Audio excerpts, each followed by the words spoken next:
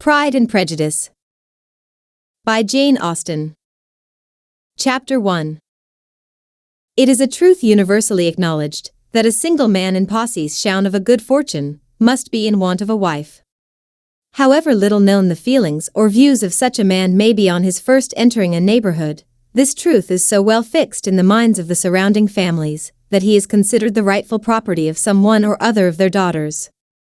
"My dear Mr. Bennet," said his lady to him one day, "have you heard that Netherfield Park is let at last?" Mr. Bennet replied that he had not. "But it is," returned she, "for Mrs. Long has just been here, and she told me all about it." Mr. Bennet made no answer. "Do you not want to know who has taken it?" cried his wife impatiently. "You want to tell me, and I have no objection to hearing it." This was invitation enough. "Why, my dear, you must know, Mrs. Long says that Netherfield is taken by a young man of large fortune from the north of England, that he came down on Monday in a chaise and four to see the place, and was so much delighted with it, that he agreed with Mr. Morris immediately, that he is to take possession before Michaelmas, and some of his servants are to be in the house by the end of next week." "What is his name?" "Bingley." "Is he married or single?" "Oh, single, my dear, to be sure. A single man of large fortune, 4,000 or 5,000 a year. What a fine thing for our girls!" "How so? How can it affect them?" "My dear Mr. Bennet," replied his wife, "how can you be so tiresome? You must know that I am thinking of his marrying one of them." 1. Is that his design in settling here? Design? Nonsense, how can you talk so? But it is very likely that he may fall in love with one of them, and therefore you must visit him as soon as he comes. I see no occasion for that. You and the girls may go, or you may send them by themselves, which perhaps will be still better, for as you are as handsome as any of them, Mr. Bingley may like you the best of the party. My dear, you flatter me. I certainly have had my share of beauty, but I do not pretend to be anything extraordinary now. When a woman has 5 grown-up daughters, she ought to give over thinking of her own beauty. In such cases, a woman has not often much beauty to think of. But, my dear, you must indeed go and see Mr. Bingley when he comes into the neighborhood. It is more than I engage for, I assure you. But consider your daughters. Only think what an establishment it would be for one of them.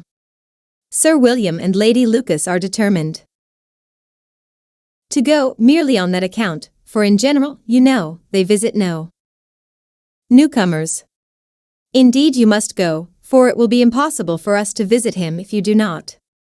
You are over-scrupulous, surely. I dare say Mr. Bingley will be very glad to see you, and I will send a few lines by you to assure him of my hearty consent to his marrying whichever he chooses of the girls, though I must throw in a good word for my little Lizzie. I desire you will do no such thing. Lizzie is not a bit better than the others, and I am sure she is not half so handsome as Jane, nor half so good-humored as Lydia. But you are always giving her the preference. They have none of them much to recommend them, replied he. They are all silly and ignorant like other girls, but Lizzie has something more of quickness than her sisters. Mr. Bennet, how can you abuse your own children in such a way? You take delight in vexing me. You have no compassion for my poor nerves. You mistake me, my dear. I have a high respect for your nerves. They are my old friends. I have heard you mention them with consideration these last 20 years at least. Ah, you do not know what I suffer. But I hope you will get over it, and live to see many young men of 4,000 a year come into the neighborhood. 2. It will be no use to us, if 20 such should come, since you will not visit them. Depend upon it, my dear, that when there are 20, I will visit them all. Mr. Bennet was so odd a mixture of quick parts, sarcastic humor, reserve, and caprice, that the experience of 23 years had been insufficient to make his wife understand his character. Her mind was less difficult to develop. She was a woman of mean little information, and uncertain temper. When she was discontented, she fancied herself nervous. The business of her life was to get her daughters married. Its solace was visiting and news. Chapter 2. Mr. Bennet was among the earliest of those who waited on Mr. Bingley. He had always intended to visit him, though to the last always assuring his wife that he should not go, until the evening after the visit was paid. She had no knowledge of it. It was then disclosed in the following manner. Observing his second daughter employed in trimming a hat, he suddenly addressed her with, "I hope Mr. Bingley will like it, Lizzie." "We are not in a way to know what Mr. Bingley likes," said her mother resentfully, "since we are not to visit." "But you forget, Mamma," said Elizabeth, "that we shall meet him at the assemblies, and that Mrs. Long promised to introduce him." "I do not believe Mrs. Long will do any such thing. She has 2 nieces of her own. She is a selfish, hypocritical woman, and I have no opinion of her." "No more have I," said Mr. Bennet, "and I am glad to find that you do not depend on her serving you." Mrs. Bennet deigned not to make any reply, but, unable to contain herself, began scolding one of her daughters. "Don't keep coughing so, Kitty, for heaven's sake. Have a little compassion on my nerves. You tear them to pieces." "Kitty has no discretion in her coughs," said her father, "she times them ill." "I do not cough for my own amusement," replied Kitty fretfully. "When is your next ball to be, Lizzie?" "Tomorrow fortnight." "Aye, so it is," cried her mother, "and Mrs. Long does not come." 3. Back till the day before, so it will be impossible for her to introduce him, for she will not know him herself. "Then, my dear, you may have the advantage of your friend, and introduce Mr. Bingley to her." "Impossible, Mr. Bennet, impossible, when I am not acquainted with him myself. How can you be so teasing?" "I honor your circumspection. A fortnight's acquaintance is certainly very little.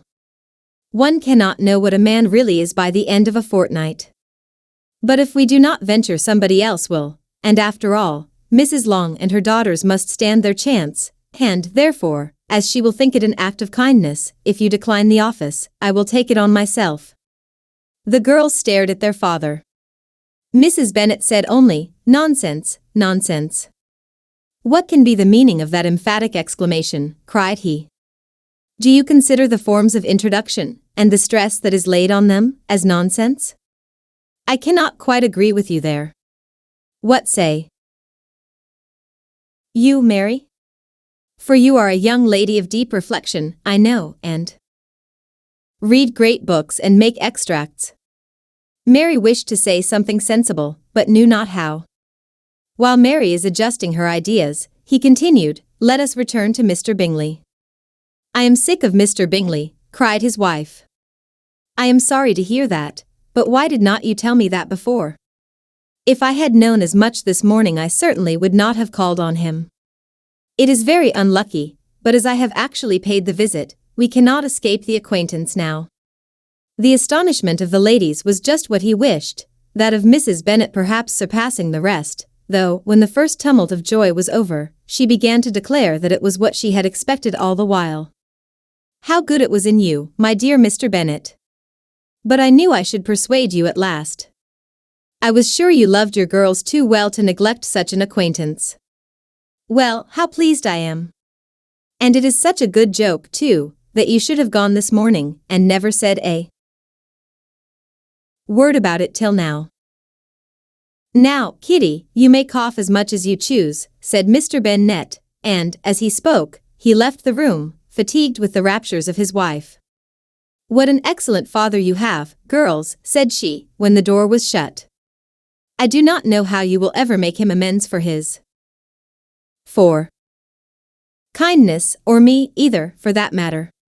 At our time of life it is not so pleasant, I can tell you, to be making new acquaintances every day, but for your sakes, we would do anything.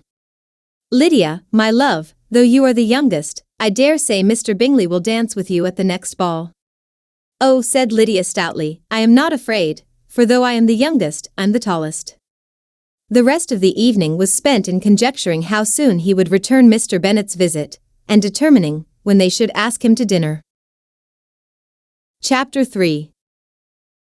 Not all that Mrs. Bennet, however, with the assistance of her 5 daughters, could ask on the subject, was sufficient to draw from her husband any satisfactory description of Mr. Bingley. They attacked him in various ways, with bare-faced questions, ingenious suppositions, and distant surmises, but he eluded the skill of them all, and they were at last obliged to accept the second-hand intelligence of their neighbour, Lady Lucas. Her report was highly favourable. Sir William had been delighted with him. He was quite young, wonderfully handsome, extremely agreeable, and, to crown the whole, he meant to be at the next assembly with a large party. Nothing could be more delightful. To be fond of dancing was a certain step towards falling in love, and very lively hopes of Mr. Bingley's heart were entertained. "If I can but see one of my daughters happily settled at Netherfield," said Mrs. Bennet to her husband, and all the others equally. "Well married, I shall have nothing to wish for." In a few days Mr. Bingley returned Mr. Bennet's visit, and sat about 10 minutes with him in his library.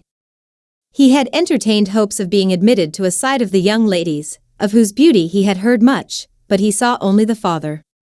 The ladies were somewhat more fortunate, for they had the advantage of ascertaining from an upper window that he wore a blue coat and rode a black horse. An invitation to dinner was soon afterwards dispatched, and already had Mrs. Bennet planned the courses that were to do credit to her housekeeping, when an answer arrived which deferred it all.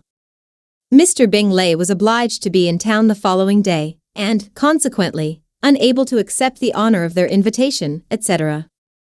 Mrs. Bennet was quite disconcerted. She could not imagine what business he could have in 5. town so soon after his arrival in Hertfordshire, and she began to fear that he might be always flying about from one place to another, and never settled at Netherfield as he ought to be. Lady Lucas quieted her fears a little by starting the idea of his being gone to London only to get a large party for the ball, and a report soon followed that Mr. Bingley was to bring 12 ladies and 7 gentlemen with him to the assembly. The girls grieved over such a number of ladies, but were comforted the day before the ball by hearing that instead of 12 he brought only 6 with him from London, his 5 sisters and a cousin. And when the party entered the assembly room it consisted of only 5 altogether: Mr. Bingley, his 2 sisters, the husband of the eldest, and another young man. Mr. Bingley was good-looking and gentlemanlike. He had a pleasant countenance and easy, unaffected manners. His sisters were fine women, with an air of decided fashion. His brother-in-law, Mr. Hurst, merely looked the gentleman, but his friend Mr. Darcy soon drew the attention of the room by his fine, tall person, handsome features, nobly mean, and the report, which was in general circulation within 5 minutes after his entrance, of his having 10,000 a year. The gentlemen pronounced him to be a fine figure of a man, the ladies declared he was much handsomer than Mr. Bingley, and he was looked at with great admiration for about half the evening, till his manners gave a disgust which turned the tide of his popularity, for he was discovered to be proud, to be above his company, and above being pleased, and not all his large estate in Derbyshire could then save him from having a most forbidding, disagreeable countenance, and being unworthy to be compared with his friend. Mr. Bingley had soon made himself acquainted with all the principal people in the room. He was lively and unreserved, danced every dance, was angry that the ball closed so early, and talked of giving one himself at Netherfield. Such amiable qualities must speak for themselves. What a contrast between him and his friend! Mr. Darcy danced only once with Mrs. Hurst and once with Miss Bingley, declined being introduced to any other lady, and spent the rest of the evening in walk-ing about the room, speaking occasionally to one of his own party. His character was decided. He was the proudest, most disagreeable man in the world, and everybody hoped that he would never come there again. Amongst the most violent against him was Mrs. Bennet, whose dislike of his general behaviour was sharpened into particular resentment by his having slighted one of her daughters. Elizabeth Bennet had been obliged, by the scarcity of gentlemen, to 6. sit down for 2 dances, and during part of that time, Mr. Darcy had been standing near enough for her to hear a conversation between him and Mr. Bingley, who came from the dance for a few minutes, to press his friend to join it. "Come, Darcy," said he, "I must have you dance. I hate to see you standing about by yourself in this stupid manner. You had much better dance." "I certainly shall not.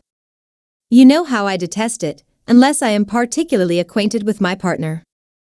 At such an assembly as this it would be insupportable. Your sisters are engaged, and there is not another woman in the room whom it would not be a punishment to me to stand up with." "I would not be so fastidious as you are," cried Mr. Bingley, "for a kingdom. Upon my honor, I never met with so many pleasant girls in my life as I have this evening, and there are several of them you see uncommonly pretty." "You are dancing with the only handsome girl in the room," said Mr. Darcy, looking at the eldest Miss Bennet. "Oh, she is the most beautiful creature I ever beheld. But there is one of her sisters sitting down just behind you, who is very pretty, and I dare say very agreeable. Do let me ask my partner to introduce you." "Which do you mean?" And turning round he looked for a moment at Elizabeth, till catching her eye, he withdrew his own and coldly said, "She is tolerable, but not handsome enough to tempt me. I am in no humour at present to give consequence to young ladies who are slighted by other men. You had better return to your partner, and enjoy her smiles, for you are wasting your time with me." Mr. Bingley followed his advice. Mr. Darcy walked off, and Elizabeth remained with no very cordial feelings toward him. She told the story, however, with great spirit among her friends, for she had a lively, playful disposition, which delighted in anything ridiculous. The evening altogether passed off pleasantly to the whole family. Mrs. Bennet had seen her eldest daughter much admired by the Netherfield party. Mr. Bingley had danced with her twice, and she had been distinguished by his sisters. Jane was as much gratified by this as her mother could be, though in a quieter way. Elizabeth felt Jane's pleasure. Mary had heard herself mentioned to Miss Bingley as the most accomplished girl in the neighbourhood, and Catherine and Lydia had been fortunate enough never to be without partners, which was all that they had yet learnt to care for at a ball. They returned, therefore, in good spirits to Longbourn, the village where they lived. 7. And of which they were the principal inhabitants. They found Mr. Bennet still up. With a book he was regardless of time, and on the present occasion he had a good deal of curiosity as to the events of an evening which had raised such splendid expectations. He had rather hoped that his wife's views on the stranger would be disappointed, but he soon found out that he had a different story to hear. "Oh, my dear Mr. Bennet," as she entered the room, "we have had a most delightful evening, a most excellent ball. I wish you had been there. Jane was so admired, nothing could be like it. Everybody said how well she looked, and Mr. Bingley thought her quite beautiful, and danced with her twice. Only think of that, my dear, he actually danced with her twice. And she was the only creature in the room that he asked a second time. First of all, he asked Miss Lucas. I was so vexed to see him stand up with her. But, however, he did not admire her at all. Indeed, nobody can, you know, and he seemed quite struck with Jane as she was going down the dance. So he inquired who she was, and got introduced, and asked her for the two next. Then the 2/3 he danced with Miss King, and the 2/4 with Maria Lucas, and the 2/5 with Jane again, and the 2/6 with Lizzie, and the boulanger. If he had had any compassion for me, cried her husband impatiently, he would not have danced half so much. For God's sake, say no more of his partners. Oh, that he had sprained his ankle in the first place. Oh, my dear, I am quite delighted with him. He is so excessively handsome. And his sisters are charming women. I never in my life saw anything more elegant than their dresses. I dare say the lace upon Mrs. Hurst's gown," here she was interrupted again. Mr. Bennet protested against any description of finery. She was therefore obliged to seek another branch of the subject, and related, with much bitterness of spirit, and some exaggeration, the shocking rudeness of Mr. Darcy. "But I can assure you," she added, "that Lizzie does not lose much by not suiting his fancy, for he is a most disagreeable, horrid man, not at all worth pleasing. So high and so conceited that there was no enduring him. He walked here, and he walked there, fancying himself so very great. Not handsome enough to dance with. I wish you had been there, my dear, to have given him one of your set-downs. I quite detest the man. 8. Chapter 4. When Jane and Elizabeth were alone, the former, who had been cautious in her praise of Mr. Bingley before, expressed to her sister just how very much she admired him. "He is just what a young man ought to be," said she, "sensible, good-humored, lively, and I never saw such happy manners, so much ease, with such perfect good breeding." "He is also handsome," replied Elizabeth, "which a young man ought likewise to be, if he possibly can. His character is thereby complete. I was very much flattered by his asking me to dance a second time. I did not expect such a compliment. Did not you? I did for you. But that is one great difference between us. Compliments always take you by surprise, and me never. What could be more natural than his asking you again? He could not help seeing that you were about 5 times as pretty as every other woman in the room. No thanks to his gallantry for that. Well, he certainly is very agreeable, and I give you leave to like him. You have liked many. A stupider person. Dear Lizzie. Oh, you are a great deal too apt, you know, to like people in general. You never see a fault in anybody. All the world are good and agreeable in your eyes. I never heard you speak ill of a human being in your life. I would not wish to be hasty in censuring anyone, but I always speak what I think. I know you do, and it is that which makes the wonder. With your good sense, to be so honestly blind to the follies and nonsense of others. Affectation of candor is common enough, one meets with it everywhere. But to be candid without ostentation or design, to take the good of everybody's character, and make it still better, and say nothing of the bad, belongs to you alone. And so you like this man's sisters too, do you? Their manners are not equal to his. Certainly not, at first. But they are very pleasing women when you converse with them. Miss Bingley is to live with her brother, and keep his house, and I am much mistaken if we shall not find a very charming neighbor in her.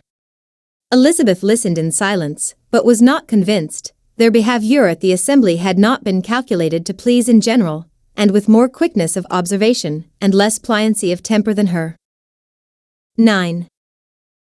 sister, and with a judgment too unassailed by any attention to herself, she was very little disposed to approve them. They were in fact very fine ladies, not deficient in good humor when they were pleased, nor in the power of making themselves agreeable when they chose it, but proud and conceited. They were rather handsome, had been educated in one of the first private seminaries in town, had a fortune of £20,000, were in the habit of spending more than they ought, and of associating with people of rank, and were therefore in every respect entitled to think well of themselves, and meanly of others. They were of a respectable family in the north of England, a circumstance more deeply impressed on their memories than that their brother's fortune, and their own had been acquired by trade.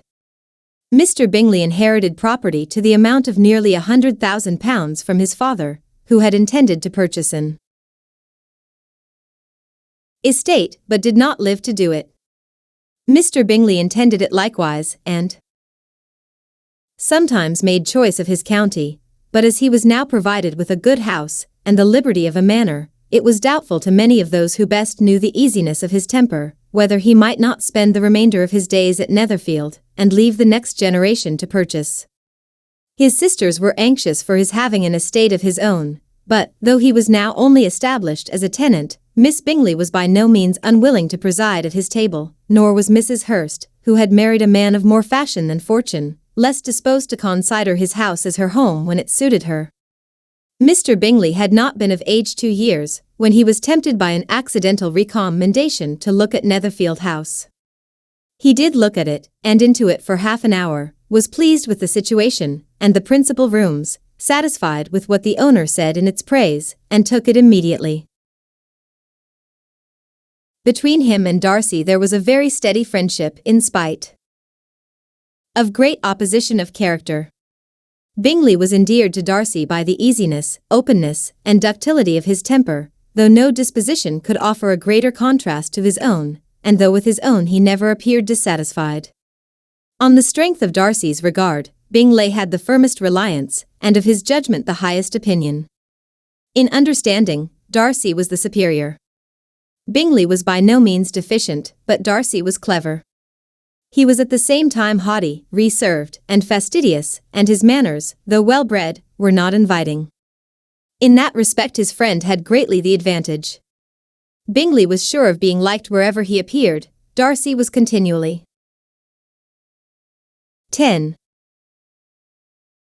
Giving offense. The manner in which they spoke of the Meryton assembly was sufficiently characteristic. Bingley had never met with more pleasant people or prettier girls in his life. Everybody had been most kind and attentive to him. There had been no formality, no stiffness. He had soon felt acquainted with all the room, and, as to Miss Bennet, he could not conceive an angel more beautiful. Darcy, on the contrary, had seen a collection of people in whom there was little beauty, and no fashion, for none of whom he had felt the smallest interest, and from none received either attention or pleasure. Miss Bennet he acknowledged to be pretty, but she smiled too much.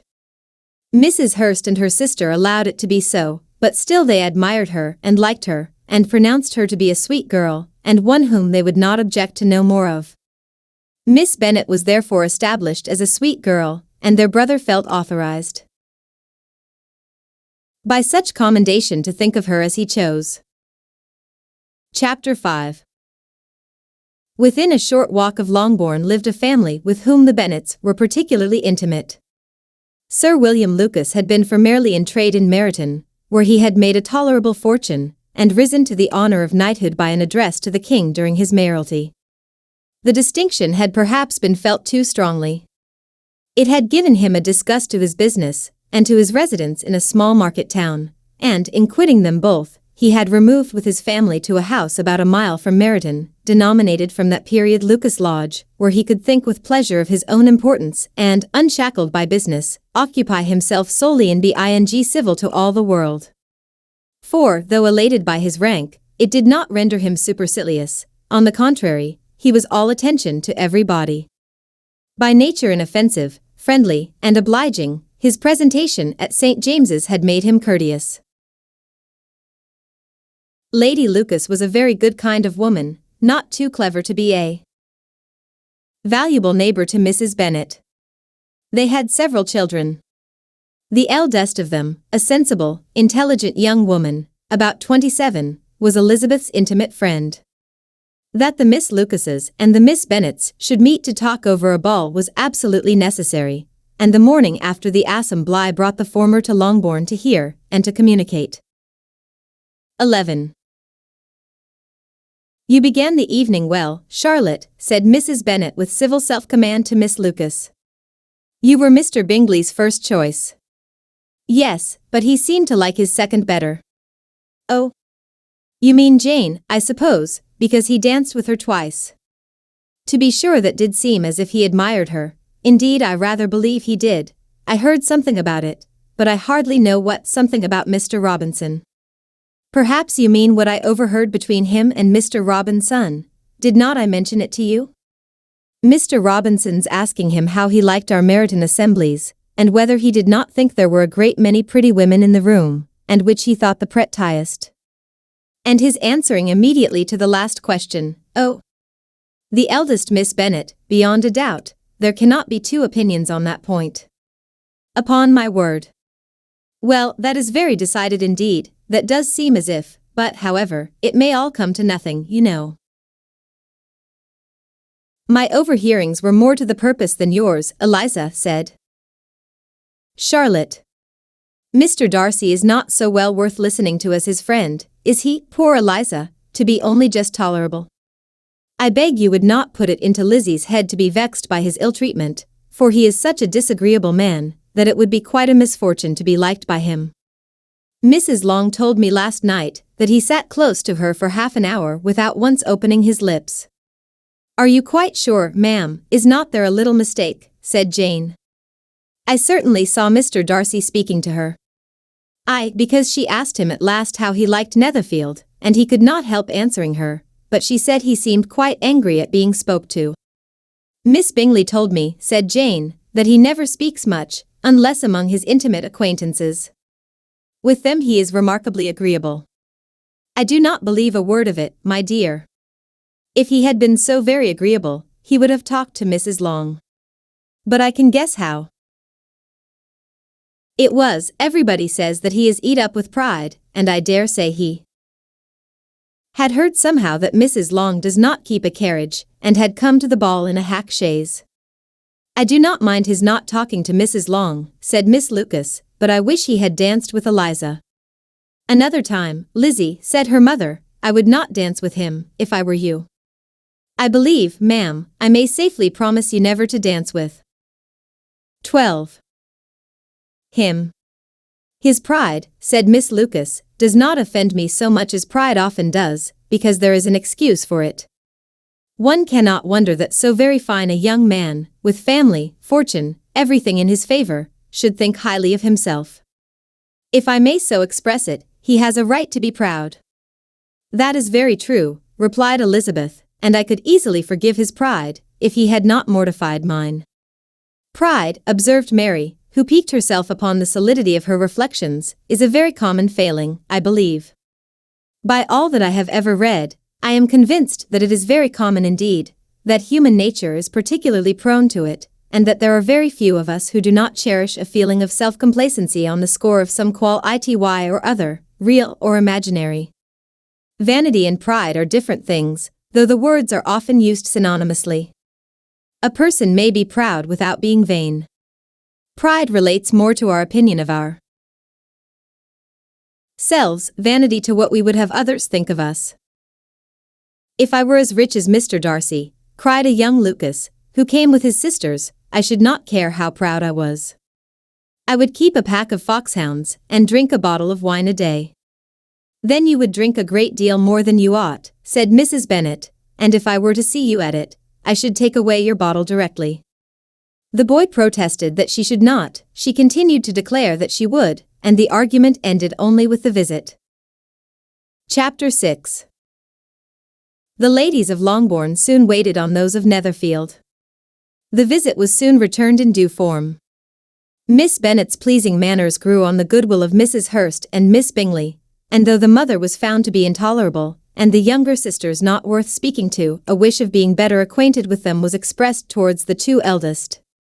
By Jane, this attention was received with the greatest pleasure, but Elizabeth still saw superciliousness in their treatment of everybody, hardly excepting even her sister, and could not like them, though their kindness to Jane, such as it was, had a value as heiress in all probability from the influence of their brother's admiration. It was generally evident whenever they met, that he did admire her, and to her it was equally evident that Jane was yielding to the prefer. 13. In's which she had begun to entertain for him from the first, and was in a way to be very much in love, but she considered with pleasure that it was not likely to be discovered by the world in general, since Jane united, with great strength of feeling, a composure of temper, and a uniform cheerfulness of manner which would guard her from the suspicions of the impertinent. She mentioned this to her friend Miss Lucas. It may perhaps be pleasant, replied Charlotte, to be able to impose on the public in such a case, but it is sometimes a disadvantage to be so very guarded. If a woman conceals her affection with the same skill from the object of it, she may lose the opportunity of fixing him, and it will then be but poor consolation to believe the world equally in the dark. There is so much of gratitude or vanity in almost every attachment, that it is not safe to leave any to itself. We can all begin freely, a slight preference is natural enough, but there are very few of us who have heart enough to be really in love without encouragement. In 9 cases out of 10 a woman had better show more affection than she feels. Bingley likes your sister undoubtedly, but he may never do more than like her, if she does not help him on. But she does help him on, as much as her nature will allow. If I can perceive her regard for him, he must be a simpleton, indeed, not to discover it too. Remember, Eliza, that he does not know Jane's disposition as you do. But if a woman is partial to a man, and does not endeavor to conceal it, he must find it out. Perhaps he must, if he sees enough of her. But, though Bingley and Jane meet tolerably often, it is never for many hours together, and, as they always see each other in large mixed parties, it is impossible that every moment should be employed in conversing together. Jane should therefore make the most of every half-hour in which she can command his attention. When she is secure of him, there will be more leisure for falling in love as much as she chooses. "Your plan is a good one," replied Elizabeth, "where nothing is in question but the desire of being well married, and if I were determined to get a rich husband, or any husband, I dare say I should adopt it. But these are not Jane's feelings, she is not acting by design. As yet, she cannot even be certain of the degree of her own regard nor of its reasonableness. She has known him only a fortnight. She danced 4 dances with him at Meryton, she saw him one morning at his own house, and has since dined with him in company 4 times. This is 14. Not quite enough to make her understand his character. Not as you represent it. Had she merely dined with him, she might only have discovered whether he had a good appetite, but you must remember that 4 evenings have also been spent together, and 4 evenings may do a great deal. Yes, these 4 evenings have enabled them to ascertain that they both like Vington better than commerce, but with respect to any other leading characteristic, I do not imagine that much has been unfolded. "Well," said Charlotte, "I wish Jane success with all my heart, and if she were married to him tomorrow, I should think she had as good a chance of happiness as if she were to be studying his character for a 12-month.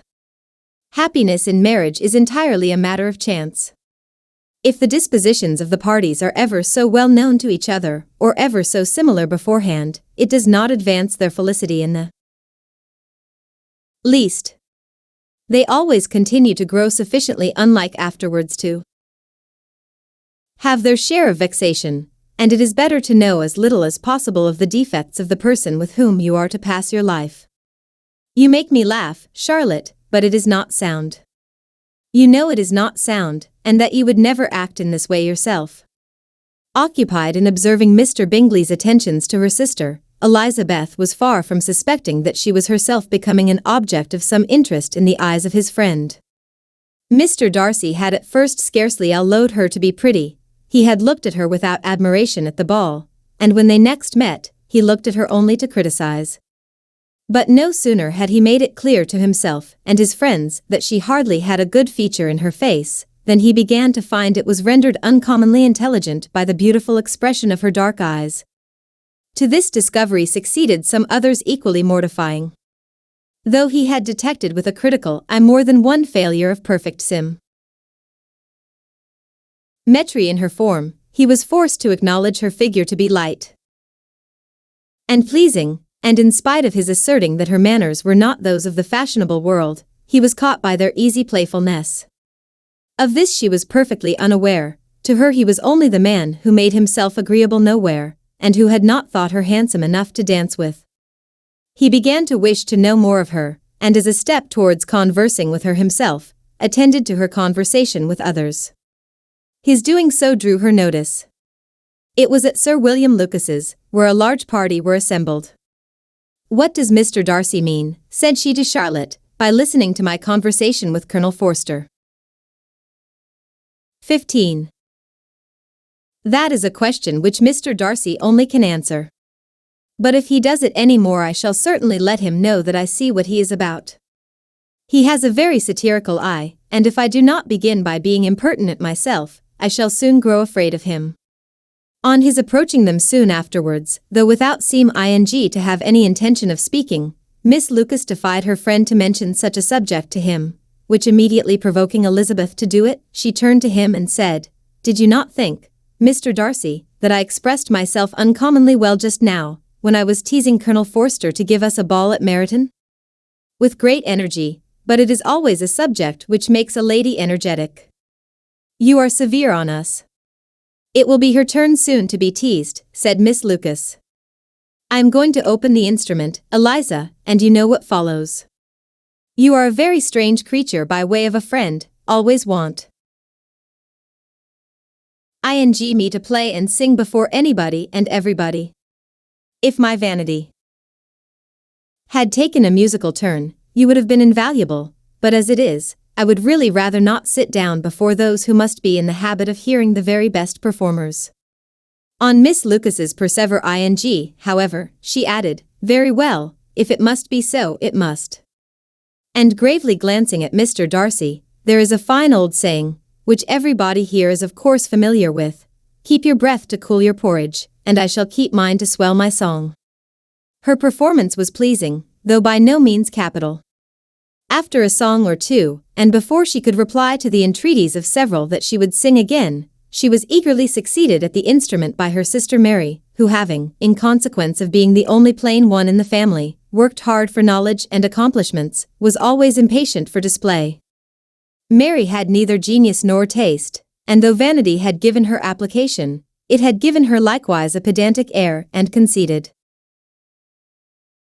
manner, which would have injured a higher degree of excellence than she had reached. Elizabeth, easy and unaffected, had been listened to with much more pleasure, though not playing half so well, and Mary, at the end of a long concerto, was glad to purchase praise and gratitude by Scotch and Irish airs, at the request of her younger sisters, who, with some of the Lucases and 2 or 3 officers, joined eagerly in dancing at one end of the room. Mr. Darcy stood near them in silent indignation at such a mode of 16. Passing the evening, to the exclusion of all conversation, and was too much engrossed by his thoughts to perceive that Sir William Lucas was his neighbour, till Sir William thus began, "What a charming amusement for young people this is, Mr. Darcy. There is nothing like dancing after all. I consider it as one of the first refinements of polished society." "Certainly, sir, and it has the advantage also of being in vogue amongst the less polished societies of the world. Every savage can dance." Sir William only smiled. "Your friend performs delightfully," he continued after a pause, on seeing Bingley join the group, "and I doubt not that you are an adept in the science yourself, Mr. Darcy. You saw me dance at Meryton, I believe, sir?" "Yes, indeed, and received no inconsiderable pleasure from the sight." "Do you often dance at St. James's?" "Never, sir." "Do you not think it would be a proper compliment to the place?" "It is a compliment which I never pay to any place if I can avoid it." "You have a house in town, I conclude?" Mr. Darcy bowed. "I had once had some thought of fixing in town myself, for I am fond of superior society, but I did not feel quite certain that the air of London would agree with Lady Lucas." He paused in hopes of an answer, but his companion was not disposed to make any, and Elizabeth at that instant moving towards them, he was struck with the action of doing a very gallant thing, and called out to her, "My dear Miss Eliza, why are you not dancing? Mr. Darcy, you must allow me to present this young lady to you as a very desirable partner. You cannot refuse to dance, I am sure, when so much beauty is before you." And, taking her hand, he would have given it to Mr. Darcy, who, though extremely surprised, was not unwilling to receive it, when she instantly drew back, and said with some discomposure to Sir William, "Indeed, sir, I have not the least intention of dancing. I entreat you not to suppose that I moved this way in order to beg for a partner." Mr. Darcy, with grave propriety, requested to be allowed the honour of her hand, but in vain. Elizabeth was determined, nor did Sir William at all shake her purpose by his attempt at persuasion. "You excel so much in the dance, Miss Eliza, that it is cruel to deny me the happiness of seeing you, and though this gentleman dislikes the 17. amusement in general, he can have no objection, I am sure, to oblige us for 1/2 hour." "Mr. Darcy is all politeness," said Elizabeth, smiling. "He is, indeed, but, considering the inducement, my dear Miss Eliza, we cannot wonder at his complaisance, for who would object to such a partner?" Elizabeth looked archly, and turned away. Her resistance had not injured her with the gentleman, and he was thinking of her with some complacency, when thus accosted by Miss Bingley, "I can guess the subject of your reverie." "I should imagine not. You are considering how insupportable it would be to pass many evenings in this manner, in such society, and indeed I am quite of your opinion. I was never more annoyed. The insipidity, and yet the noise, the nothingness, and yet the self-importance of all those people. What would I give to hear your strictures on them? Your conjecture is totally wrong, I assure you. My mind was more agreeably engaged. I have been meditating on the very great pleasure which a pair of fine eyes in the face of a pretty woman can bestow. Miss Bingley immediately fixed her eyes on his face, and desired he would tell her what lady had the credit of inspiring such reflections. Mr. Darcy replied with great intrepidity, Miss Elizabeth Bennet. Miss Elizabeth Bennet, repeated Miss Bingley. I am all astonishment. How long has she been such a favourite, and pray, when am I to wish you joy?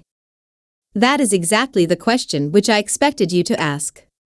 A lady's imagination is very rapid, it jumps from admiration to love, from love to matrimony, in a moment. I knew you would be wishing me joy. Nay, if you are serious about it, I shall consider the matter is absolutely settled. You will be having a charming mother-in-law, indeed, and, of course, she will always be at Pemberley with you. He listened to her with perfect indifference, while she chose to entertain herself in this manner, and as his composure convinced her that all was safe, her wit flowed long. Chapter 7. Mr. Bennet's property consisted almost entirely in an estate of 2,000 a year, which, unfortunately for his daughters, was entailed. 18. In default of heirs male, on a distant relation, and their mother's fortune, though ample for her situation in life, could but ill supply the deficiency of his. Her father had been an attorney in Meryton, and had left her £4,000. She had a sister married to a Mr. Phillips, who had been a clerk to their father and succeeded him in the business, and a brother settled in London in a respectable line of trade. The village of Longbourn was only 1 mile from Meryton, a most convenient distance for the young ladies, who were usually tempted thither 3 or 4 times a week, to pay their duty to their aunt and to a milliner's shop just over the way. The 2 youngest of the family, Catherine and Lydia, were particularly frequent in these attentions. Their minds were more vacant than their sisters', and when nothing better offered, a walk to Meryton was necessary to amuse their morn-ing hours and furnish conversation for the evening, and however bare of news the country in general might be, they always contrived to learn some from their aunt. At present, indeed, they were well supplied both with news and happiness by the recent arrival of a militia regiment in the neighbourhood. It was to remain the whole winter, and Meryton was the headquarters. Their visits to Mrs. Phillips were now productive of the most interesting intelligence. Every day added something to their knowledge of the officers' names and connections. Their lodgings were not long a secret, and at length they began to know the officers themselves. Mr. Phillips visited them all, and this opened to his nieces a store of felicity unknown before. They could talk of nothing but officers, and Mr. Bingley's large fortune, the mention of which gave animation to their mother, was worthless in their eyes when opposed to the regimentals of an ensign. After listening one morning to their effusions on this subject, Mr. Bennet coolly observed, "From all that I can collect by your manner of talking, you must be 2 of the silliest girls in the country. I have suspected it some time, but I am now convinced." Catherine was disconcerted, and made no answer, but Lydia, with perfect indifference, continued to express her admiration of Captain Carter, and her hope of seeing him in the course of the day, as he was going the next morning to London. "I am astonished, my dear," said Mrs. Bennet, "that you should be so ready to think your own children silly. If I wish to think slightingly of anybody's children, it should not be of my own, however." 19. If my children are silly, I must hope to be always sensible of it. Yes, but as it happens, they are all of them very clever.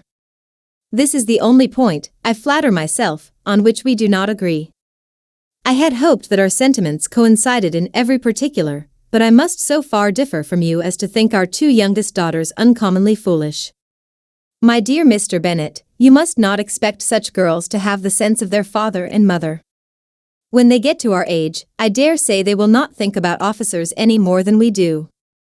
I remember the time when I liked a red coat myself very well, and, indeed, so I do still at my heart, and if a smart young colonel, with 5 or 6,000 a year, should want one of my girls I shall not say nay to him, and I thought Colonel Forster looked very becoming the other night at Sir William's in his regimentals." "Mamma," cried Lydia, "my aunt says that Colonel Forster and Captain Carter do not go so often to Miss Watson's as they did when they first came. She sees them now very often standing in Clark's library." Mrs. Bennet was prevented replying by the entrance of the footman with a note for Miss Bennet. It came from Netherfield, and the servant waited for an answer. Mrs. Bennet's eyes sparkled with pleasure, and she was eagerly calling out, while her daughter read, "Well, Jane, who is it from? What is it about? What does he say? Well, Jane, make haste and tell us, make haste, my love." "It is from Miss Bingley," said Jane, and then read it aloud. "My dear friend, if you are not so compassionate as to dine today with Louisa and me, we shall be in danger of hating each other for the rest of our lives, for a whole day's tete-a-tete between two women can never end without a quarrel.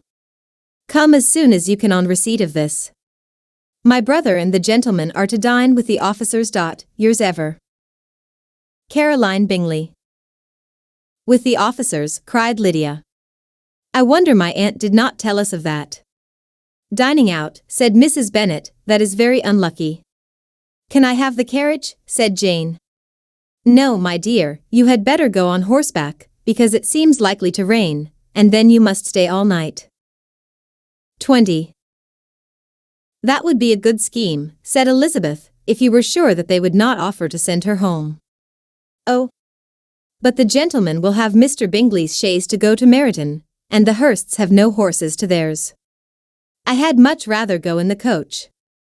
"But, my dear, your father cannot spare the horses, I am sure." "They are wanted in the farm, Mr. Bennet, are they not?" "They are wanted in the farm much oftener than I can get them." "But if you have got them today," said Elizabeth, "my mother's purpose will be answered." She did at last extort from her father an acknowledgment that the horses were engaged. Jane was therefore obliged to go on horseback, and her mother attended her to the door with many cheerful prognostics of a bad day. Her hopes were answered. Jane had not been gone long before it rained hard. Her sisters were uneasy for her, but her mother was delighted. The rain continued the whole evening without intermission. Jane certainly could not come back. "This was a lucky idea of mine, indeed," said Mrs. Bennet more than once, as if the credit of making it rain were all her own. Till the next morning, however, she was not aware of all the felicity of her contrivance. Breakfast was scarcely over when a servant from Netherfield brought the following note for Elizabeth. "My dearest Lizzie, I find myself very unwell this morning, which, I suppose, is to be imputed to my getting wet through yesterday. My kind friends will not hear of my returning till I am better. They insist also on my seeing Mr. Jones, therefore do not be alarmed if you should hear of his having been to me, and, excepting a sore throat and headache, there is not much the matter with me. Yours, etc." "Well, my dear," said Mr. Bennet, when Elizabeth had read the note aloud, "if your daughter should have a dangerous fit of illness, if she should die, it would be a comfort to know that it was all in pursuit of Mr. Bingley, and under your orders. Oh, I am not afraid of her dying. People do not die of little trifling colds. She will be taken good care of. As long as she stays there, it is all very well. I would go and see her if I could have the carriage." Elizabeth, feeling really anxious, was determined to go to her, though the carriage was not to be had, and as she was no horsewoman, walking was her only alternative.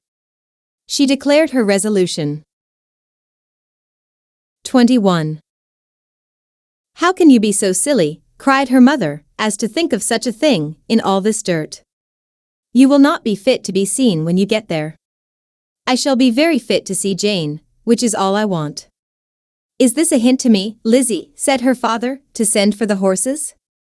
"No, indeed, I do not wish to avoid the walk. The distance is not ing when one has a motive, only 3 miles. I shall be back by dinner." "I admire the activity of your benevolence," observed Mary, "but every impulse of feeling should be guided by reason, and, in my opinion, exertion should always be in proportion to what is required." "We will go as far as Meryton with you," said Catherine and Lydia. Elizabeth accepted their company, and the three young ladies set off together. "If we make haste," said Lydia, as they walked along, "perhaps we may see something of Captain Carter before he goes." In Meryton they parted. The two youngest repaired to the lodgings of one of the officers' wives, and Elizabeth continued her walk alone, crossing field after field at a quick pace, jumping over stiles and spring over puddles with impatient activity, and finding herself at last within view of the house, with weary ankles, dirty stockings, and a face glowing with the warmth of exercise. She was shown into the breakfast parlor, where all but Jane were assembled, and where her appearance created a great deal of surprise. That she should have walked 3 miles so early in the day, in such dirty weather, and by herself, was almost incredible to Mrs. Hurst and Miss Bingley, and Elizabeth was convinced that they held her in contempt for it. She was received, however, very politely by them, and in their brother's manners there was something better than politeness, there was good humor and kindness. Mr. Darcy said very little, and Mr. Hurst nothing at all. The former was divided between admiration of the brilliancy which exercise had given to her complexion, and doubt as to the occasions justifying her coming so far alone. The latter was thinking only of his breakfast. Her inquiries after her sister were not very favorably answered. Miss Bennet had slept ill, and though up, was very feverish, and not well enough to leave her room. Elizabeth was glad to be taken to her immediately, and Jane, who had only been withheld by the fear of alarm or inconvenience from expressing in her note how much she longed for such a visit, was delighted at her entrance. She was not equal, however, to much conversation, and when Miss Bingley left them together, could attempt little besides expressions of gratitude for the extraordinary kindness she was treated with. Elizabeth silently at 22. Tended her. When breakfast was over they were joined by the sisters, and Elizabeth began to like them herself, when she saw how much affection and solicitude they showed for Jane. The apothecary came, and having examined his patient, said, as might be supposed, that she had caught a violent cold, and that they must endeavor to get the better of it, advised her to return to bed, and promised her some draughts. The advice was followed readily, for the feverish symptoms increased, and her head ached acutely. Elizabeth did not quit her room for a moment, nor were the other ladies often absent, the gentlemen being out. They had, in fact, nothing to do elsewhere. When the clock struck 3, Elizabeth felt that she must go, and very unwillingly said so. Miss Bingley offered her the carriage, and she only wanted a little pressing to accept it, when Jane testified such concern in parting with her, that Miss Bingley was obliged to convert the offer of the chaise to an invitation to remain at Netherfield for the present. Elizabeth most thankfully consented, and a servant was dispatched to Longbourn to acquaint the family with her stay and bring back a supply of clothes. Chapter 8. At 5 o'clock the two ladies retired to dress, and at 6:30 Elizabeth was summoned to dinner. To the civil inquiries which then poured in, and amongst which she had the pleasure of distinguishing the much superior solicitude of Mr. Bingley's, she could not make a very favourable answer. Jane was by no means better. The sisters, on hearing this, repeated 3 or 4 times how much they were grieved, how shocking it was to have a bad cold, and how excessively they disliked being ill themselves, and then thought no more of the matter, and their indifference towards Jane when not immediately before them restored Elizabeth to the enjoyment of all her former dislike. Their brother, indeed, was the only one of the party whom she could regard with any complacency. His anxiety for Jane was evident, and his attentions to herself most pleasing, and they prevented her feeling herself so much an intruder as she believed she was considered by the others. She had very little notice from any but him. Miss Bingley was engrossed by Mr. Darcy, her sister scarcely less so, and as for Mr. Hurst, by whom Elizabeth sat, he was an indolent man, who lived only to eat, drink, and play at cards, who, when he found her to prefer 23. a plain dish to a ragout, had nothing to say to her. When dinner was over, she returned directly to Jane, and Miss Bingley began abusing her as soon as she was out of the room.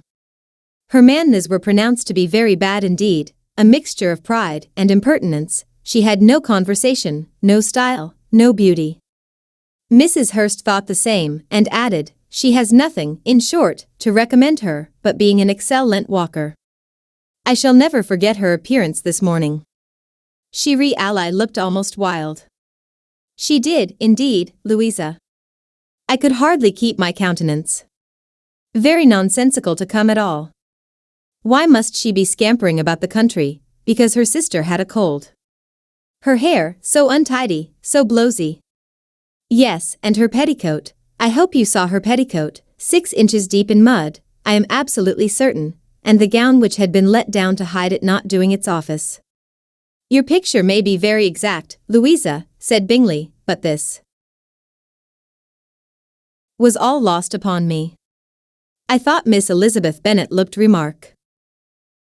ably well when she came into the room this morning. Her dirty petticoat quite escaped my notice."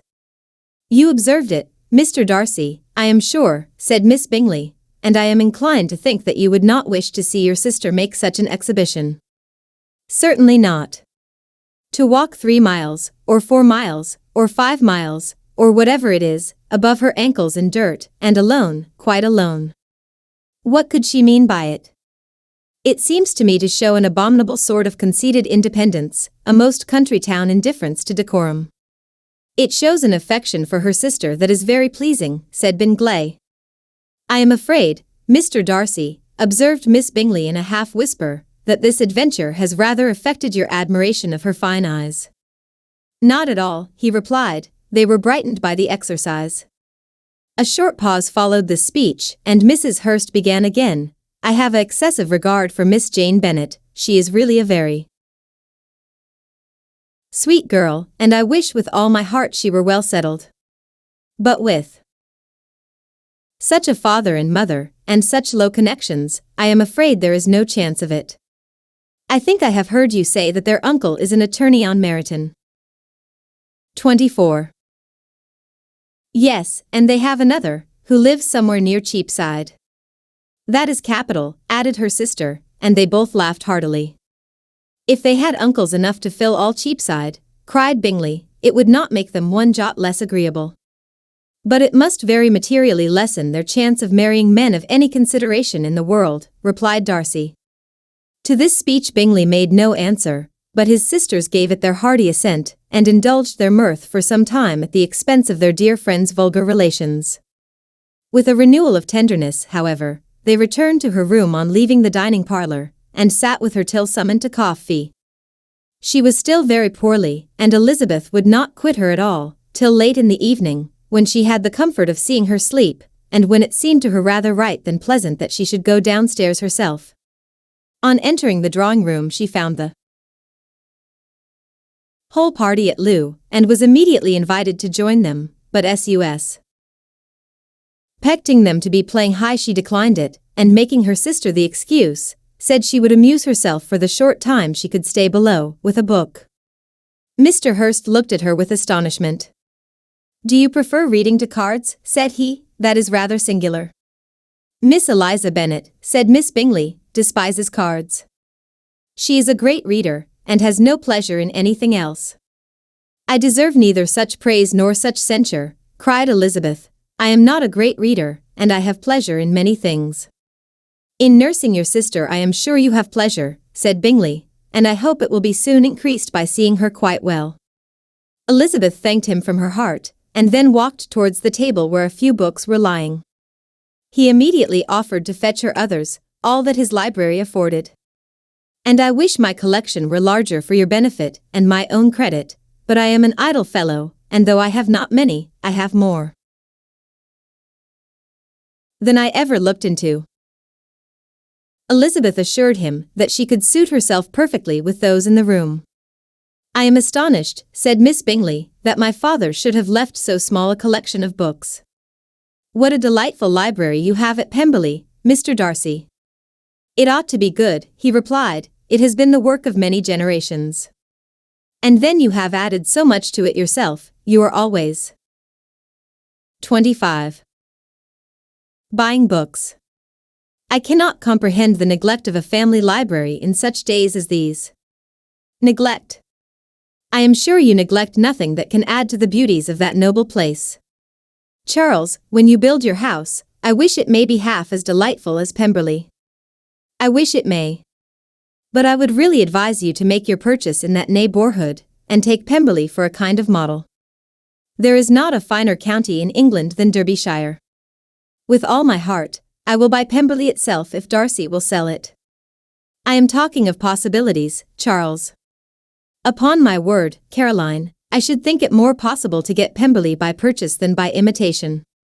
Elizabeth was so much caught with what passed, as to leave her very little attention for her book, and soon laying it wholly aside, she drew near the card table, and stationed herself between Mr. Bingley and his eldest sister, to observe the game. Is Miss Darcy much grown since the spring? Said Miss Bingley. Will she be as tall as I am? I think she will. She is now about Miss Elizabeth Bennet's height, or rather taller. How I long to see her again. I never met with anybody who delighted me so much. Such a countenance, such manners. And so extremely accomplished for her age. Her performance on the pianoforte is exquisite. It is amazing to me, said Bingley, how young ladies can have patience to be so very accomplished as they all are. All young ladies accomplished. My dear Charles, what do you mean? Yes, all of them, I think. They all paint tables, cover screens, and net purses. I scarcely know anyone who cannot do all this, and I am sure I never heard a young lady spoken of for the first time, without being informed that she was very accomplished. Your list of the common extent of accomplishments, said Darcy, has too much truth. The word is applied to many a woman who deserves it no otherwise than by netting a purse, or covering a screen. But I am very far from agreeing with you in your estimation of ladies.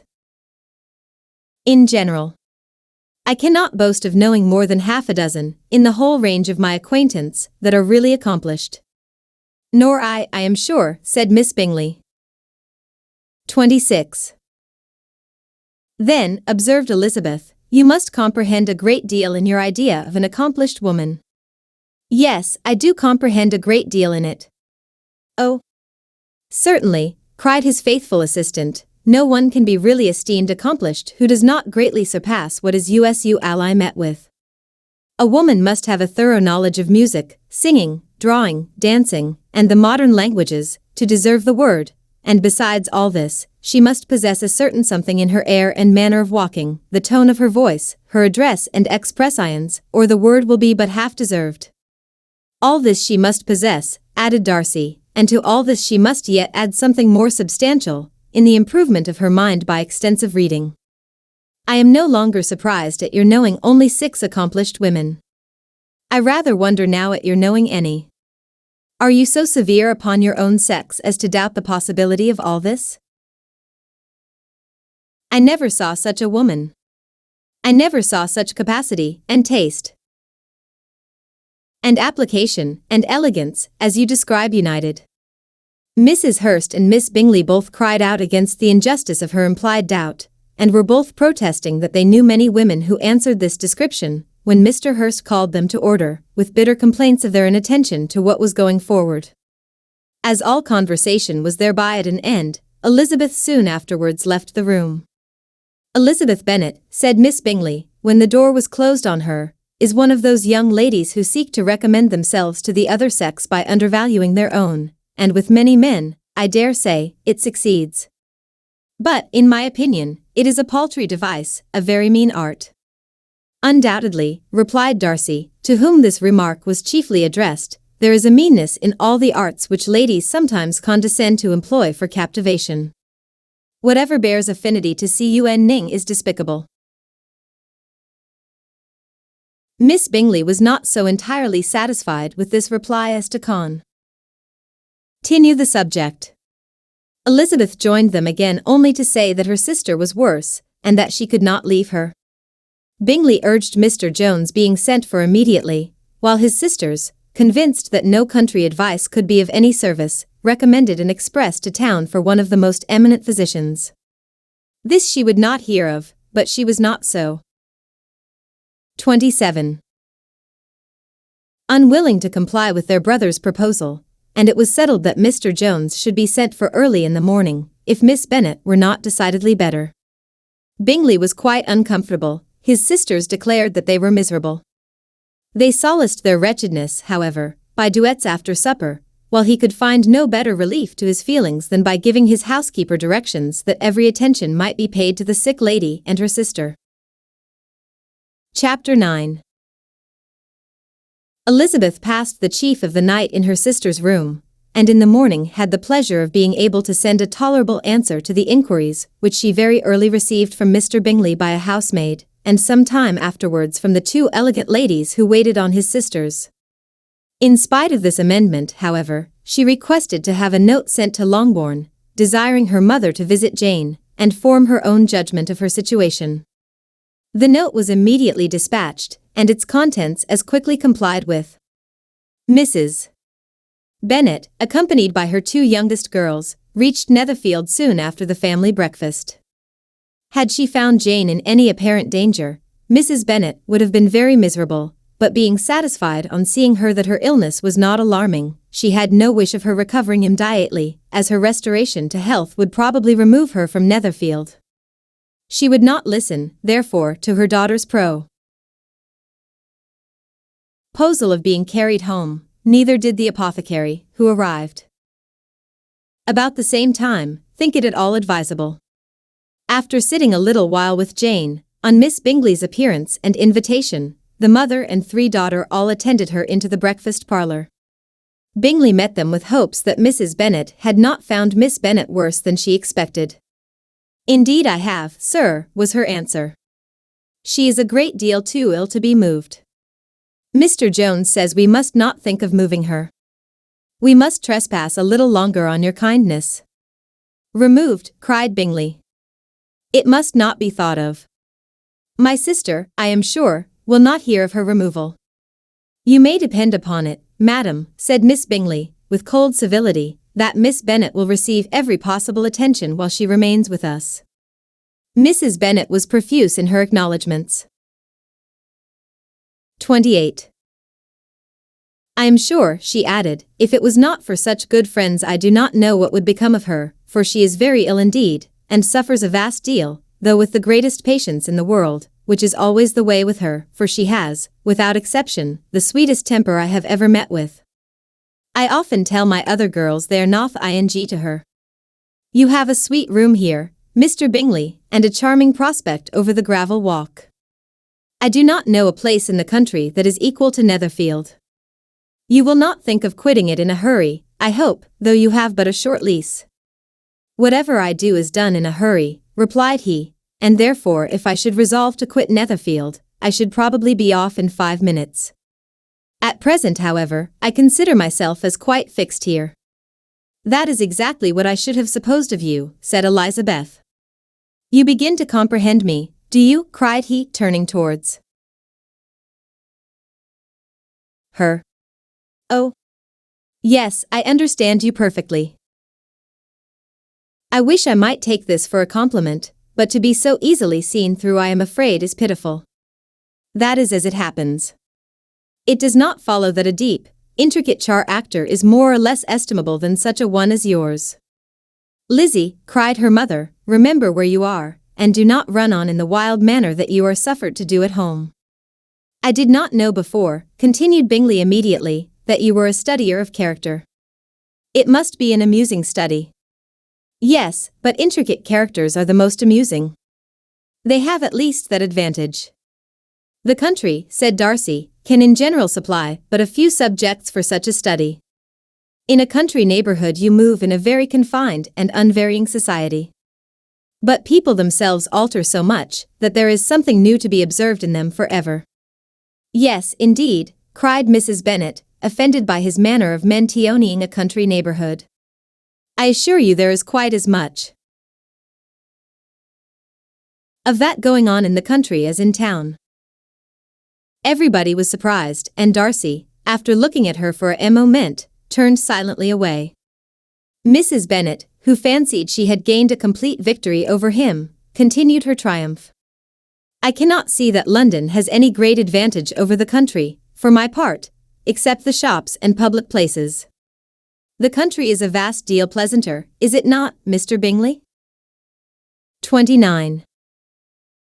When I am in the country, he replied, I never wish to leave it, and when I am in town it is pretty much the same. They have each their advantages, and I can be equally happy in either. Aye, that is because you have the right disposition. But that gentleman, looking at Darcy, seemed to think the country was nothing at all. Indeed, mamma, you are mistaken, said Elizabeth, blushing for her mother. You quite mistook Mr. Darcy. He only meant that there was not such a variety of people to be met with in the country as in the town, which you must acknowledge to be true. Certainly, my dear, nobody said there were, but as to not meeting with many people in this neighborhood, I believe there are few neighborhoods larger. I know we dine with 24 families. Nothing but concern for Elizabeth could enable Bingley to keep his countenance. His sister was less delicate and directed her eyes towards Mr. Darcy with a very expressive smile. Elizabeth, for the sake of saying something that might turn her mother's thoughts, now asked her if Charlotte Lucas had been at Longbourn since her coming away. Yes, she called yesterday with her father. What an agreeable man Sir William is, Mr. Bingley, is not he?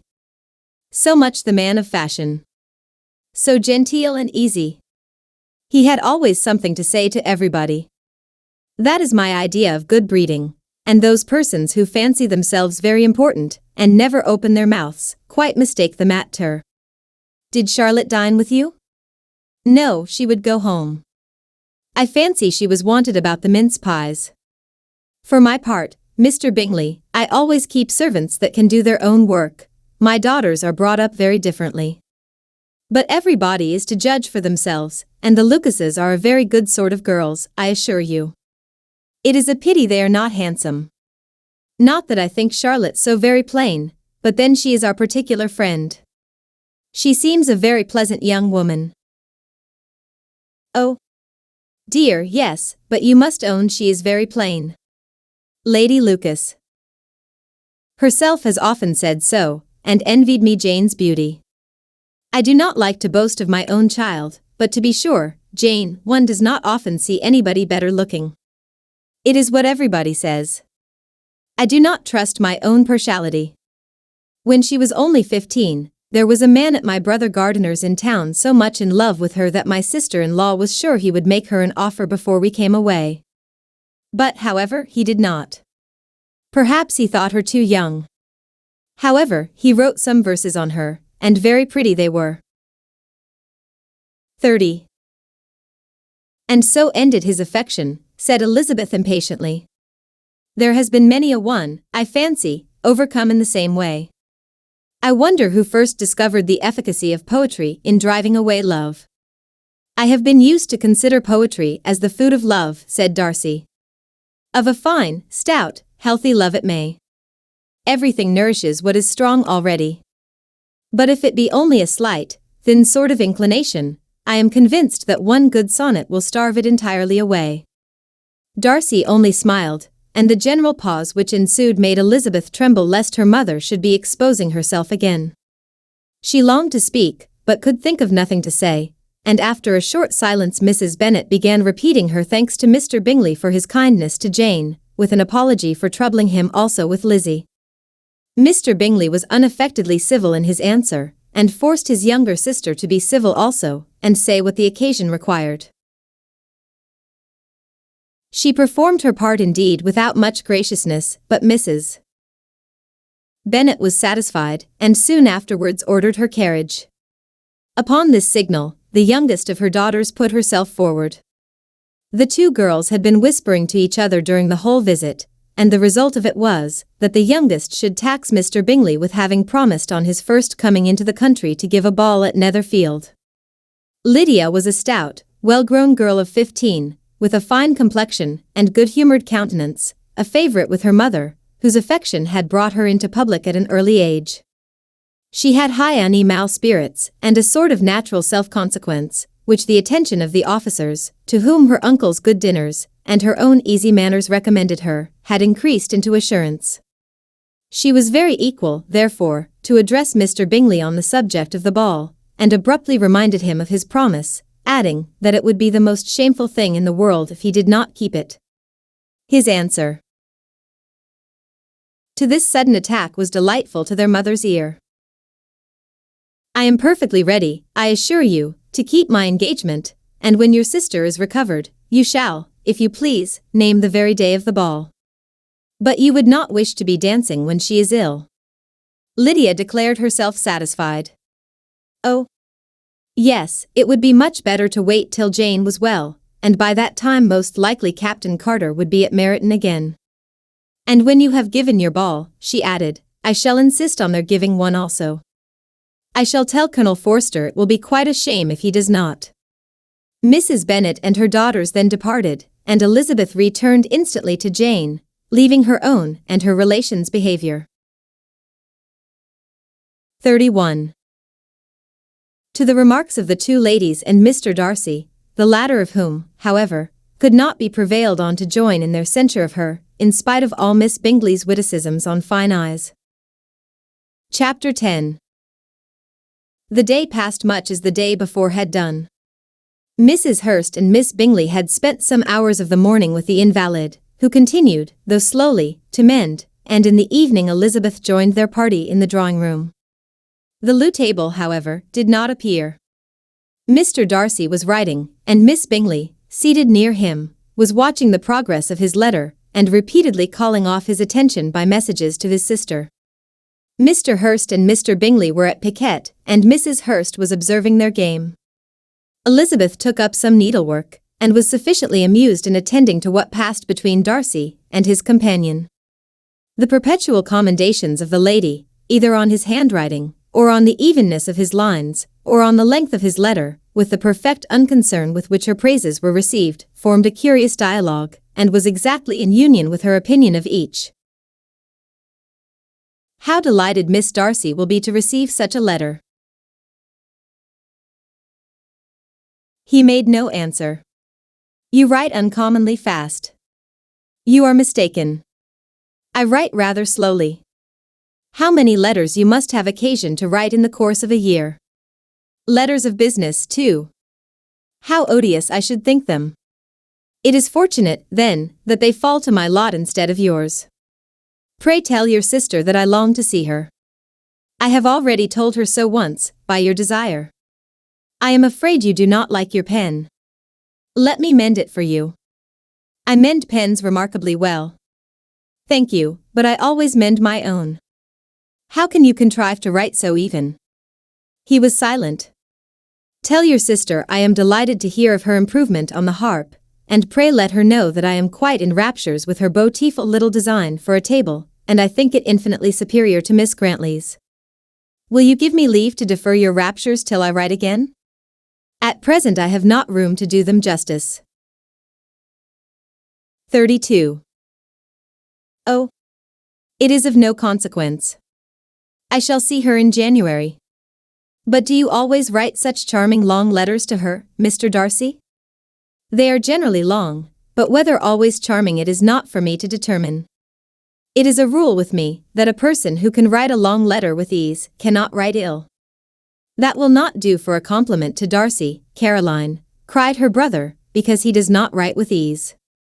He studies too much for words of 4 syllables. Do not you, Darcy? My style of writing is very different from yours. Oh, cried Miss Bingley, Charles writes in the most careless way imaginable. He leaves out half his words, and blots the rest. My ideas flow so rapidly that I have not time to express them, by which means my letters sometimes convey no ideas at all to my correspondents.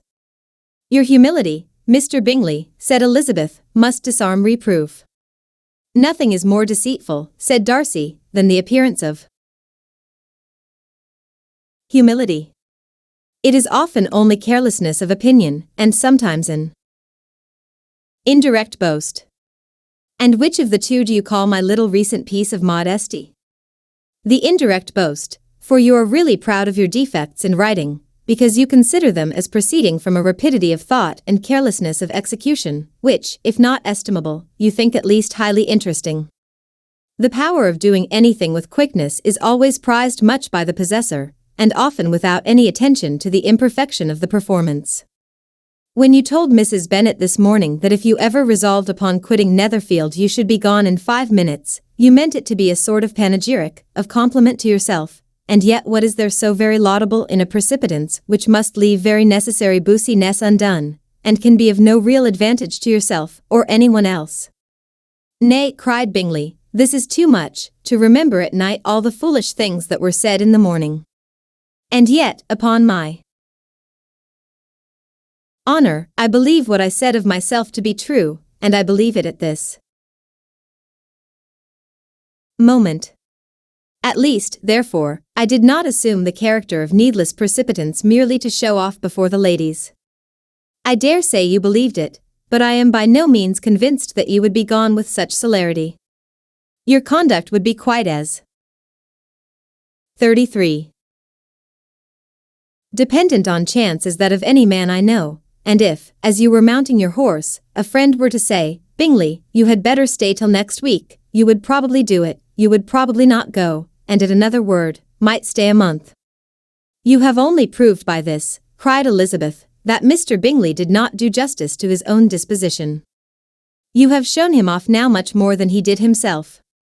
I am exceedingly gratified, said Bingley, by your converting what my friend says into a compliment on the sweetness of my temper.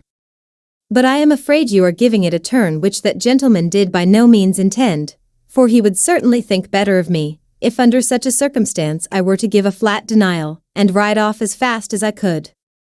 Would Mr. Darcy then consider the rashness of your original intentions as atoned for by your obstinacy in adhering to it? Upon my word, I cannot exactly explain the matter, Darcy must speak for himself. You expect me to account for opinions which you choose to call mine, but which I have never acknowledged. Allowing the case, however, to stand according to your representation, you must remember, Miss Bennet, that the friend who is supposed to desire his return to the house and the delay of his plan, has merely desired it, asked it without offering one argument in favor of its propriety. To yield readily, easily, to the persuasion of a friend is no merit with you. To yield without conviction is no compliment to the understand ing of either. You appear to me, Mr. Darcy, to allow nothing for the influence of friendship and affection. A regard for the requester would often make one readily yield to a request, without waiting for arguments to son one into it. I am not particularly speaking of such a case as you have supposed about Mr. Bingley. We may as well wait, perhaps, till the circumstance occurs before we discuss the discretion of his behavior thereupon. But in general and ordinary cases between friend and friend, where one of them is desired by the other to change a resolute tie-in of no very great moment, should you think ill of that person for complying with the desire, without waiting to be argued into it? Will it not be advisable, before we proceed on this subject, to arrange with rather more precision the degree of importance which is to appertain to this request, as well as the degree of intimacy subsisting between the parties? 34. By all means, cried Bingley, let us hear all the particulars, not forgetting their comparative height and size, for that will have more weight in the argument, Miss Bennet, than you may be aware of. I assure you that if Darcy were not such a great tall fellow, in comparison with myself, I should not pay him half so much deference. I declare I do not know a more awful object than Darcy, on particular occasions, and in particular places, at his own house especially, and of a Sunday evening, when he has nothing to do. Mr. Darcy smiled, but Elizabeth thought she could perceive that he was rather offended, and therefore checked her laugh. Miss Bingley warmly resented the indignity he had received, in an expostulation with her brother for talking such nonsense. I see your design, Bingley, said his friend. You dislike an argument, and want to silence this. Perhaps I do. Arguments are too much like disputes. If you and Miss Bennet will defer yours till I am out of the room, I shall be very thankful, and then you may say whatever you like of me. What you ask, said Elizabeth, is no sacrifice on my side, and Mr. Darcy had much better finish his letter. Mr. Darcy took her advice, and did finish his letter. When that business was over, he applied to Miss Bingley and Elizabeth for an indulgence of some music.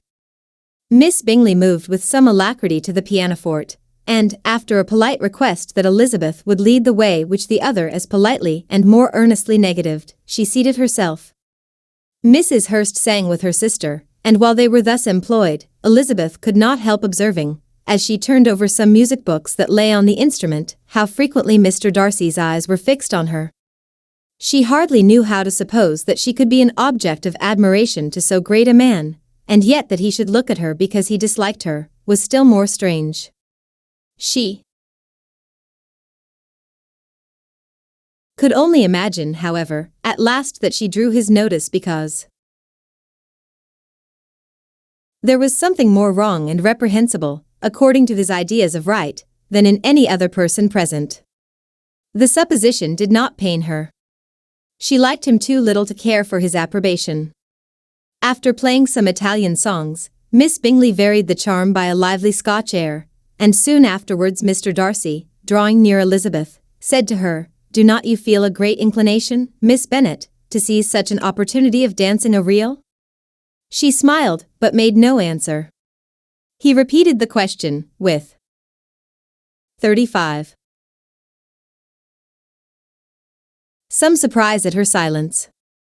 "Oh," said she, "I heard you before, but I could not immediately determine what to say in reply. You wanted me, I know, to say yes, that you might have the pleasure of despising my taste, but I always delight in overthrowing those kind of schemes and cheating a person of their premeditated contempt. I have, therefore, made up my mind to tell you that I do not want to dance a reel at all, and now despise me if you dare." "Indeed I do not dare." Elizabeth, having rather expected to affront him, was amazed at his gallantry, but there was a mixture of sweetness and archness in her manner which made it difficult for her to affront anybody, and Darcy had never been so bewitched by any woman as he was by her. He really believed that were it not for the inferiority of her connections, he should be in some danger.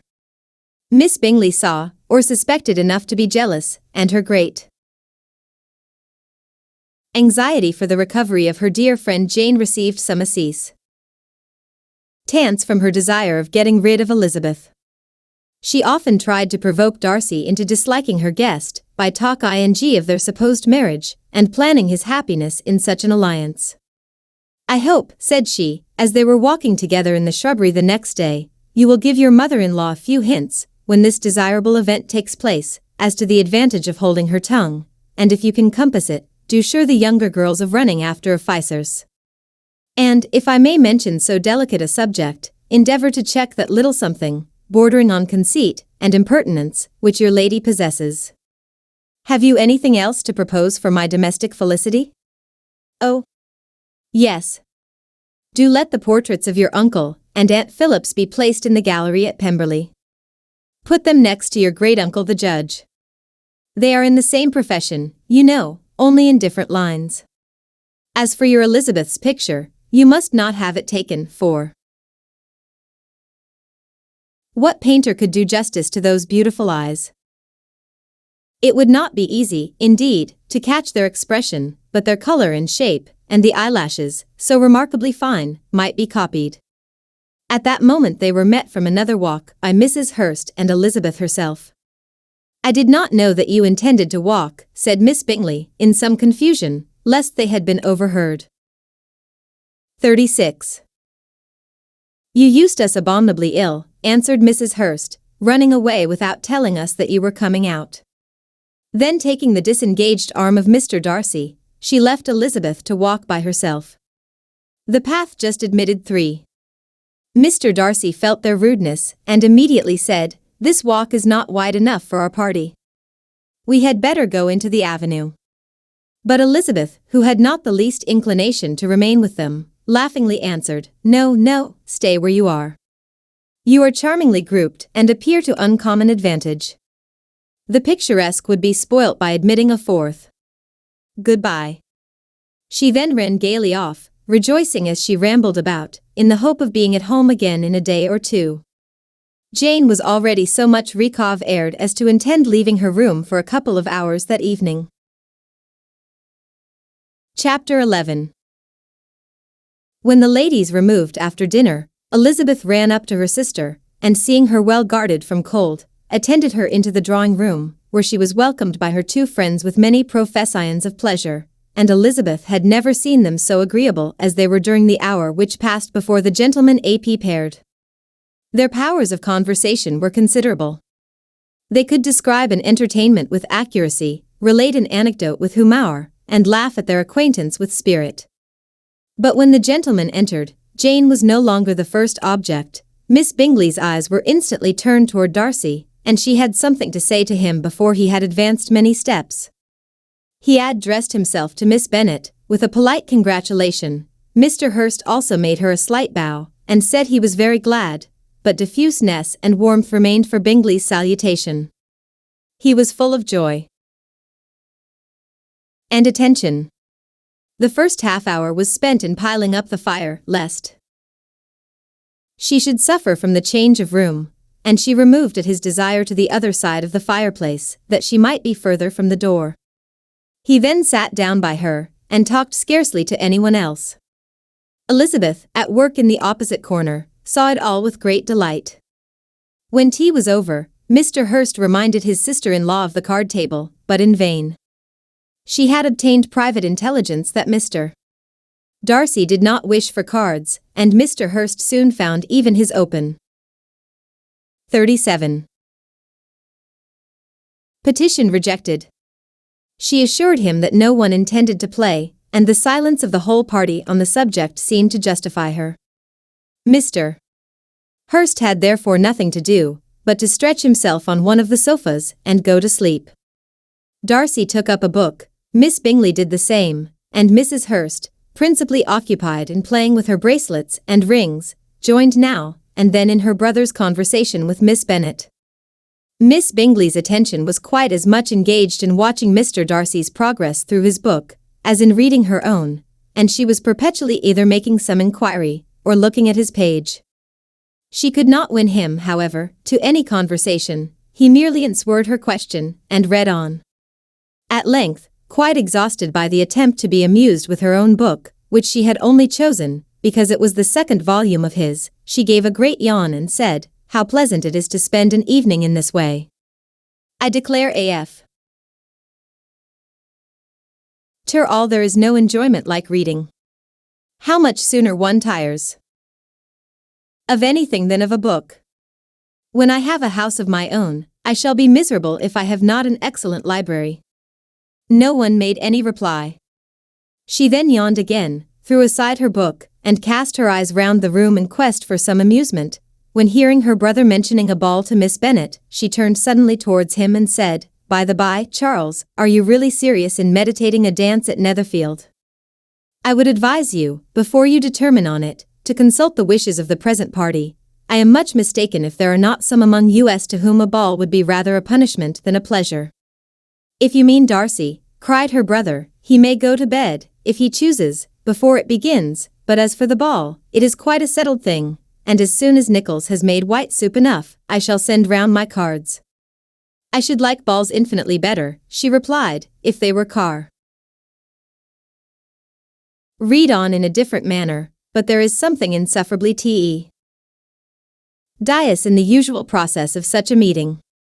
It would surely be much more rational if conversation, instead of dancing, were made the order of the day."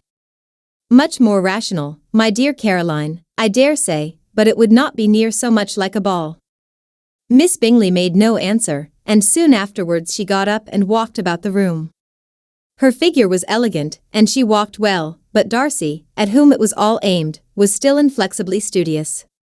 In 38. The desperation of her feelings, she resolved on one effort more, and, turning to Elizabeth, said, "Miss Eliza Bennet, let me persuade you to follow my example, and take a turn about the room.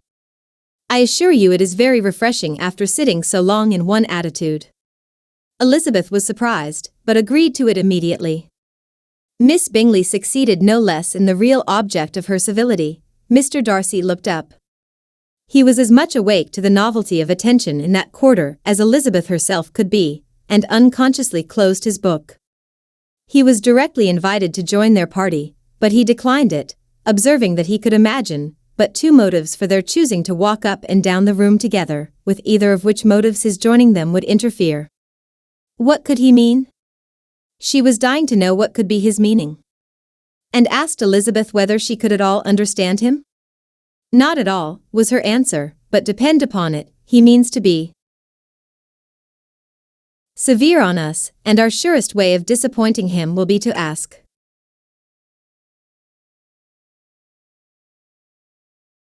nothing about it. Miss Bingley, however, was incapable of disappointing Mr. Darcy in anything, and persevered therefore in requiring an explanation of his two motives. "I have not the smallest objection to explaining them," said he, as soon as she allowed him to speak. "You either choose this method of passing the evening because you are in each other's confidence and have secret affairs to discuss, or because you are conscious that your figures appear to the greatest advantage in walking. If the first, I would be completely in your way, and if the second, I can admire you much better as I sit by the fire." "Oh, shocking," cried Miss Bingley.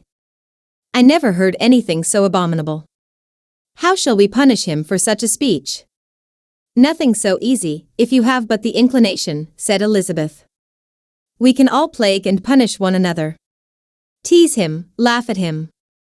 Intimate as you are, you must know how it is to be done. But upon my honor, I do not. I do assure you that my intimacy has not yet taught me that. Tease calmness of manner and presence of mind.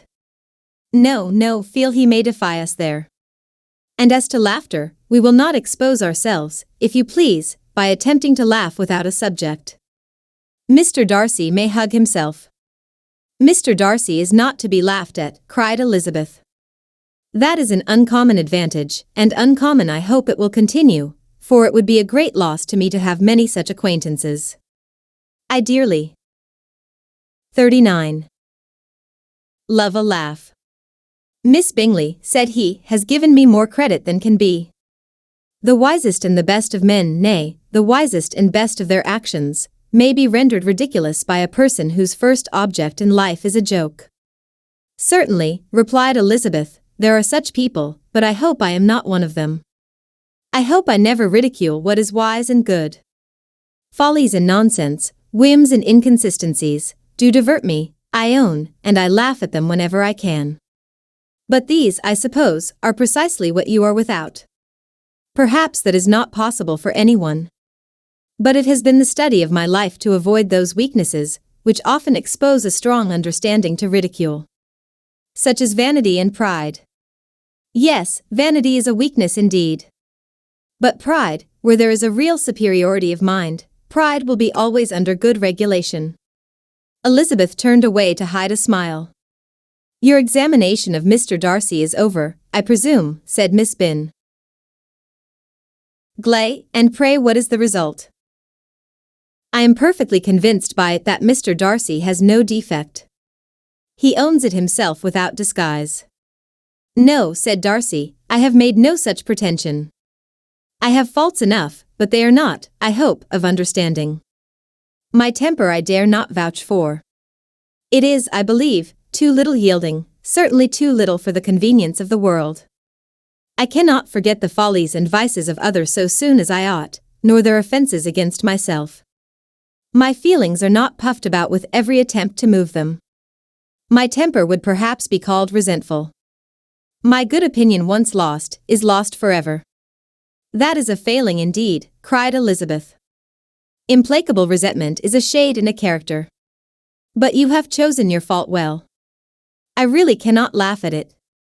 You are safe from me. There is, I believe, in every disposition a tendency to some particular evil, a natural defect, which not even the best education can overcome. And your defect is to hate everybody." "And yours," he replied with a smile, "is willfully to misunderstand them." "Do let us have a little music," cried Miss Bingley, tired of a conversation in which she had no share. "Louisa, you will not mind my waking Mr. Hurst?" 40. Her sister had not the smallest objection, and the pianoforte was opened, and Darcy, after a few moments' recollection, was not sorry for it. He began to feel the danger of paying Elizabeth too much attention. Chapter 12. In consequence of an agreement between the sisters, Elizabeth wrote the next morning to their mother, to beg that the carriage might be sent for them in the course of the day. But Mrs. Bennet, who had calculated on her daughters remaining at Netherfield till the following Tuesday, which would exactly finish Jane's week, could not bring herself to receive them with pleasure before. Her answer, therefore, was not propitious, at least not to Elizabeth's wishes, for she was impatient to get home. Mrs. Bennet sent them word that they could not possibly have the carriage before Tuesday, and in her postscript it was added, that if Mr. Bingley and his sister pressed them to stay longer, she could spare them very well. Against staying longer, however, Elizabeth was positively resolved, nor did she much expect it would be asked, and fearful, on the contrary, as being considered as intruding themselves needlessly long, she urged Jane to borrow Mr. Bingley's carriage immediately, and at length it was settled that their original design of leaving Netherfield that morning should be mentioned, and the request made. The communication excited many professions of concern, and enough was said of wishing them to stay at least till the following day to work on Jane, and till the morrow their going was deferred. Miss Bingley was then sorry that she had proposed the delay, for her jealousy and dislike of one sister much exceeded her affection for the other. The master of the house heard with real sorrow that they were to go so soon, and repeatedly tried to persuade Miss Bennet that it would not be safe for her, that she was not enough recovered, but Jane was firm where she felt herself to be right. To Mr. Darcy it was welcome intelligence. Elizabeth had been at Netherfield long enough. She attracted him more than he liked, and Miss Bingley was uncivil to her, and more teasing than usual to himself. He wisely resolved to be particularly careful that no sign of admiration should now escape him, nothing that could elevate her with the hope of influencing his felicity, sensible that if such an idea had been suggested, his behavior during the last day must have material weight in confirming or crushing it. Steady to his purpose, he scarcely spoke 41 words to her through the whole of Saturday, and though they were at one time left by themselves for half an hour, he adhered most conscientiously to his book, and would not even look at her. On Sunday, after morning service, the separation, so agreeable to almost all, took place. Miss Bingley's civility to Elizabeth increased at last very rapidly, as well as her affection for Jane, and when they parted, after assuring the latter of the pleasure it would always give her to see her either at Longbourn or Netherfield, and embracing her most tenderly, she even shook hands with the former. Elizabeth took leave of the whole party in the liveliest of spirits. They were not welcomed home very cordially by their mother. Mrs. Bennet wondered at their coming, and thought them very wrong to give so much trouble, and was sure Jane would have caught cold again. But their father, though very laconic in his expressions of pleasure, was really glad to see them. He had felt their importance in the family CIR. CLE. The evening conversation, when they were all assembled, had lost much of its animation, and almost all its sense by the absence of Jane and Elizabeth. They found Mary, as usual, deep in the study of thorough base and human nature, and had some extracts to admire, and some new observations of threadbare morality to listen to. Catherine and Lydia had information for them of a different sort. Much had been done and much had been said in the regiment since the preceding Wednesday. Several of the officers had dined lately with their uncle, a private had been flogged, and it had actually been hinted that Colonel Forster was going to be married. Chapter 13. "I hope, my dear," said Mr. Bennet to his wife, as they were at breakfast the next morning, "that you have ordered a good dinner today, because I have reason to expect an addition to our family party." "Who do you mean, my dear?" "I know of nobody that is coming, I am sure, unless Charlotte Lucas should happen to call in, and I hope my dinners are good enough for her. I do not believe she often sees such at home." The person of whom I speak is a gentleman and a stranger. Mrs. Bennet's eyes sparkled. A gentleman and a stranger. It is Mr. Bingley, I am sure. Well, I am sure I shall be extremely glad to see Mr. Bingley. But, good Lord! How unlucky! There is not a bit of fish to 42. Be got today. Lydia, my love, ring the bell, I must speak to Hill this moment. It is not Mr. Bingley, said her husband, it is a person whom I never saw in the whole course of my life. This roused a general astonishment, and he had the pleasure of being eagerly questioned by his wife and his 5 daughters at once. After amusing himself some time with their curiosity, he thus explained, about a month ago I received this letter, and about a fortnight ago I answered it, for I thought it a case of some delicacy, and requiring early attention. It is from my cousin, Mr. Collins, who, when I am dead, may turn you all out of this house as soon as he pleases. Oh, my dear, cried his wife, I cannot bear to hear that Mentioned. Pray do not talk of that odious man. I do think it is the hardest thing in the world, that your estate should be entailed away from your own children, and I am sure, if I had been you, I should have tried long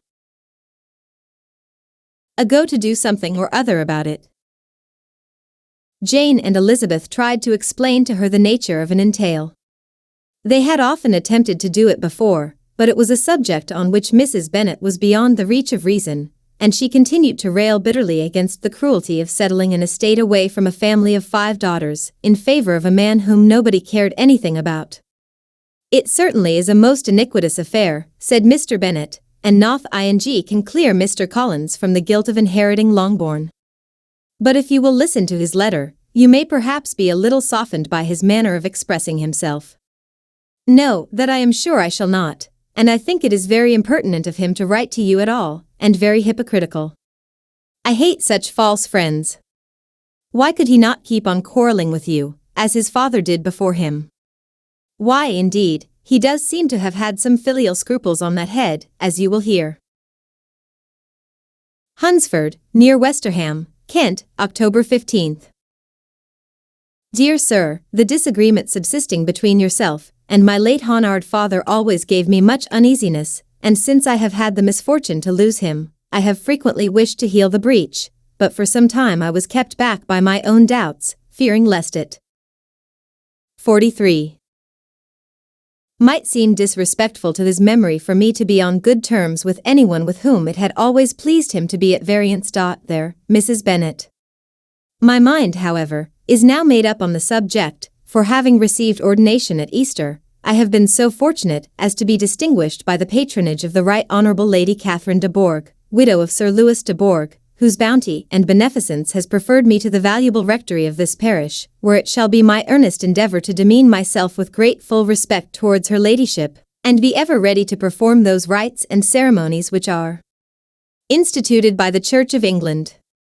As a clergyman, moreover, I feel it my duty to promote and establish the blessing of peace in all families within the reach of my influence, and on these grounds I flatter myself that my present overtures are highly commendable, and that the circumstance of my being next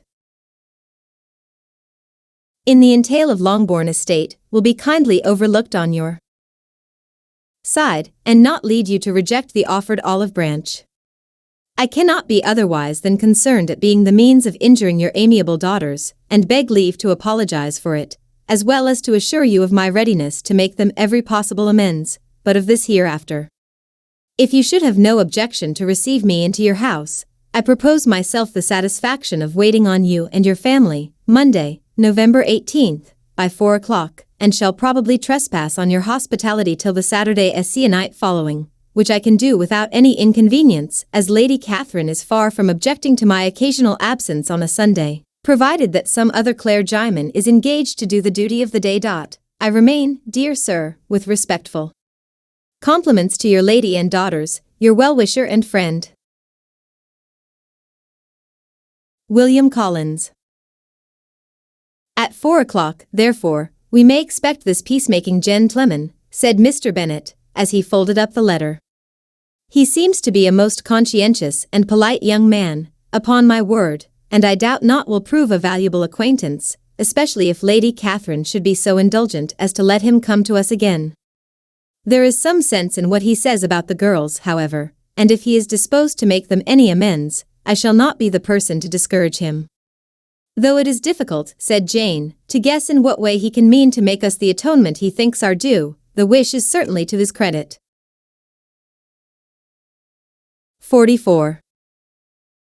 Elizabeth was chiefly struck by his extraordinary deference for Lady Catherine, and his kind intention of christening, marrying, and burying his parishioners whenever it were required. He must be an oddity, I think, said she. I cannot make him out. There is something very pompous in his style. And what can he mean by apologizing for being next in the entail? We cannot suppose he would help it if he could. Could he be a sensible man, sir? No, my dear, I think not. I have great hopes of finding him quite the reverse. There is a mixture of servility and self-importance in his letter, which promises well. I am impatient to see him. In point of composition, said Mary, the letter does not seem defective. The idea of the olive branch perhaps is not wholly new, yet I think it is well expressed. To Catherine and Lydia, neither the letter nor its writer were in any degree interesting. It was next to impossible that their cousin should come in a scarlet coat, and it was now some weeks since they had received pleasure from the society of a man in any other color. As for their mother, Mr. Collins's letter had done away much of her ill will, and she was preparing to see him with a degree of composure which astonished her husband and daughters. Mr. Collins was punctual to his time, and was received with great politeness by the whole family. Mr. Bennet indeed said little, but the ladies were ready enough to talk, and Mr. Collins seemed neither in need of encouragement, nor inclined to be silent himself. He was a tall, heavy-looking young man of 25. His air was grave and stately, and his manners were very formal. He had not been long seated before he complimented Mrs. Bennet on having so fine a family of daughters, said he had heard much of their beauty, but that in this instance fame had fallen short of the truth, and added that he did not doubt her seeing them all in due time disposed of in marriage. This gallantry was not much to the taste of some of his hearers, but Mrs. Bennet, who quarrelled with no compliments, answered most readily. You are very kind, I am sure, and I wish with all my heart it may prove so, for else they will be destitute enough. Things are settled so oddly. You allude, perhaps, to the entail of this estate. Ah, sir, I do indeed. It is a grievous affair to my poor girls, you must confess. Not that I mean to find fault with you, for such things I know are all chance in this world. There is no knowing how estates will go when once they come to be entailed. I am very sensible, madam, of the hardship to my fair cousins. 45. And could say much on the subject, but that I am cautious of appearing forward and precipitate. But I can assure the young ladies that I come prepared to admire them. At present I will not say more, but, perhaps, when we are better acquainted, he was interrupted by a summons to dinner, and the girls smiled on each other. They were not the only objects of Mr. Collins's admiration. The hall, the dining room, and all its furniture, were examined and praised, and his commendation of everything would have touched Mrs. Bennet's heart, but for the mortifying supposition of his viewing it all as his own future property. The dinner too in its turn was highly admired, and he begged to know to which of his fair cousins the excellency of its cooking was owing. But he was set right there by Mrs. Bennet, who assured him with some asperity that they were very well able to keep a good cook, and that her daughters had nothing to do in the kitchen. He begged pardon for having displeased her.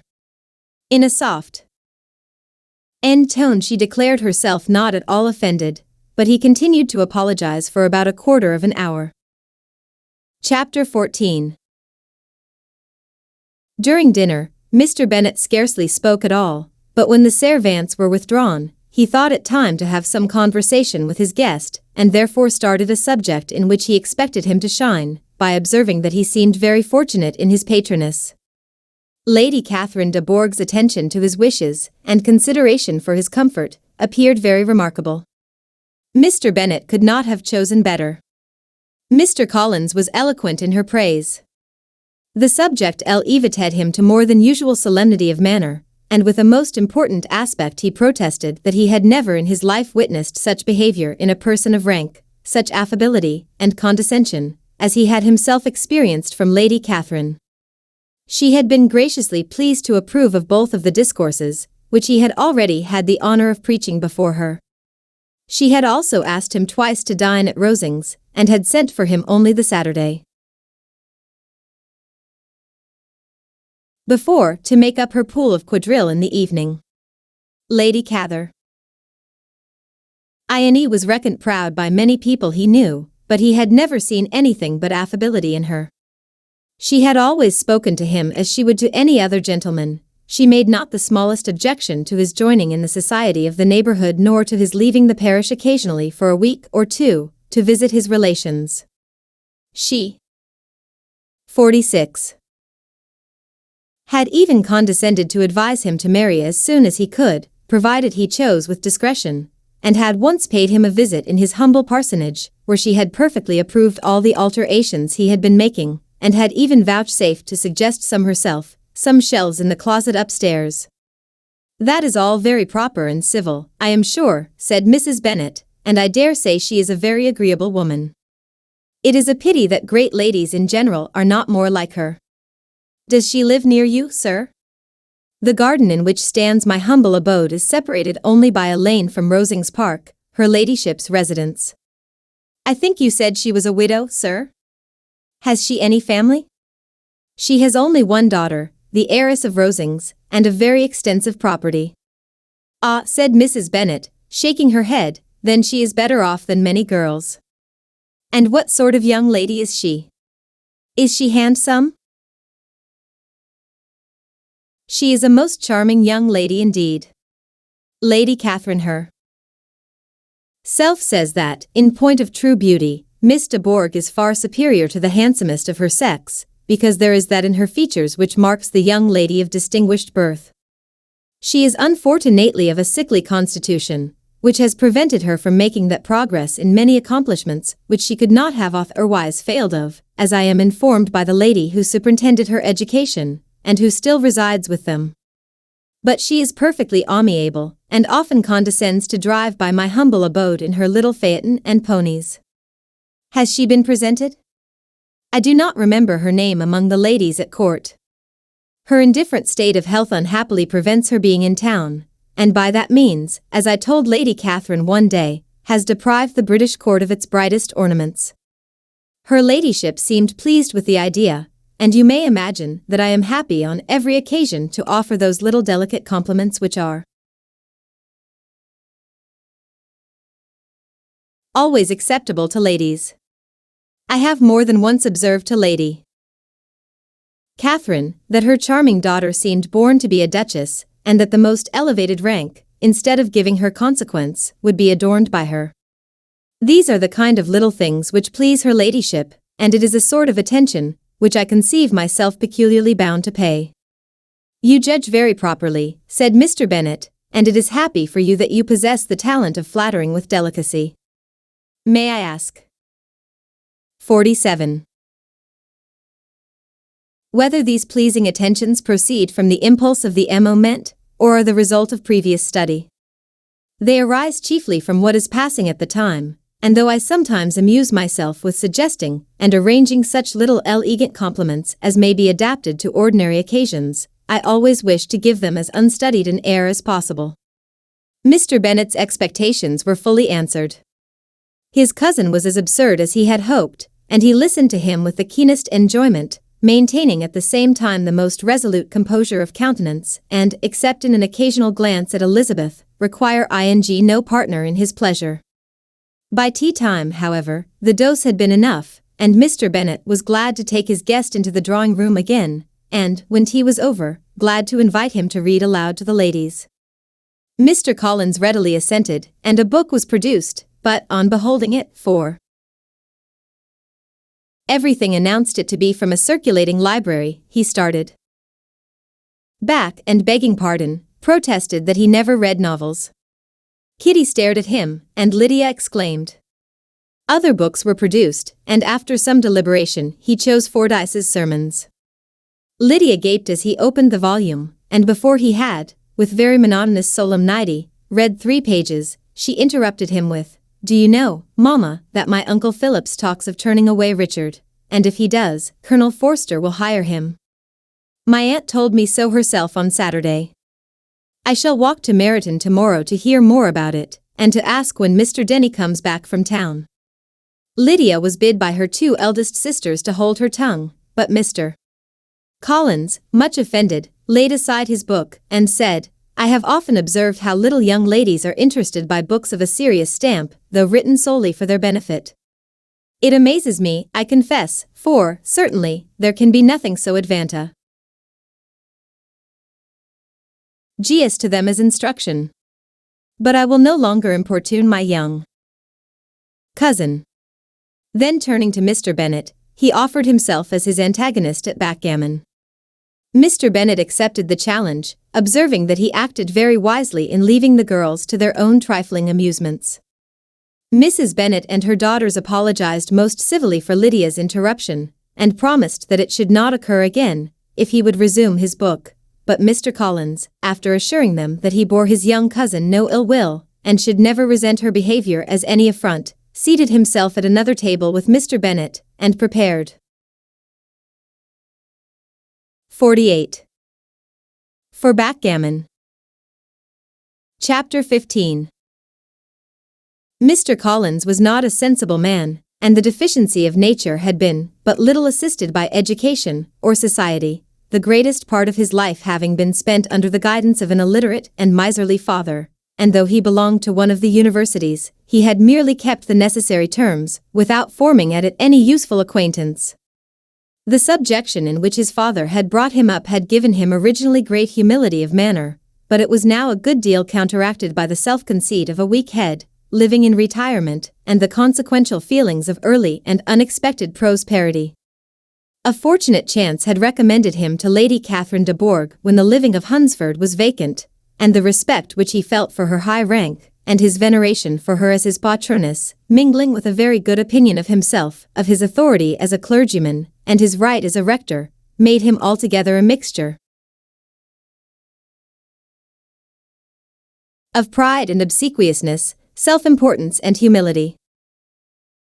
Having now a good house and a very sufficient income, he intended to marry, and in seeking a reconciliation with the Longbourn family he had a wife in view, as he meant to choose one of the daughters, if he found them as handsome and amiable as they were represented by common report. This was his plan of amends, of atonement, for inheriting their father's estate, and he thought it an excellent one, full of eligibility and suitableness, and excessively generous and disinterested on his own part. His plan did not vary on seeing them. Miss Bennet's lovely face confirmed his views, and established all his strictest notions of what was due to seniority, and for the first evening she was his settled choice. The next morning, however, made an alteration, for in a quarter of an hour's tete-a-tete with Mrs. Bennet before breakfast, a conversation beginning with his parsonage house, and leading naturally to the avowal of his hopes that a mistress might be found for it at Longbourn Pro. Duchade from her, amid very complaisant smiles and general encouragement, a caution against the very Jane he had fixed on. As to her younger daughters, she could not take upon her to say, she could not positively answer, but she did not know of any prepossession. Her eldest daughter, she must just mention, she felt it incumbent on her to hint, was likely to be very soon engaged. 49. Mr. Collins had only to change from Jane to Elizabeth, and it was soon done while Mrs. Bennet was stirring the fire. Elizabeth, equally next to Jane in birth and beauty, succeeded her of course. Mrs. Bennet treasured up the hint, and trusted that she might soon have 2 daughters married, and the man whom she could not bear to speak of the day before was now high in her good graces. Lydia's intention of walking to Meryton was not forgotten.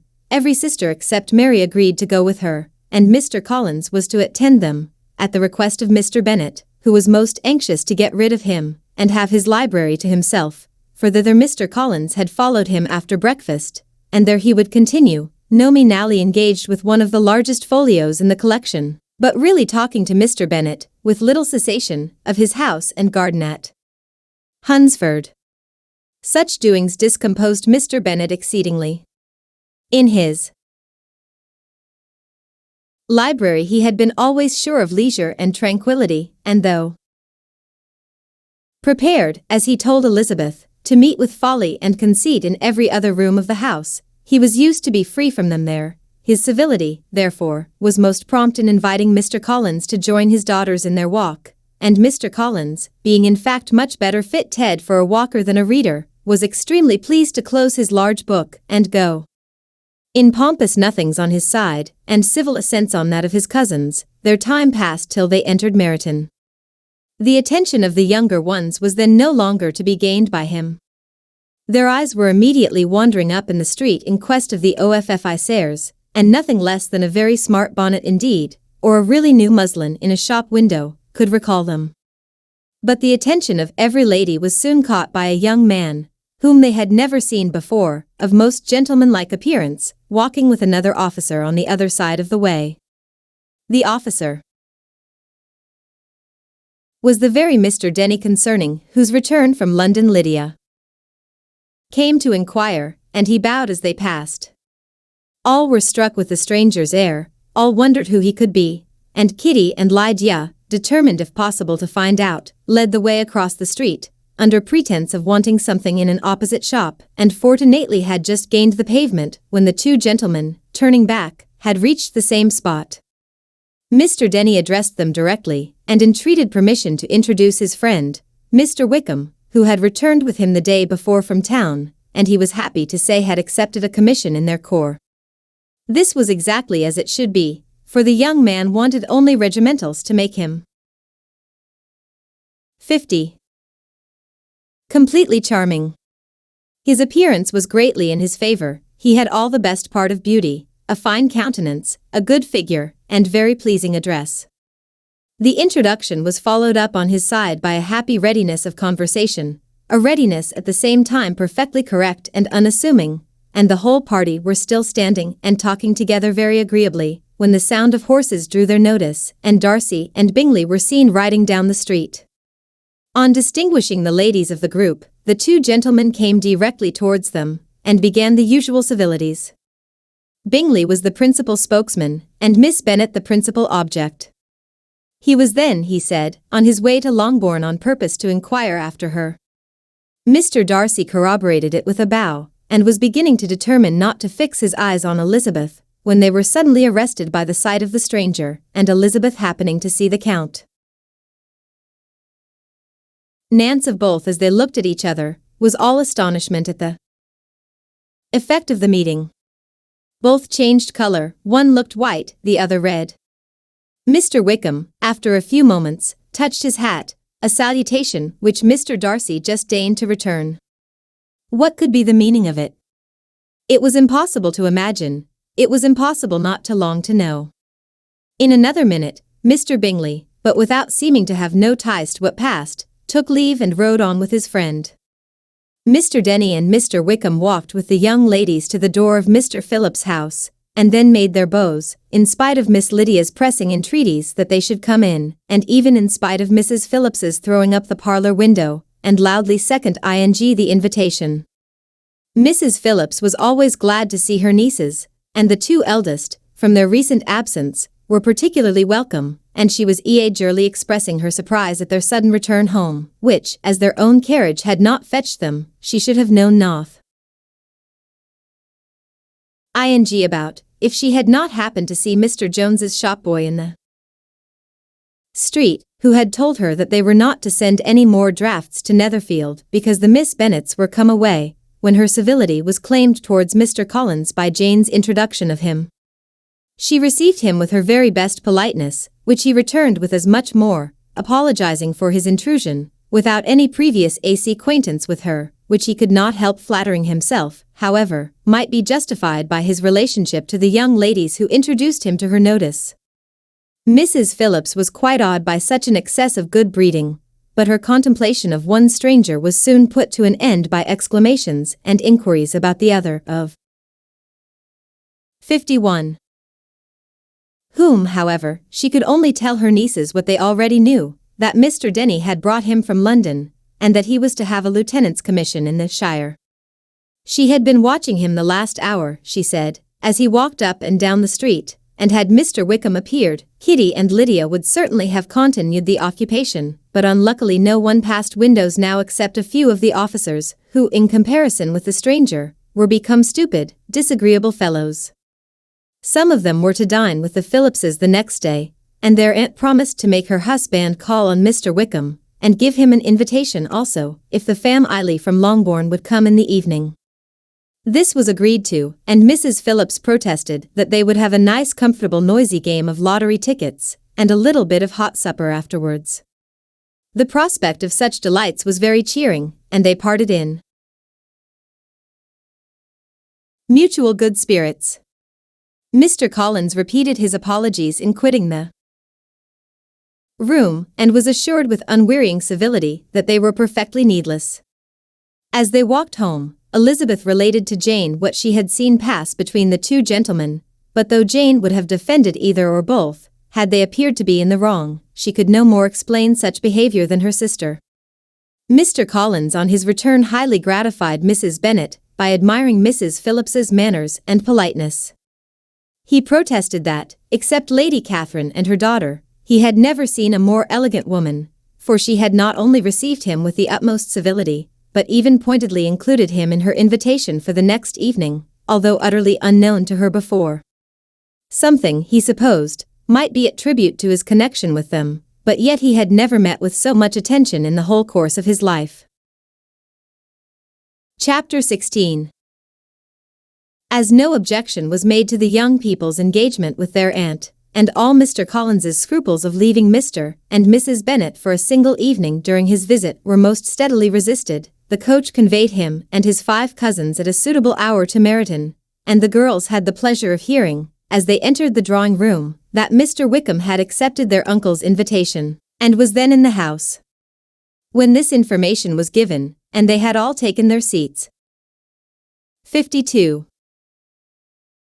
Mr. Collins was at leisure to look around him and admire, and he was so much struck with the size and furniture of the apartment that he declared he might almost have supposed himself in the small summer breakfast parlor at Rosings, a comparison that did not at first convey much gratification, but when Mrs. Phillips understood from him what Rosings was, and who was its proprietor, when she had listened to the description of only one of Lady Catherine's drawing-rooms, and found that the chimney-piece alone had cost £800, she felt all the force of the compliment, and would hardly have resented a comparison with the housekeeper's room. In describing to her all the grandeur of Lady Catherine and her mansion, with occasional digressions in praise of his own humble abode, and the improvements it was receiving, he was happily employed until the gentlemen joined them, and he found in Mrs. Phillips a very attentive listener, whose opinion of his consequence increased with what she heard, and who was resolving to retail it all among her neighbors as soon as she could. To the girls, who could not listen to their cousin, and who had nothing to do but to wish for an instrument and examine their own indifferent imitations of china on the mantelpiece, the interval of waiting appeared very long. It was over at last, however. The gentlemen did approach, and when Mr. Wickham walked into the room, Elizabeth felt that she had neither been seeing him before, nor thinking of him since, with the smallest degree of unreasonable admiration. The officers of the shire were in general a very creditable, gentlemanlike set, and the best of them were of the present party, but Mr. Wickham was as far beyond them all in person, countenance, air, and walk, as they were superior to the broad-faced, stuffy Uncle Phillips, breathing port wine, who followed them into the room. Mr. Wickham was the happy man towards whom almost every male eye was turned, and Elizabeth was the happy woman by whom he finally seated himself, and the agreeable manner in which he immediately fell into conversation, though it was only on its being a wet night, made her feel that the commonest, dullest, most threadbare topic might be rendered interesting by the skill of the speaker. With such rivals for the notice of the fair as Mr. Wickham and the officers, Mr. Collins seemed to sink into insignificance, To the young ladies he certainly was nothing, but he had still at intervals a kindly tenor in Mrs. Phillips, and was by her watchfulness most abundantly supplied with coffee and muffin. When the card tables were placed, he had the opportunity of obliging her in turn by sitting down to whist. 53. I know little of the game at present, said he, but I shall be glad to improve myself, for in my situation in life, Mrs. Phillips was very glad for his compliance, but could not wait for his reason. Mr. Wickham did not play at whist, and with ready delight was he received at the other table between Elizabeth and Lydia. At first there seemed danger of Lydia's engrossing him entirely, for she was a most determined talker, but being likewise extremely fond of lottery tickets, she soon grew too much interested in the game, too eager in making bets and exclaiming after prizes to have attention for anyone in particular. Allowing for the common demands of the game, Mr. Wickham was therefore at leisure to talk to Elizabeth, and she was very willing to hear him, though what she chiefly wished to hear she could not hope to be told, the history of his acquaintance with Mr. Darcy. She dared not even mention that gentleman. Her curiosity, however, was unexpectedly relieved. Mr. Wickham began the subject himself. He inquired how far Netherfield was from Meryton, and, after receiving her answer, asked in a hesitating manner how long Mr. Darcy had been staying there. About a month, said Elizabeth, and then, unwilling to let the subject drop, added, he is a man of very large property in Derbyshire, I understand. Yes, replied Mr. Wickham, his estate there is a noble one. A clear 10,000 per annum. You could not have met with a person more capable of giving you certain information on that head than myself, for I have been connected with his family in a particular manner from my infancy. Elizabeth could not but look surprised. You may well be surprised, Miss Bennet, at such an assertion, after seeing, as you probably might, the very cold manner of our meeting yesterday. Are you much acquainted with Mr. Darcy? As much as I ever wished to be, cried Elizabeth very warmly. I have spent 4 days in the same house with him, and I think him very disagreeable. I have no right to give my opinion, said Wickham, as to his being agreeable or otherwise. I am not qualified to form one. I have known him too long and too well to be a fair judge. It is impossible for me to be impartial. But I believe your opinion of him would in general astonish, and perhaps you would not express it quite so strongly anywhere else. Here you are in your own family.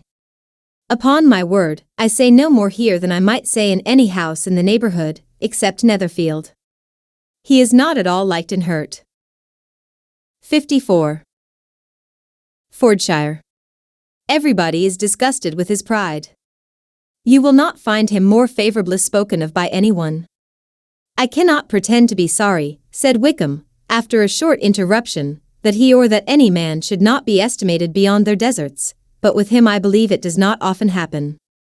The world is blinded by his fortune and consequence, or frightened by his high and imposing manners, and sees him only as he chooses to be seen.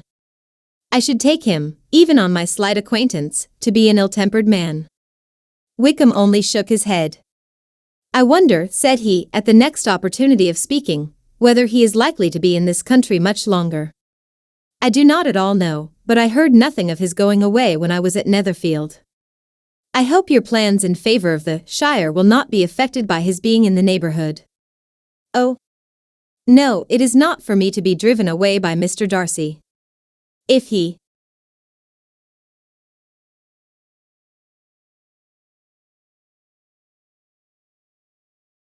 wishes to avoid seeing me, he must go. We are not on friendly terms. And it always gives me pain to meet him, but I have no reason for avoiding him, but what I might proclaim before all the world, a sense of very great ill-usage, and most painful regrets at his being what he is. His father, Miss Bennet, the late Mr. Darcy, was one of the best men that ever breathed, and the truest friend I ever had, and I can never be in company with this Mr. Darcy without being grieved to the soul by 1,000 tender recollections. His behavior to myself has been scandalous, but I verily believe I could forgive him anything and everything, rather than his disappointing the hopes and disgracing the memory of his father. Elizabeth found the interest of the subject increase, and listened with all her heart, but the delicacy of it prevented further inquiry. Mr. Wickham began to speak on more general topics, Meryton, the neighborhood, the society, appearing highly pleased with all that he had yet seen, and speaking of the latter with gentle, but very intelligible gallantry.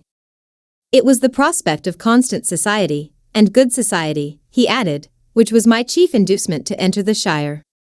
I knew it to be a most respectable, agreeable corps, and my friend Denny tempted me further by his account of their present quarters, and the very great attentions and excellent acquaintances Meryton had procured them. Society, I own, is necessary to me. I have been a disappointed man, and my spirits will not bear solitude. I must have employment and society. A military life is not what I was intended for, but circumstances have now made it eligible. The church ought to have 55. Been my profession. I was brought up for the church, and I should at this time have been in possession of a most valuable living, had it pleased the gentleman we were speaking of just now. Indeed. Yes, the late Mr. Darcy bequeathed me the next presentation of the best living in his gift. He was my godfather, and excessively attached to me. I cannot do justice to his kindness. He meant to provide for me amply, and thought he had done it, but when the living fell, it was given elsewhere.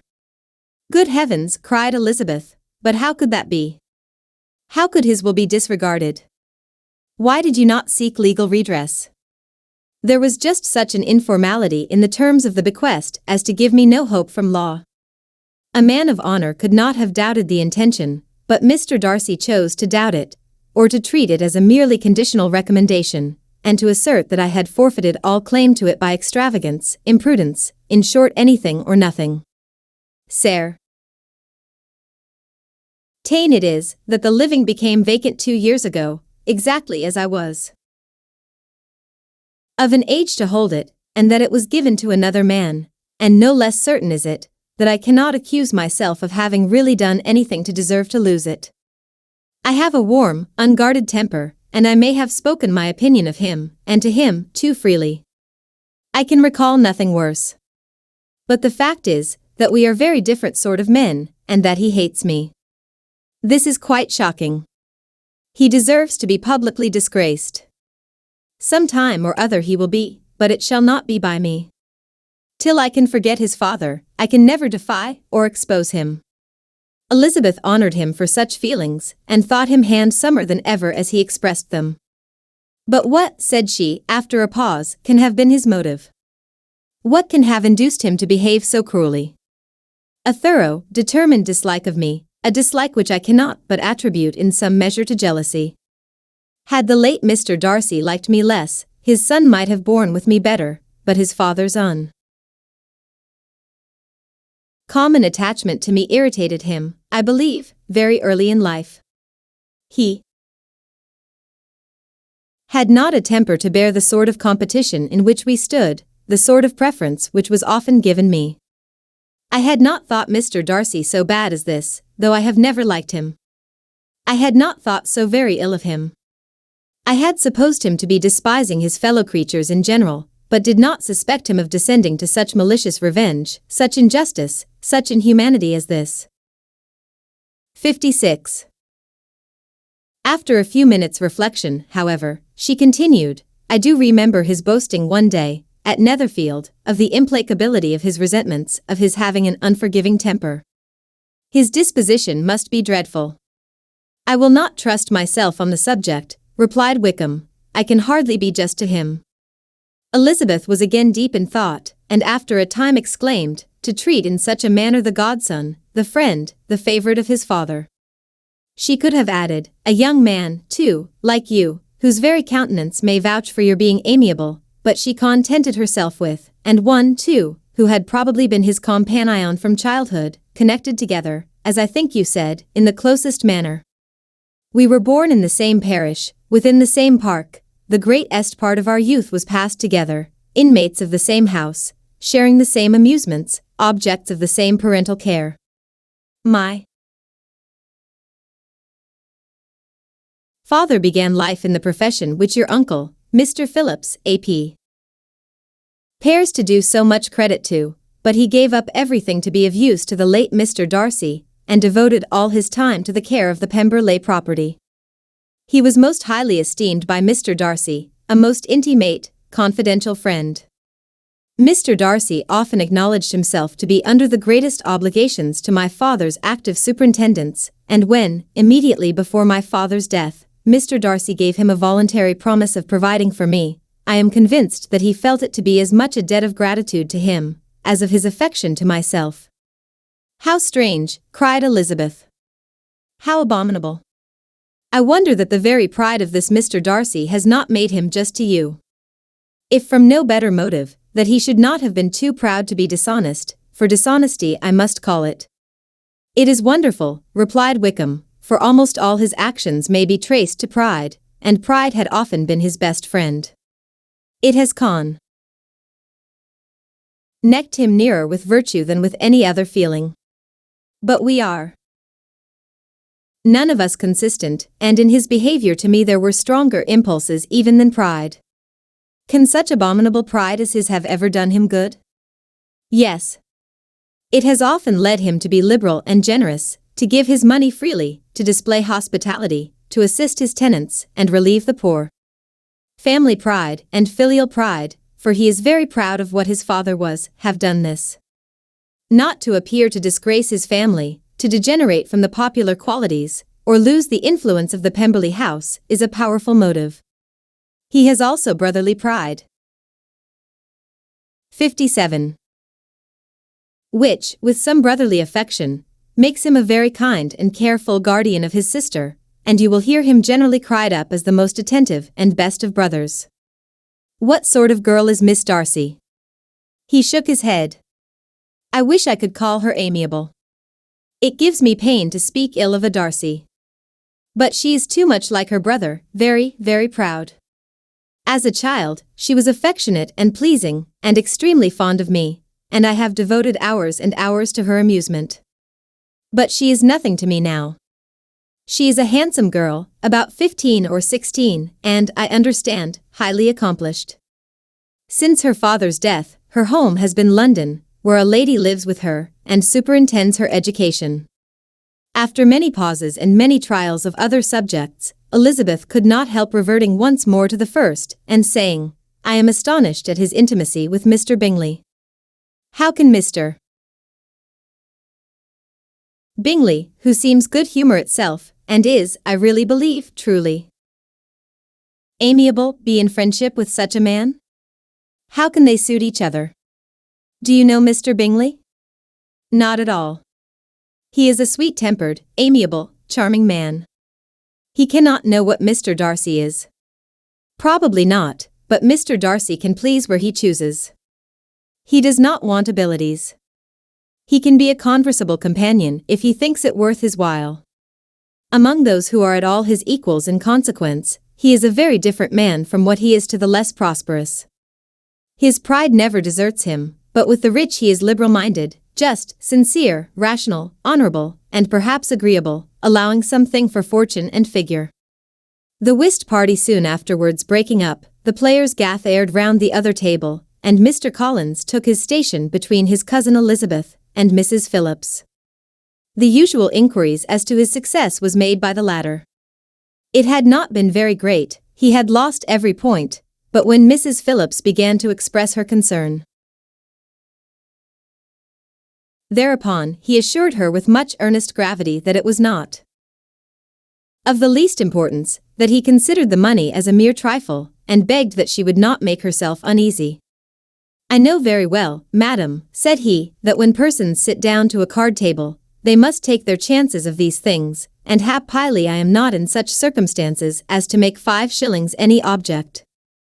There are undoubtedly many who could not say the same, but thanks to Lady Catherine de Bourgh, I am removed far beyond the necessity. 58. Of regarding little matters.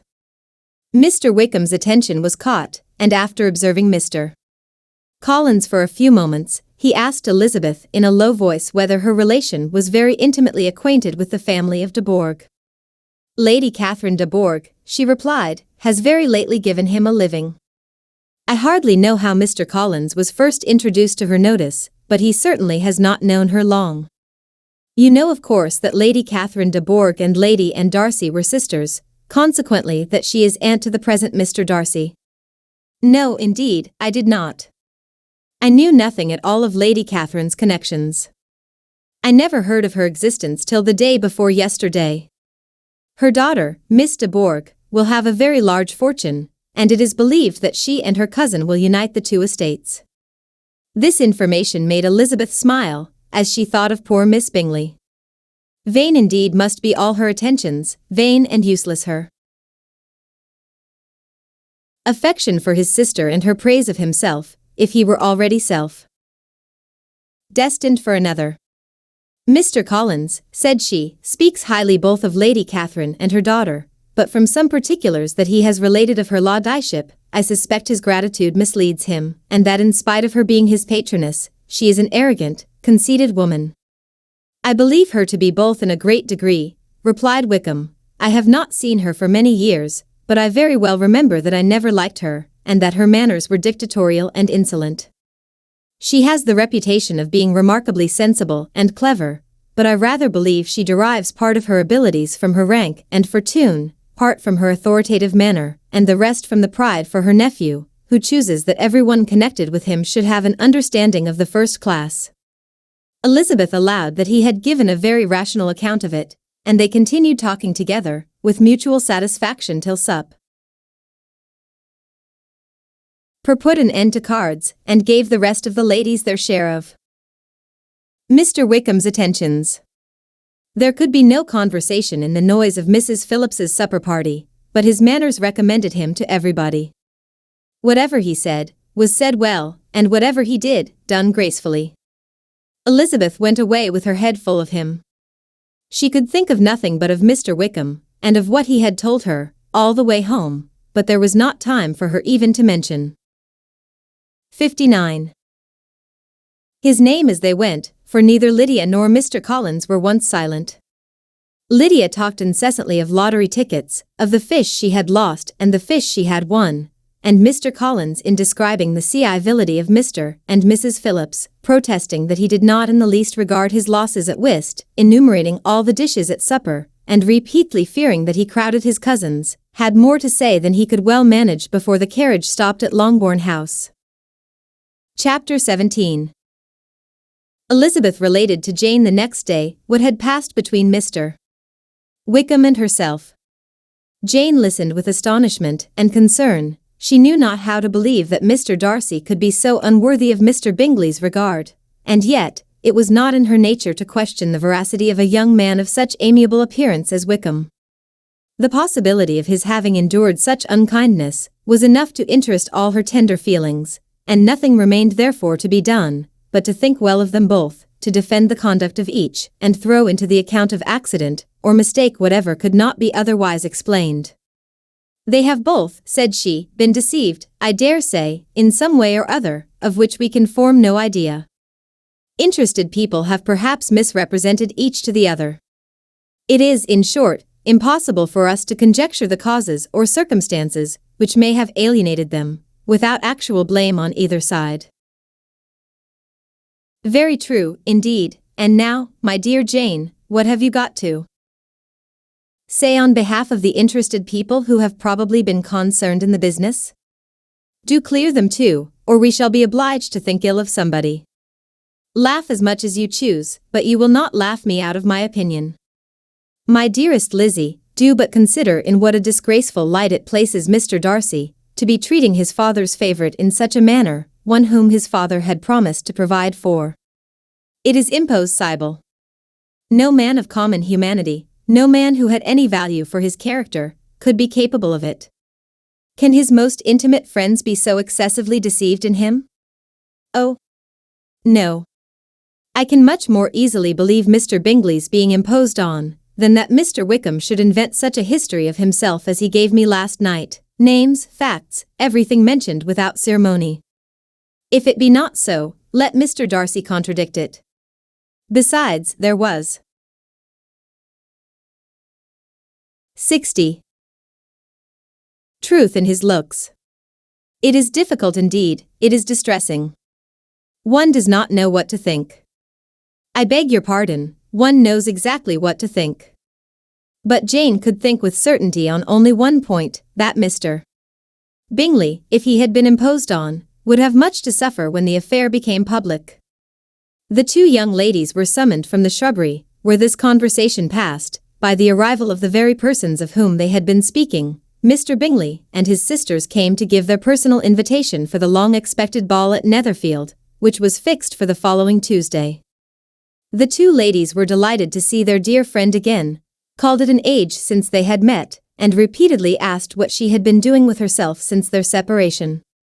To the rest of the family they paid little attention, avoiding Mrs. Bennet as much as possible, saying not much to Elizabeth, and nothing at all to the others. They were soon gone again, rising from their seats with an activity which took their brother by surprise, and hurrying off as if eager to escape from Mrs. Bennet's civilities. The prospect of the Netherfield ball was extremely agreeable to every female of the family. Mrs. Bennet chose to consider it as given in compliment to her eldest daughter, and was particularly flattered by receiving the invitation from Mr. Bingley himself, instead of a ceremonious card.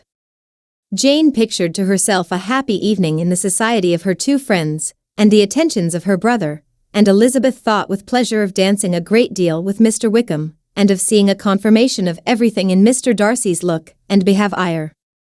The happiness anticipated by Catherine and Lydia depended less on any single event, or any particular person, for though they each, like Elizabeth, meant to dance half the evening with Mr. Wickham, he was by no means the only partner who could satisfy them, and a ball was, at any rate, a ball. And even Mary could assure her family that she had no disinclination for it. "While I can have my mornings to myself," said she, "it is enough. I think it is no sacrifice to join occasionally in evening engagements. Society has claims on us all, and I profess myself one of those who consider intervals of recreation and amusement as desirable for everybody." Elizabeth's spirits were so high on this occasion, that though she did not often speak unnecessarily to Mr. Collins, she could not help asking him whether he intended to accept Mr. Bingley's invitation, and 61. If he did, whether he would think it proper to join in the evening's amusement, and she was rather surprised to find that he entertained no scruple whatever on that head, and was very far from dreading a rebuke either from the Archbishop or Lady Catherine de Bourgh, by venturing to dance. "I am by no means of the opinion, I assure you," said he, "that a ball of this kind, given by a young man of character, to respectable people, can have any evil tendency, and I am so far from objecting to dancing myself, that I shall hope to be honored with the hands of all my fair cousins in the course of the evening, and I take this opportunity of soliciting yours, Miss Elizabeth, for the two first dances especially, a preference which I trust my cousin Jane will attribute to the right cause, and not to any disrespect for her."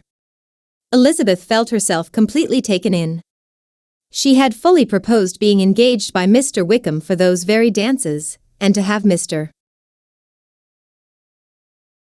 Collins instead. Her liveliness had never been worse timed. There was no help for it, however. Mr. Wickham's happiness and her own were perforce delayed a little longer, and Mr. Collins's proposal accepted with as good a grace as she could. She was not the better pleased with his gallantry from the idea it suggested of something more. It now first struck her that she was selected from among her sisters as worthy of being mistress of Hunsford Parsonage, and of assisting to form a quadrille table at Rosings, in the absence of more eligible visitors. The idea soon reached to conviction, as she observed his increasing civilized ties toward herself, and heard his frequent attempt at a compliment on her wit and vivacity, and though more astonished than gratified herself by this effect of her charms, it was not long before her mother gave her to understand that the probability of their marriage was extremely agreeable to her. Elizabeth, however, did not choose to take the hint, being well aware that a serious dispute must be the consequence of any reply. Mr. Collins might never make the offer, and till he did, it was useless to quarrel about him. If there had not been a Netherfield ball to prepare for and talk of, the younger Miss Bennets would have been in a very pitiable state at this time, for from the day of the invitation to the day of the ball, there was such a succession of rain as prevented their walking to Meryton once. No aunt, no officers, no news could be sought after, the very shoe roses for Netherfield were got by proxy. Even Elizabeth might have found some trial of her patience in weather which totally suspended the improvement of her acquaintance with Mr. Wickham, and nothing less than a dance on Tuesday could have made such a Friday, Saturday. 62. Sunday and Monday endurable to Kitty and Lydia. Chapter 18. Till Elizabeth entered the drawing-room at Netherfield, and looked in vain for Mr. Wickham among the cluster of red coats there assembled, a doubt of his being present had never occurred to her. The certainty of meeting him had not been checked by any of those recollections that might not unreasonably have alarmed her. She had dressed with more than usual care, and prepared in the highest spirits for the conquest of all that remained unsubdued of his heart, trusting that it was not more than might be won in the course of the evening. But in an instant arose the dreadful suspicion of his being purposely omitted for Mr. Darcy's pleasure in the Bingleys' invitation to the officers, and though this was not exactly the case, the absolute fact of his absence was pronounced by his friend Denny, to whom Lydia eagerly applied, and who told them that Wickham had been obliged to go to town on business the day before, and was not yet returned, adding, with a significant smile, "I do not imagine his business would have called him away just now, if he had not wanted to avoid a certain gentleman here." This part of his intelligence, though unheard by Lydia, was caught by Elizabeth, and, as it assured her that Darcy was not less answerable for Wickham's absence than if her first surmise had been just, every feeling of displeasure against the former was so sharpened by immediate disappointment, that she could hardly reply with tolerable civility to the polite inquiries which he directly afterwards approached to make. Attendance, forbearance, patience with Darcy, was injury to Wickham. She was resolved against any sort of conversation with him, and turned away with a degree of ill-humour, which she could not wholly surmount even in speaking to Mr. Bingley, whose blind partiality provoked her. But Elizabeth was not formed for ill-humour, and though every prospect of her own was destroyed for the evening, it could not dwell long on her spirits, and having told all her griefs to Charlotte Lucas, whom she had not seen for a week, she was soon able to make a voluntary transition to the oddities of her cousin, and to point him out to her particular notice. The first two dances, however, brought a return of distress. They were dances of mortification. Mr. Collins, awkward and solemn, apologizing instead of attending, and often moving wrong without being aware of it, gave her all the shame and misery which a 63. disagreeable partner for a couple of dances can give. The moment of her release from him was ecstasy. She danced next with an officer, and had the refreshment of talk of Wickham, and of hearing that he was universally liked.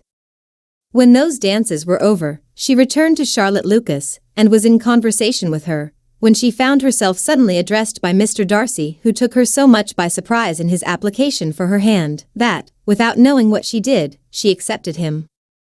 He walked away again immediately, and she was left to fret over her own want of presence of mind. Charlotte tried to console her. "I dare say you will find him very agreeable." "Heaven forbid! That would be the greatest misfortune of all. To find a man agreeable whom one is determined to hate. Do not wish me such an evil." When the dancing recommenced, however, and Darcy approached to claim her hand, Charlotte could not help cautioning her in a whisper not to be a simpleton, and allow her fancy for Wickham to make her appear unpleasant in the eyes of a man 10 times his consequence.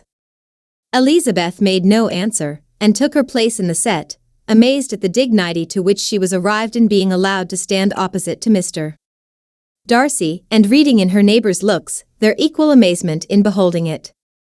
They stood for some time without speaking a word, and she began to imagine that their silence was to last through the 2 dances, and at first was resolved not to break it, till suddenly fancying that it would be the greater punishment to her partner to oblige him to talk, she made some slight observation on the dance. He replied, and was again silent. After a pause of some minutes, she addressed him a second time with, "It is your turn to say something now, Mr. Darcy." I talked about the dance, and you ought to make some sort of remark on the size of the room, or the number of couples. He smiled and assured her that whatever she wished him to say should be said. Very well. That reply will do for the present. Perhaps by and by. I may observe that private balls are much pleasanter than public ones. But now we may be silent. Do you talk by rule, then, while you are dancing? Sometimes. One must speak a little, you know. It would look odd to be entirely silent for half an hour together, and yet for the advantage of some, conversation ought to be so arranged as that they may have the trouble of saying as little as possible. Are you consulting your own feelings in the present case, or do? 64. You imagine that you are gratifying mine? Both, replied Elizabeth archly, for I have always seen a great similarity in the turn of our minds. We are each of an unsocial, taciturn disposition, unwilling to speak, unless we expect to say something that will amaze the whole room, and be handed down to posterity with all the eclat of a proverb. This is no very striking resemblance of your own character, I am sure, said he. How near it may be to mine, I cannot pretend to say. You think it a faithful portrait undoubtedly. I must not decide on my own performance.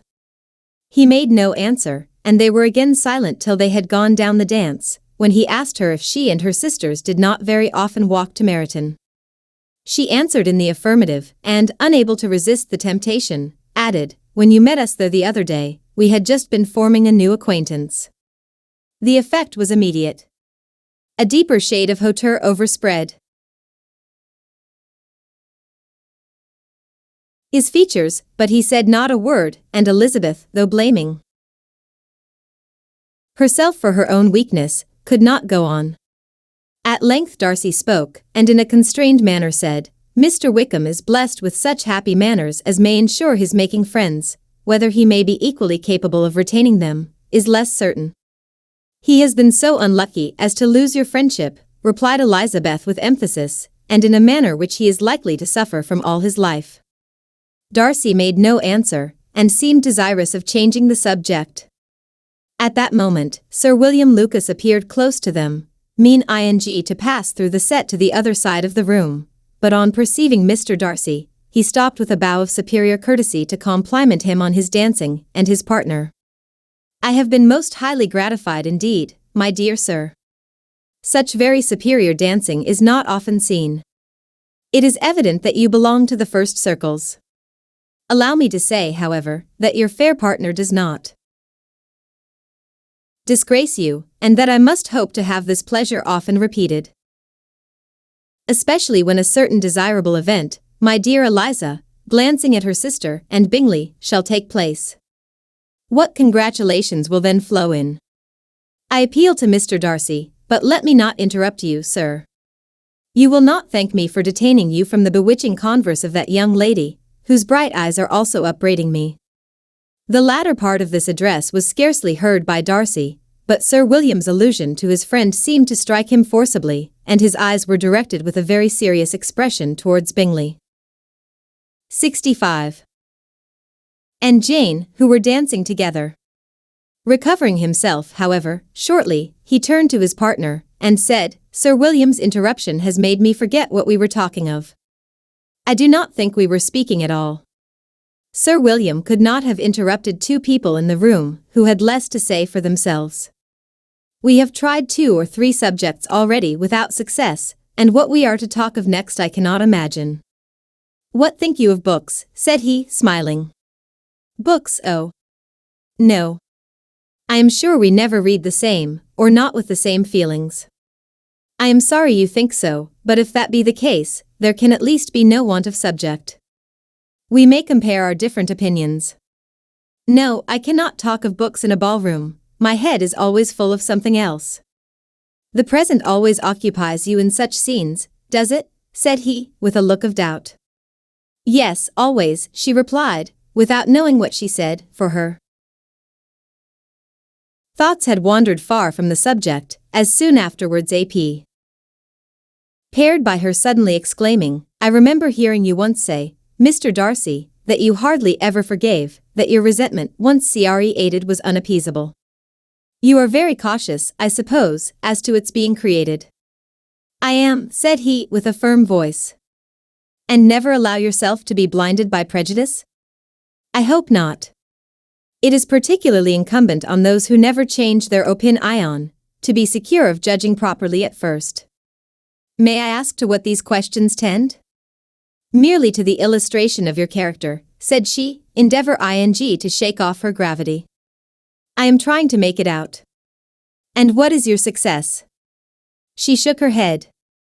I do not get on at all. I hear such different accounts of you as puzzle me exceedingly. I can readily believe, answered he gravely, that reports may vary greatly with respect to me, and I could wish, Miss Bennet, that you were not to sketch my character at the present moment, as there is son to fear that the performance would reflect no credit on either.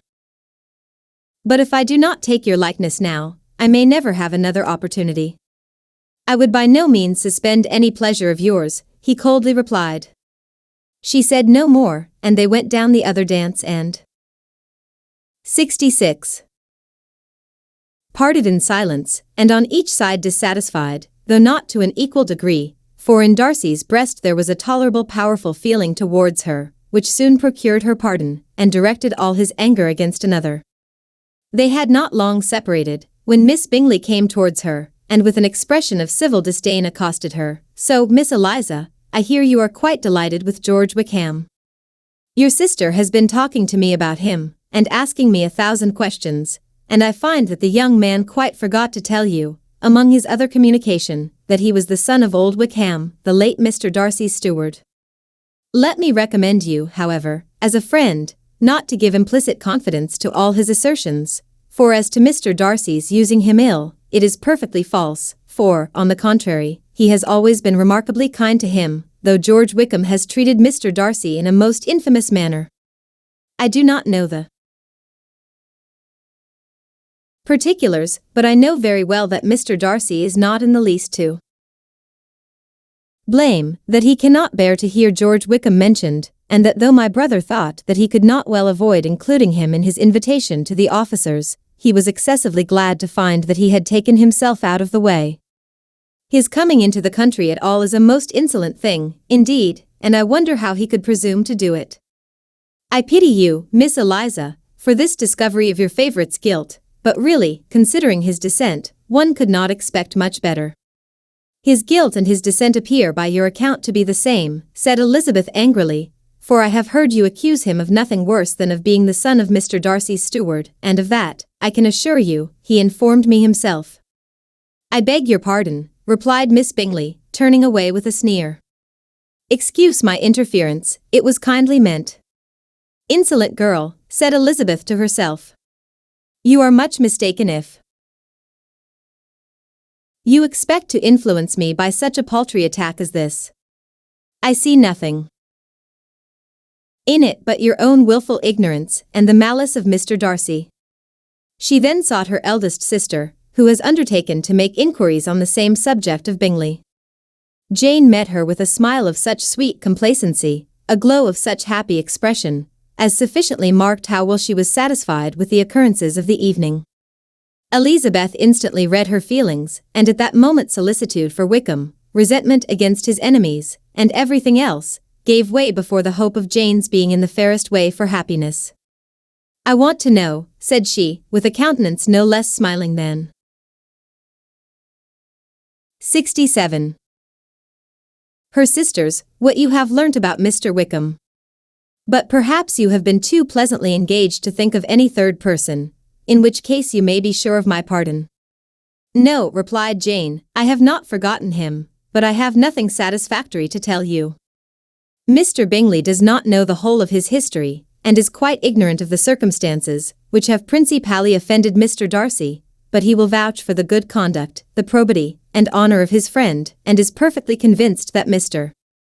Wickham has deserved much less attention from Mr. Darcy than he has received, and I am sorry to say by his account as well as his sister's, Mr. Wickham is by no means a respectable young man. I am afraid he has been very imprudent, and has deserved to lose Mr. Darcy's regard. Mr. Bingley does not know Mr. Wickham himself? No, he never saw him till the other morning at Meryton. This account then is what he has received from Mr. Darcy. I am satisfied. But what does he say of the living? He does not exactly recollect the circumstances, though he has heard them from Mr. Darcy more than once, but he believes that it was left to him conditionally only. I have not a doubt of Mr. Bingley's sincerity, said Elizabeth warmly, but you must excuse my not being convinced by assurances only. Mr. Bingley's defence of his friend was a very able one, I dare say, but since he is unacquainted with several parts of the story, and has learnt the rest from that friend himself, I shall venture to still think of both gentlemen as I did before. She then changed the discourse to one more gratifying to each, and on which there could be no difference of sentiment. Elizabeth listened with delight to the happy, though modest hopes which Jane entertained of Mr. Bingley's regard, and said all in her power to heighten her confidence in it. On their being joined by Mr. Bingley himself, Elizabeth withdrew to Miss Lucas, to whose inquiry after the pleasantness of her last partner she had scarcely replied, before Mr. Collins came up to them, and told her with great exultation, that he had just been so fortunate as to make a most important discovery. I have found out, said he, by a singular accident, that there is now in the room a near relation of my patroness. I happened to overhear the gentleman himself mentioning to the young lady, who does the honours of the house, the names of his cousin Miss de Bourgh, and of her mother Lady Catherine. How wonderfully these sort of things occur! Who would have thought of my meeting with, perhaps, a nephew of Lady Catherine de Bourgh in this assembly? I am most thankful that. 68. The discovery is made in time for me to pay my respects to him, which I am now going to do, and trust he will excuse my not having done it before. My total ignorance of the connection must plead my apology. You are not going to introduce yourself to Mr. Darcy? Indeed I am. I shall entreat his pardon for not having done it ere liar. I believe him to be Lady Catherine's nephew. It will be in my power to assure him that her ladyship was quite well yesterday's night. Elizabeth tried hard to dissuade him from such a scheme, assuring him that Mr. Darcy would consider his addressing him without introduction as an impertinent freedom, rather than a compliment to his aunt, that it was not in the least necessary there should be any notice on either side, and that if it were, it must belong to Mr. Darcy, the superior in consequence, to begin the acquaintance. Mr. Collins listened to her with the determined air of following his own inclination, and, when she ceased speaking, replied thus. My dear Miss Elizabeth, I have the highest opinion in the world in your excellent judgment in all matters within the scope of your understanding, but permit me to say, that there must be a wide difference between the established forms of ceremony amongst the laity, and those which regulate the clergy, for, give me leave to observe that I consider the clerical office as equal in point of dignity with the highest rank in the kingdom, provided that a proper humility of behavior is at the same time maintained.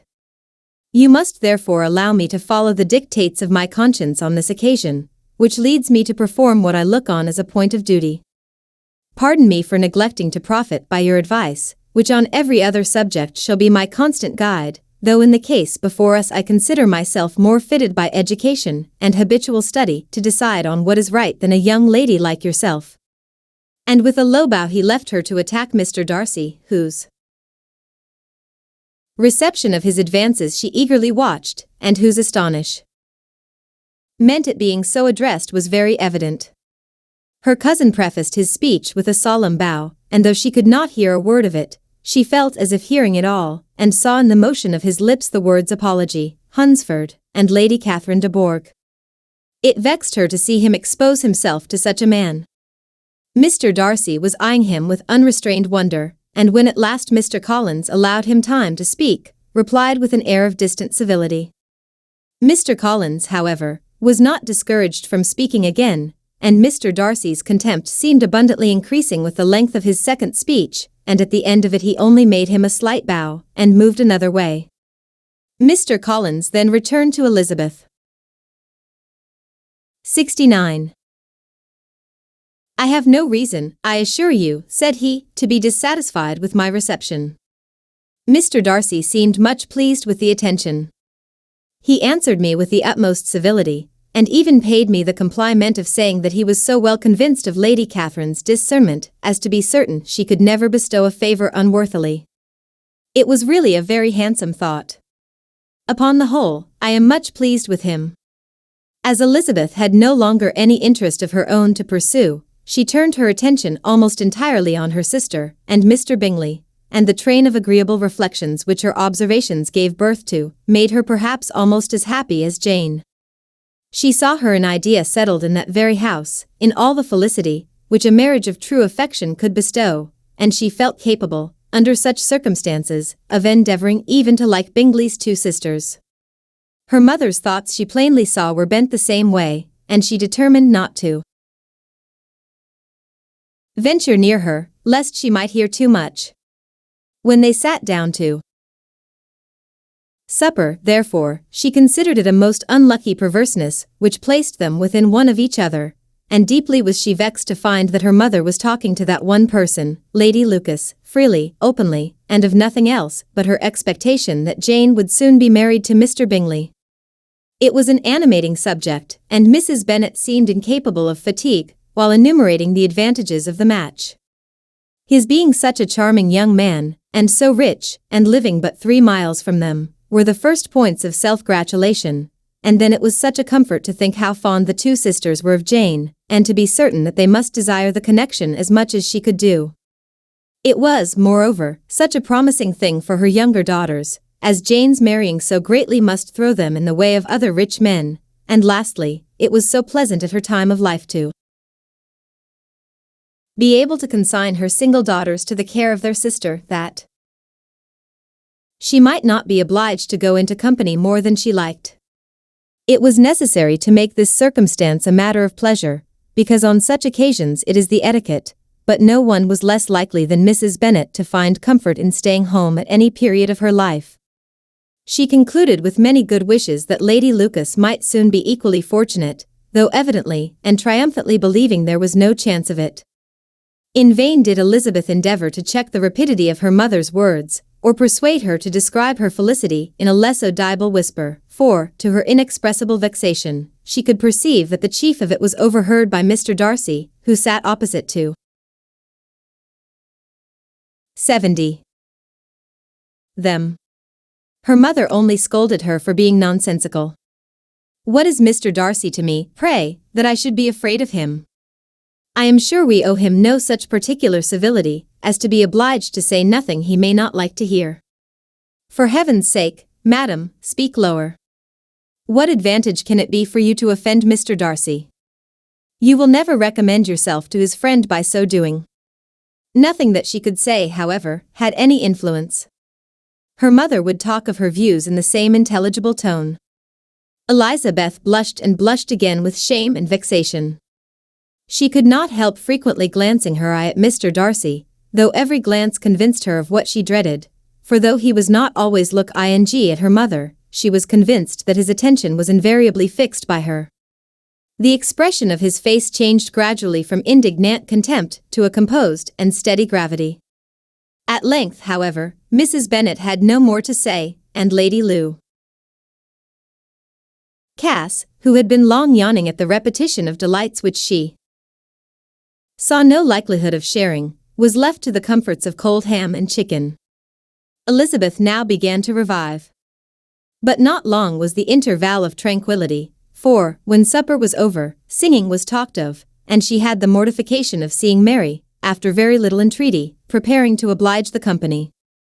By many significant looks and silent entreaties, did she endeavour to prevent such a proof of complaisance, but in vain. Mary would not understand them. Such an opportunity of exhibiting was delightful to her, and she began her song. Elizabeth's eyes were fixed on her with most painful sensations, and she watched her progress through the several stanzas with an impatience which was very ill rewarded at their close, for Mary, on receiving, amongst the thanks of the table, the hint of a hope that she might be prevailed on to favour them again, after the pause of half a minute began another. Mary's powers were by no means fitted for such a display, her voice was weak and her manner affected. Elizabeth was in agonies. She looked at Jane to see how she bore it, but Jane was very composedly talking to Bingley. She looked at his two sisters and saw them making signs of derision at each other, and at Darcy, who continued, however, imperturbably grave. She looked at her father to entreat his interference, lest Mary should be singing all night. He took the hint, and when Mary had finished her second song, said aloud, "That will do extremely well, child. You have delighted us long enough. Let the other young ladies have time to exhibit." Mary, though pretending not to hear, was somewhat disconcerted. 71. And Elizabeth, sorry for her, and sorry for her father's speech, was afraid her anxiety had done no good. Others of the party were now applied to. "If I," said Mr. Collins, "were so fortunate as to be able to sing, I should have great pleasure, I am sure, in obliging the company with an air, for I consider music as a very innocent diversion, and perfectly compatible with the profession of a clergyman. I do not mean, however, to assert that we can be justified in devoting too much of our time to music, for there are certainly other things to be attended to. The rector of a parish has much to do. In the first place, he must make such an agreement for tithes as may be beneficial to himself, and not often sift to his patron. He must write his own sermons, and the time that remains will not be too much for his parish duties, and the care and improvement of his dwelling, which he cannot be excused from ing as comfortable as possible. And I do not think it of light importance that he should have attentive and conciliatory manner towards everybody, especially towards those to whom he owes his preferment. I cannot acquit him of that duty, nor could I think well of the man who should omit an occasion of testifying his respect towards anybody connected with the family." And with a bow to Mr. Darcy, he concluded his speech, which had been spoken so loud as to be heard by half the room. Many stared, many smiled, but no one looked more amused than Mr. Bennet himself, while his wife seriously commended Mr. Collins for having spoken so sensibly, and observed in a half-whisper to Lady Lucas that he was a remarkably clever, good kind of young man. To Elizabeth it appeared that, had her family made an agreement to expose themselves as much as they could during the evening, it would have been impossible for them to play their parts with more spirit or finer success, and happy did she think it for Bingley and her sister that some of the exhibition had escaped his notice, and that his feelings were not of a sort to be much distressed by the folly which he must have witnessed. That his two sisters and Mr. Darcy, however, should have such an opportunity of ridiculing her relations, was bad enough, and she could not determine whether the silent contempt of the gentlemen, or the insolent smiles of the ladies, were more intolerably. The rest of the evening brought her little amusement. She was teased by Mr. Collins, who continued most perseveringly by her side, and though he could not prevail on her to dance with him again, put it out of her power to dance with others. In vain did she entreat him to stand up with somebody else, and offer to introduce him to any young 72 lady in the room. He assured her that as to dancing, he was perfectly indifferent to it, that his chief object was by delicate attentions to recommend himself to her, and that he should therefore make a point of remaining close to her the whole evening. There was no arguing upon such a project.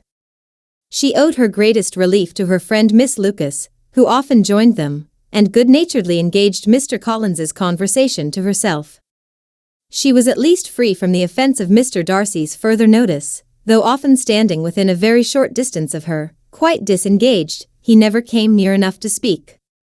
She felt it to be the probable consequence of her allusions to Mr. Wickham, and rejoiced in it. The Longbourn party were the last of all the company to depart, and, by a maneuver of Mrs. Bennet, had to wait for their carriage a quarter of an hour after everybody else was gone, which gave them time to see how heartily they were wished away by some of the family.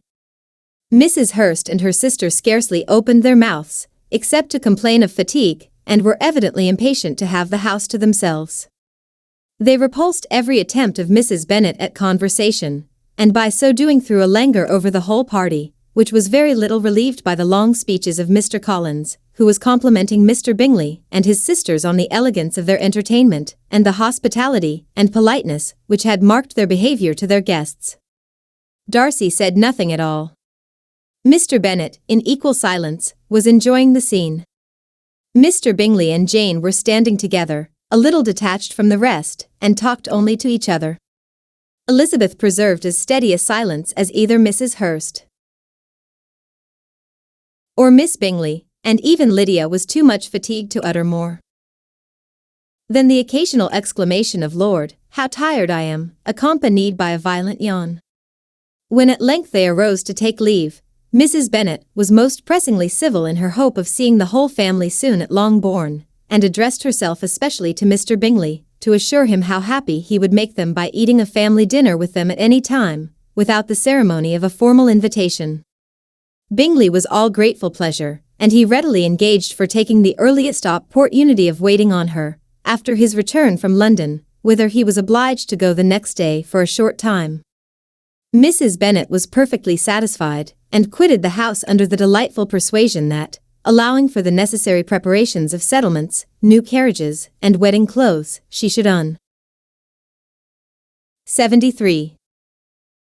Doubtedly see her daughter settled at Netherfield in the course of 3 or 4 months. Of having another daughter married to Mr. Collins, she thought with equal certainty, and with considerable, though not equal, pleasure. Elizabeth was the least dear to her of all her children, and though the man and the match were quite good enough for her, the worth of each was eclipsed by Mr. Bingley and Netherfield. Chapter 19. The next day opened a new scene at Longbourn. Mr. Collins made his declaration in form.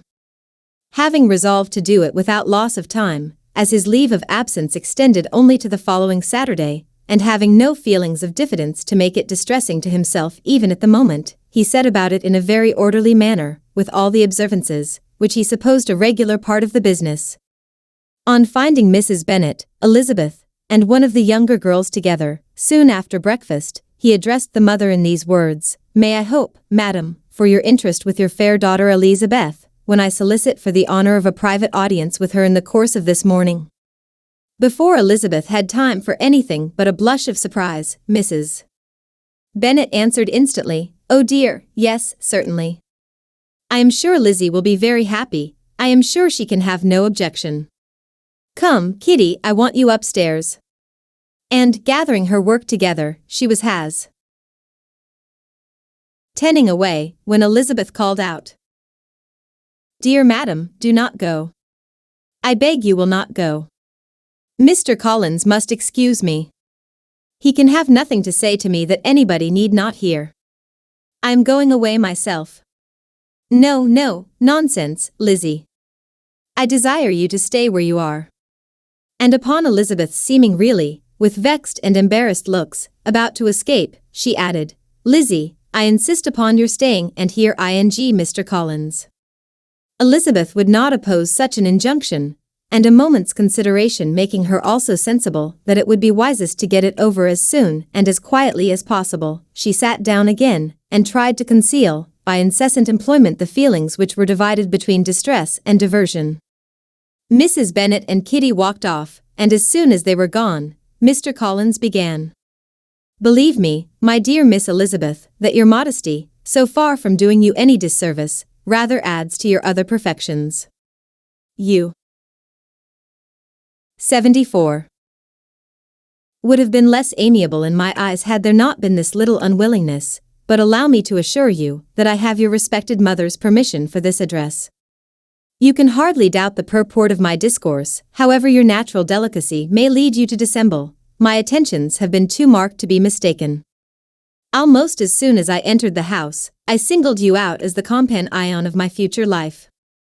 But before I am run away with by my feelings on this subject, perhaps it would be advisable for me to state my reasons for marrying, and, moreover, for coming into Hertfordshire with the design of selecting a wife, as I certainly did. The idea of Mr. Collins, with all his solemn composure, being run away with by his feelings, made Elizabeth so near laughing that she could not use the short pause he allowed in any attempt to stop him further, and he continued, "My reasons for marrying are, first, that I think it a right thing for every clergyman in easy circumstances, like myself, to set the exam. PLE of matrimony in his parish. Secondly, that I am convinced that it will add very greatly to my happiness, and thirdly, which perhaps I ought to have mentioned earlier, that it is the particular advice and recommendation of the very noble lady whom I have the honor of calling patroness. Twice has she condescended to give me her opinion, unasked too, on this subject, and it was but the very Saturday night, before I left Hunsford, between our pools at quadrille, while Mrs. Jenkinson was arranging Miss de Bourgh's footstool, that she said, "Mr. Collins, you must marry. A clergyman like you must marry. Choose properly, choose a gentlewoman for my sake, and for your own, let her be an active, useful sort of person, not brought up high, but able to make a small income go a good way. This is my advice. Find such a woman as soon as you can, bring her to Hunsford, and I will visit her. Allow me, by the way, to observe, my fair cousin, that I do not reckon the notice and kindness of Lady Catherine de Bourgh as among the least of the advantages in my power to offer. You will find her manners beyond anything I can describe, and your wit and vivacity, I think, must be acceptable to her, especially when tempered with the silence and respect which her rank will inevitably excite. Thus much for my general intention in favor of matrimony. It remains to be told why my views were directed towards Longbourn instead of my own neighborhood, where I can assure you there are many amiable young women. But the fact is, that being, as I am, to inherit this estate after the death of your honored father, who, however, may live many years longer, I could not satisfy myself without resolving to choose a 75 wife from among his daughters, that the loss to them might be as little as possible, when the melancholy event takes place, which, however, as I have already said, may not be for several years. This has been my motive, my fair cousin, and I flatter myself it will not sink me in your esteem. And now nothing remains but for me but to assure you in the most animated language of the violence of my affection. To fortune I am perfectly indifferent, and shall make no demand of that nature on your father, since I am well aware that it could not be complied with, and that £1,000 in the 4%, which will not be yours till after your mother's decease, is all that you may ever be entitled to.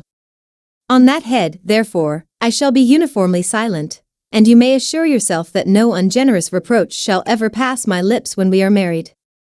It was absolutely necessary to interrupt him now. "You are too hasty, sir," she cried. "You forget that I have made no answer. Let me do it without further loss of time. Accept my thanks for the compliment you are paying me. I am very sensible of the honor of your proposals, but it is impossible for me to do otherwise than to decline them." "I am not now to learn," replied Mr. Collins, with a formal wave of the hand, "that it is usual with young ladies to reject the addresses of the man whom they secretly mean to accept, when he first applies for their favor, and that sometimes the refusal is repeated a second, or even a third time. I am therefore by no means discouraged by what you have just said, and shall hope to lead you to the altar ere long." "Upon my word, sir," cried Elizabeth, "your hope is a rather extraordinary one after my declaration. I do assure you that I am not one of those young ladies, if such young ladies there are, who are so daring as to risk their happiness on the chance of being asked a second time. I am perfectly serious in my refusal. You could not make me happy. And I am convinced that I am the last woman in the world who could make you so. Nay, were your friend Lady Catherine to know me, I am persuaded she would find me in every respect ill-qualified for the situation." "Were it certain that Lady Catherine would think so," said Mr. Collins very gravely, "but I cannot imagine that her ladyship would at all disapprove of you. And you may be certain when I have the honour of seeing her again, I shall speak in the very highest terms of your modesty, economy, and other amiable qualification. Indeed, Mr. Collins, all praise of me will be unnecessary. You must give me leave to judge for myself, and pay me the compliment of B. 76. Leaving what I say. I wish you very happy and very rich, and by refus ing your hand, do all in my power to prevent your being otherwise. In making me the offer, you must have satisfied the delicacy of your feelings with regard to my family, and may take possession of Longbourn estate whenever it falls, without any self-reproach. This matter may be considered, therefore, as finally settled." And rising as she thus spoke, she would have quitted the room, had Mr. Collins not thus addressed her: "When I do myself the honor of speaking to you next on the subject, I shall hope to receive a more favorable answer than you have now given me, though I am far from accusing you of cruelty at present, because I know it to be the established custom of your sex to reject a man on the first application, and perhaps you have even now said as much to encourage my suit as would be consistent with the true delicacy of the female character." "Really, Mr. Collins," cried Elizabeth with some warmth, "you puzzle me exceedingly. If what I have hitherto said can appear to you in the form of encouragement, I know not how to express my refusal in such a way as to convince you of its being one. You must give me leave to flatter myself, my dear cousin, that your refusal of my addresses is merely words of course. My reasons for believing it are briefly these: it does not appear to me that my hand is unworthy your acceptance, or that the establishment I can offer would be any other than highly desirable. My situation in life, my tie-ins with the family of de Bourgh, and my relationship to your own, are circumstances highly in my favor, and you should take it into further consideration that in spite of your manifold attractions, it is by no means certain that another offer of marriage may ever be made you. Your portion is unhappily so small that it will in all likelihood undo the effects of your loveliness and amiable qualifications. As I must therefore conclude that you are not serious in your rejection of me, I shall choose to attribute it to your wish of increasing my love by suspense, according to the usual practice of elegant females. I do assure you, sir, that I have no pretensions whatever to that kind of elegance which consists in tormenting a respectable man. I would rather be paid the compliment of being believed sincere. I thank you again and again for the honor you have done me in your proposals, but to accept them is absolutely impossible. My feelings in every respect forbid it. Can I speak plainer? Do not consider me now as an elegant female, intending to plague you, but as a rational creature, speaking the truth from her heart. 77. You are uniformly charming, cried he, with an air of awkward gallantry, and I am persuaded that when sanctioned by the express authority of both your excellent parents, my proposals will not fail of being acceptable. To such perseverance in wilful self-deception Elizabeth would make no reply, and immediately, and in silence withdrew, determined, if he persisted in considering her repeated refusals as flattering encouragement, to apply to her father, whose negative might be uttered in such a manner as to be decisive, and whose behavior at least could not be mistaken for the affectation and coquetry of an elegant female. Chapter 20. Mr. Collins was not left long to the silent contemplation of his successful love, for Mrs. Bennet, having dawdled about in the vestibule to watch for the end of the conference, no sooner saw Elizabeth open the door and with quick step pass her towards the staircase, than she entered the breakfast-room, and congratulated both him and herself in warm terms on the happy prospect, or their nearer connection. Mr. Collins received and returned these felicitations with equal pleasure, and then proceeded to relate the particulars of their interview, with the result of which he trusted he had every reason to be satisfied, since the refusal which his cousin had steadfastly given him would not orally flow from her bashful modesty, and the genuine delicacy of her character. This information, however, startled Mrs. Bennet. She would have been glad to be equally satisfied that her daughter had meant to encourage him by protesting against his proposals, but she dared not leave it, and could not help saying so. But, depend upon it, Mr. Collins, she added, that Lizzie shall be brought to reason. I will speak to her about it directly.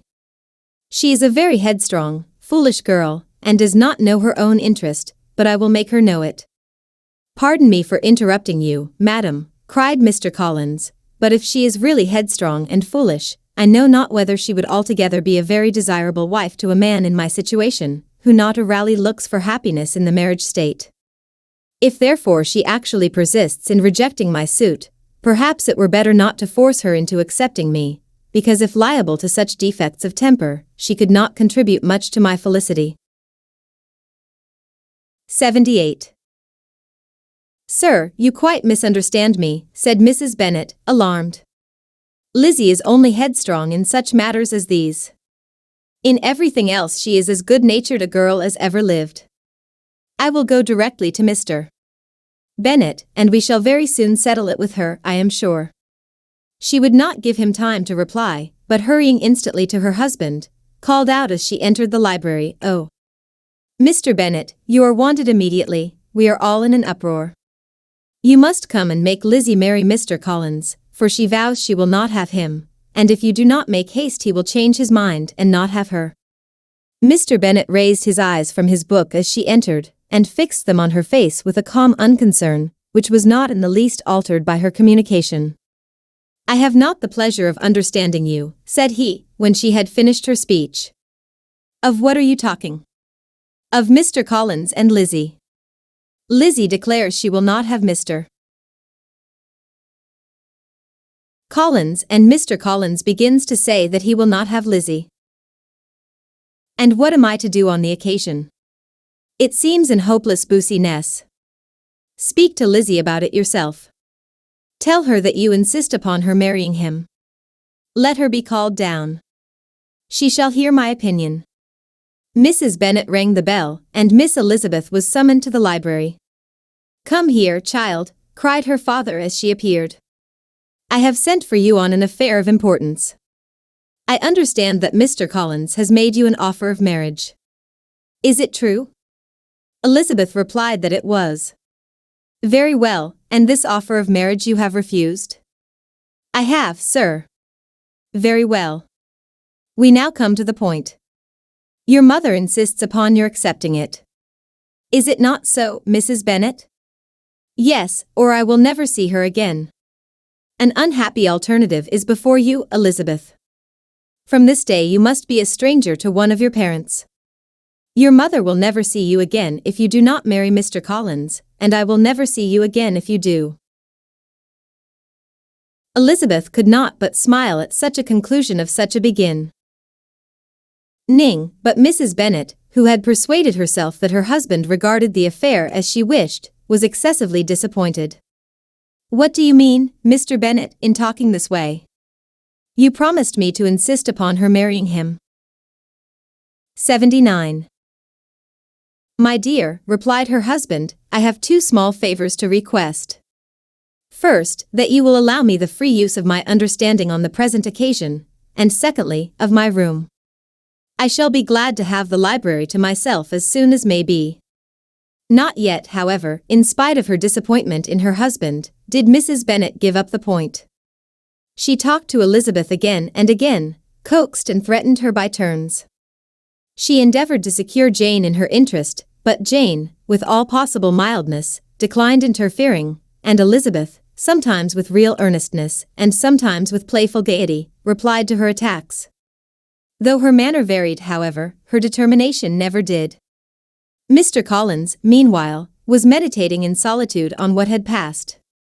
He thought too well of himself to comprehend on what motives his cousin could refuse him, and though his pride was hurt, he suffered in no other way. His regard for her was quite imaginary, and the possibility of her deserving her mother's reproach prevented his feeling any regret. While the family were in this confusion, Charlotte Lucas came to spend the day with them. She was met in the vestibule by Lydia, who, flying to her, cried in a half-whisper, "I am glad you are come, for there is such fun here. What do you think has happened this morning? Mr. Collins has made an offer to Lizzie, and she will not have him." Charlotte hardly had time to answer, before they were joined by Kitty, who came to tell the same news, and no sooner had they entered the breakfast room, where Mrs. Bennet was alone, than she likewise began on the subject, calling on Miss Lucas for her compassion, and entreating her to persuade her friend Lizzie to comply with the wishes of all her family. "Pray do, my dear Miss Lucas," she added in a melancholy tone, "for nobody is on my side, nobody takes part with me. I am cruelly used, nobody feels for my poor nerves." Charlotte's reply was spared by the entrance of Jane and Elizabeth.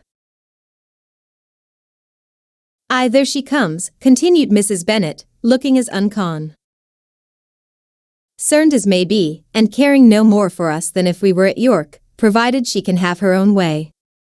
But I tell you, Miss Lizzie, if you take it into your head to go on refusing every offer of marriage in this way, you will never get a husband at all, and I am sure I do not know who is to maintain you when your father is dead. I shall not be able to keep you, and so I warn you. I have done with you from this very day.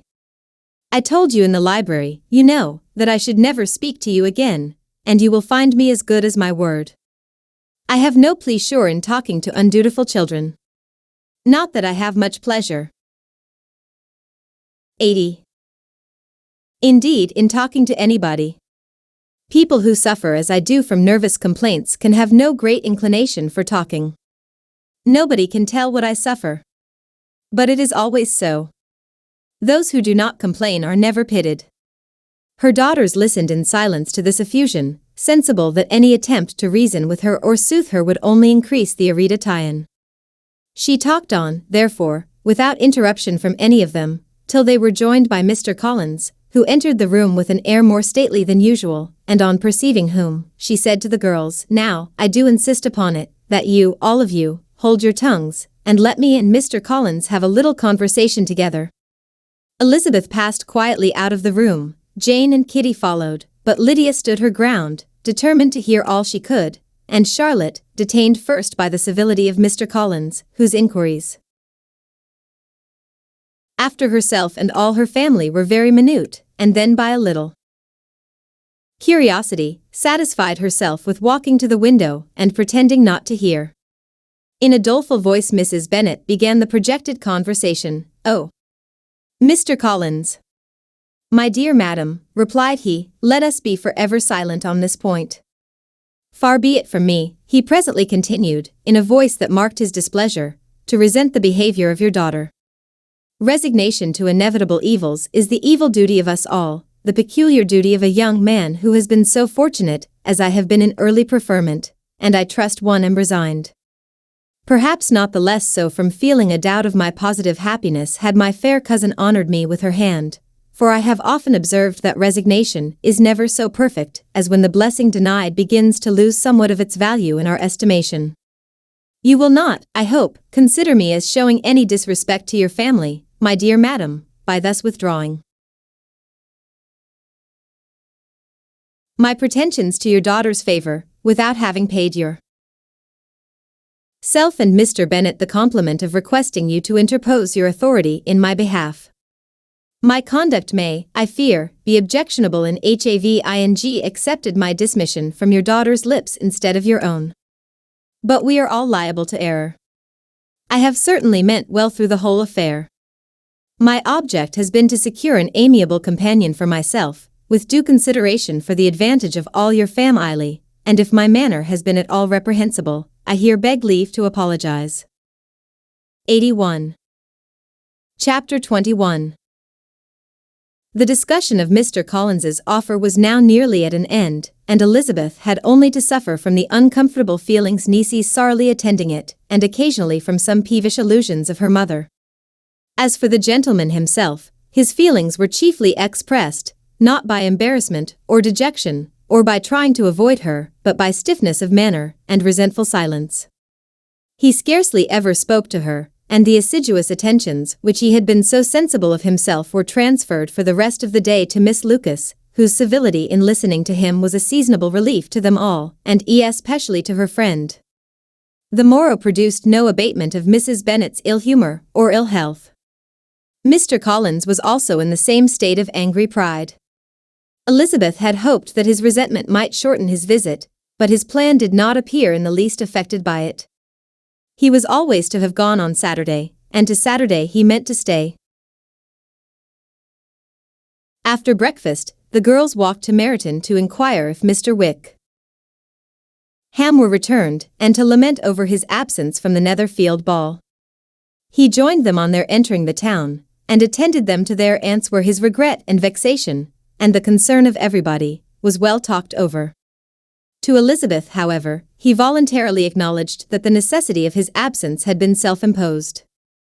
I found, said he, as the time drew near that I had better not meet Mr. Darcy, that to be in the same room, the same party with him for so many hours together, might be more than I could bear, and that scenes might arise unpleasant to more than myself.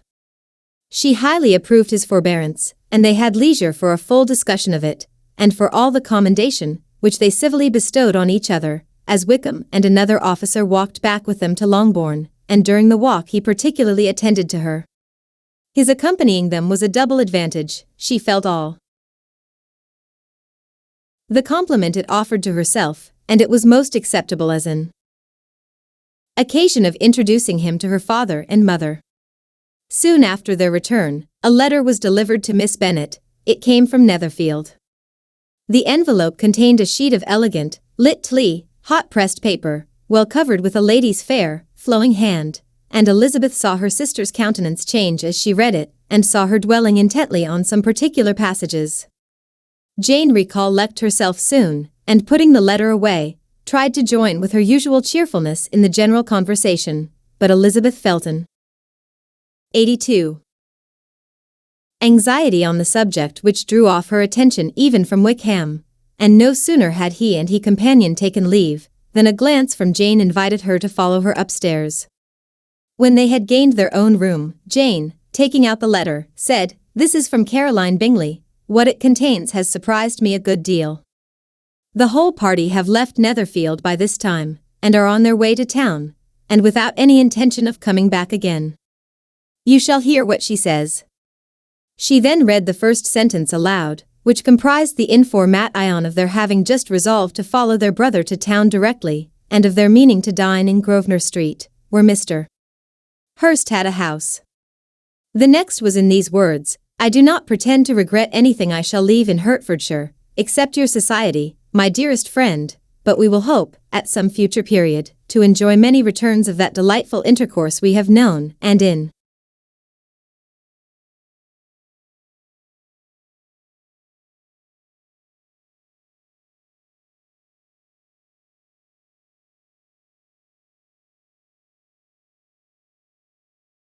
and most unreserved correspondence.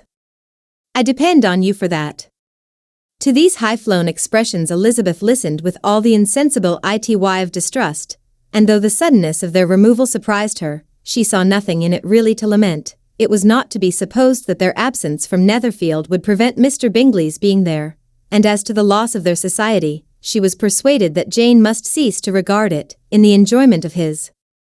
"It is unlucky," said she, after a short pause, "that you should not be able to see your friends before they leave the country. But may we not hope that the period of future happiness to which Miss Bingley looks forward may arrive earlier than she is aware, and that the delightful intercourse you have known as friends will be renewed with yet greater satisfaction as sisters? Mr. Bingley will not be detained in London by them. Caroline decidedly says that none of the party will return into Hertfordshire this winter. I will read it to you.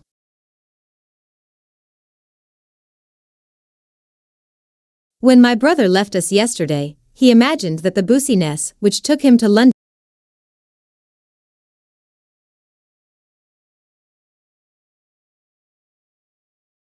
might be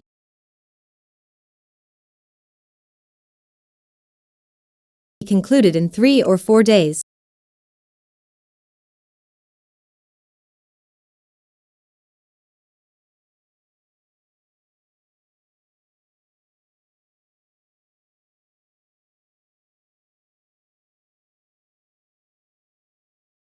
'83.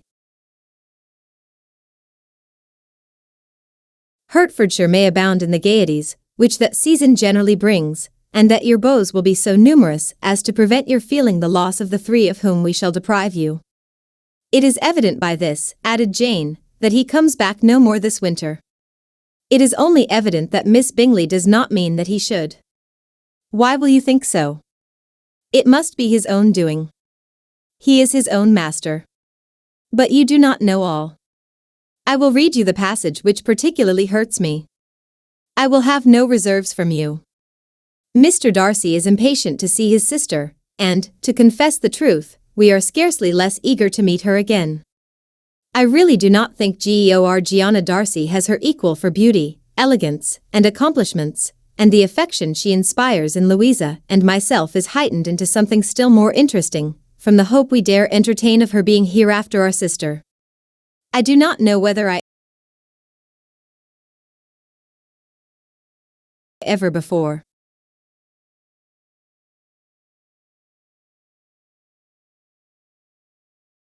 mentioned to you my feelings on this subject, but I will not leave the country without confiding them, and I trust you will not esteem them unreasonable. My brother admires her greatly already. He will have frequent opportunity now of seeing her on the most intimate footing. Her relations all wish the connection as much as his own, and a sister's partiality is not misleading me, I think, when I call Charles most capable of engaging any woman's heart. With all these circumstances to favor an attachment, and nothing to prevent it, am I wrong, my dearest Jane, in indulging the hope of an event which will secure the happiness of so many? What do you think of this sentence, my dear Lizzie? Said Jane as she finished it. Is it not clear enough? Does it not expressly declare that Caroline neither expects nor wishes me to be her sister, that she is perfectly convinced of her brother's indifference, and that if she suspects the nature of my feelings for him, she means, most kindly, to put me on my guard? Can there be any other opinion on the subject? Yes, there can, for mine is totally different. Will you hear it? Most willingly. You shall have it in a few words. Miss Bingley sees that her brother is in love with you, and wants him to marry Miss Darcy. She follows him to town in hope of keeping him there, and tries to persuade you that he does not care about you. Jane shook her head. Indeed, Jane, you ought to believe me. No one who has ever seen you together can doubt his affection. Miss Bingley, I am sure, cannot. She is not such a simpleton. Could she have seen half as much love?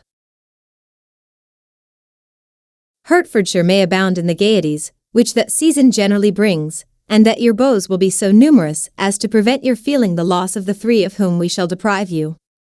It is evident by this, added Jane, that he comes back no more this winter. It is only evident that Miss Bingley does not mean that he should. Why will you think so? It must be his own doing. He is his own master. But you do not know all. I will read you the passage which particularly hurts me. I will have no reserves from you. Mr. Darcy is impatient to see his sister, and, to confess the truth, we are scarcely less eager to meet her again. I really do not think Georgiana Darcy has her equal for beauty, elegance, and accomplishments, and the affection she inspires in Louisa and myself is heightened into something still more interesting, from the hope we dare entertain of her being hereafter our sister. I do not know whether I ever before mentioned to you my feelings on this subject, but I will not leave the country without confiding them, and I trust you will not esteem them unreasonable. My brother admires her greatly already. He will have frequent opportunity now of seeing her on the most intimate footing. Her relations all wish the connection as much as his own, and a sister's partiality is not misleading me, I think, when I call Charles most capable of engaging any woman's heart. With all these circumstances to favor an attachment, and nothing to prevent it, am I wrong, my dearest Jane, in indulging the hope of an event which will secure the happiness of so many?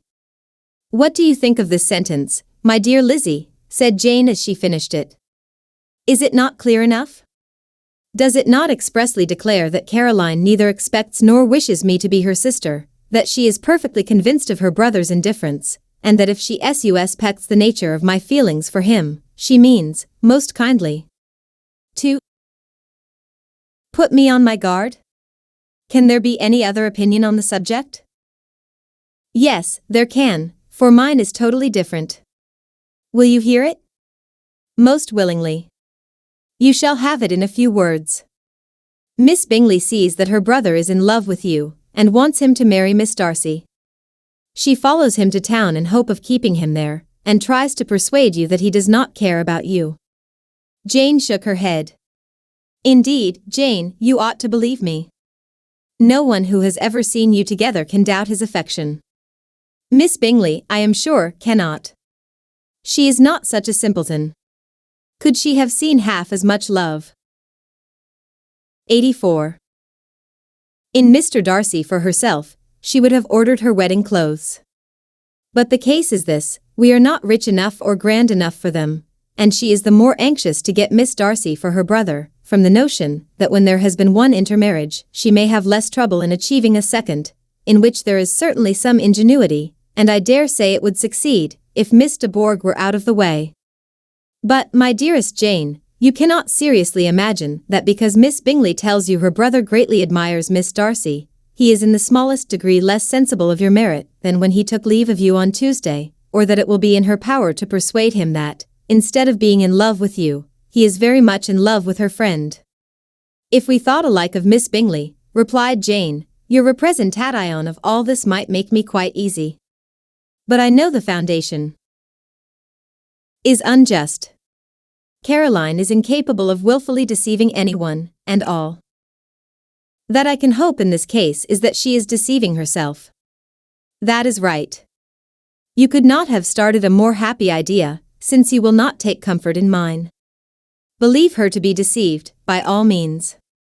You have now done your duty by her, and must fret no longer. But, my dear sister, can I be happy, even supposing the best, in accepting a man whose sisters and friends are all wishing him to marry elsewhere? You must decide for yourself, said Elizabeth, and if, upon mature deliberation, you find that the misery of disobliging his two sisters is more than equivalent to the happiness of being his wife, I advise you by all means to refuse him. How can you talk so, said Jane, faintly smiling. You must know that though I should be exceedingly grieved at their disapprobation, I could not hesitate. I did not think you would, and that being the case, I cannot consider your situation with much compassion. But if he returns no more this winter, my choice will never be required. 1,000 things may arise in 6 months. The idea of his returning no more Elizabeth treated with the utmost contempt. It appeared to her merely the suggestion of Caroline's interested wishes, and she could not for a moment suppose that those wishes, however openly or artfully spoken, could influence a young man so totally independent of everyone. She represented to her sister as forcibly as possible what she felt on the subject, and had soon the pleasure of seeing its happy effect. Jane's temper was not desponding, and she was gradually led to hope. 85. Though the diffidence of affection sometimes overcame the hope that Bingley would return to Netherfield and answer every wish of her heart, they agreed that Mrs. Bennet should only hear of the departure of the family, without being alarmed on the score of the gentleman's conduct, but even this partial communication gave her a great deal of concern, and she bewailed it as exceedingly unlucky that the ladies should happen to go away just as they were all getting so intimate together. After lamenting it, however, at some length, she had the consolation that Mr. Bingley would be soon down again, and soon dining at Longbourn, and the conclusion of all was the comfortable declaration that though he had been invited only to a family dinner, she would take care to have 2 full courses. Chapter 22. The Bennets were engaged to dine with the Lucases, and again the chief of the day was Miss Lucas, so kind as to listen to Mr. Collins. Elizabeth took an opportunity of thanking her. It keeps him in good humor, said she, and I am more obliged to you than I can express. Charlotte assured her friend of her satisfaction in being useful, and that it amply repaid her for the little sacrifice of her time. This was very amiable, but Charlotte's kindness extended farther than Elizabeth had any conception of. Its object was nothing else than to secure her from any return of Mr. Collins's addresses, by engaging them towards herself. Such was Miss Lucas's scheme, and appearances were so favorable, that when they parted at night, she would have felt almost secure of success if he had not been to leave Hertfordshire so very soon. But here she did injustice to the fire and independence of his character, for it led him to escape out of Longbourn House the next morning with admirable slyness, and hasten to Lucas Lodge to throw himself at her feet. He was anxious to avoid the notice of his cousins, from a conviction that if they saw him depart, they could not fail to conjecture his design, and he was not willing to have the attempt known till its success might be known likewise, for though feeling almost secure, and with reason, for Charlotte had been tolerably encouraging, he was comparatively diffident since the adventure of Wednesday. His reception, however, was of the most flattering kind. Miss Lucas perceived him from an upper window as he walked towards the house, and instantly set out to meet him accidentally in the lane. But little had 86. She dared to hope that so much love and eloquence awaited her there. In as short a time as Mr. Collins's long speeches would allow, everything was settled between them to the satisfaction of both, and as they entered the house he earnestly entreated her to name the day that was to make him the happiest of men, and though such a solicitation must be waived for the present, the lady felt no inclination to trifle with his happiness. The stupidity with which he was favored by nature must guard his courtship from any charm that could make a woman wish for its continuance, and Miss Lucas, who accepted him solely from the pure and disinterested desire of an establishment, cared not how soon that establishment were gained. Sir William and Lady Lucas were speedily applied to for their consent, and it was bestowed with a most joyful alacrity. Mr. Collins's present circumstances made it a most eligible match for their daughter, to whom they could give little fortune, and his prospects of future wealth were exceedingly fair. Lady Lucas began directly to calculate, with more interest than the matter had ever excited before, how many years longer Mr. Bennet was likely to live, and Sir William gave it as his decided opinion that whenever Mr. Collins should be in possession of the Longbourn estate, it would be highly expedient that both he and his wife should make their appearance at St. James's. The whole family, in short, were properly overjoyed on the occasion. The younger girls formed hopes of coming out a year or two sooner than they might otherwise have done, and the boys were relieved from their apprehension of Charlotte's dying an old maid. Charlotte herself was tolerably composed. She had gained her point and had time to consider of it. Her reflections were in general satisfactory. Mr. Collins, to be sure, was neither sensible nor agreeable, his society was irksome, and his attachment to her must be imaginary. But still he would be her husband. Without thinking highly either of men or matrimony, marriage had always been her object. It was the only provision for well-educated young women of small fortune, and however uncertain of giving happiness, must be their pleasantest preservative from want. This preservative she had now obtained, and at the age of 27, without having ever been handsome, she felt all the good luck of it. The least agreeable circumstance in the business was the surprise it must occasion to Elizabeth Bennet, whose friendship she valued beyond that of any other person. Elizabeth would wonder, and probably would blame her, and though her resolution was not to be shaken, her feelings must be hurt by such a disapprobation. She resolved to give her the information on herself, and therefore charged Mr. Collins, when he returned to 87. Longbourn to dinner, to drop no hint of what had passed before any of the family. A promise of secrecy was of course very dutifully given, but it could not be kept without difficulty, for the curiosity excited by his long absence burst forth in such very direct questions on his return as required some ingenuity to evade, and he was at the same time exercising great self-denial, for he was longing to publish his prosperous love, as he was to begin his journey too early on the morrow to see any of the family. The ceremony of leave-taking was performed when the ladies moved for the night, and Mrs. Bennet, with great politeness and cordiality, said how happy they should be to see him at Longbourn again, whenever his engagements might allow him to visit them. "My dear madam," he replied, "this invitation is particularly gratifying, because it is what I have been hoping to receive, and you may be very certain that I shall avail myself of it as soon as possible." They were all astonished, and Mr. Bennet, who could by no means wish for so speedy a return, immediately said, "But is there not danger of Lady Catherine's disapprobation here, my good sir? You had better neglect your relations than run the risk of offending your patroness." "My dear sir," replied Mr. Collins, "I am particularly obliged to you for this friendly caution, and you may depend upon my not taking so material a step without her ladyship's concurrence.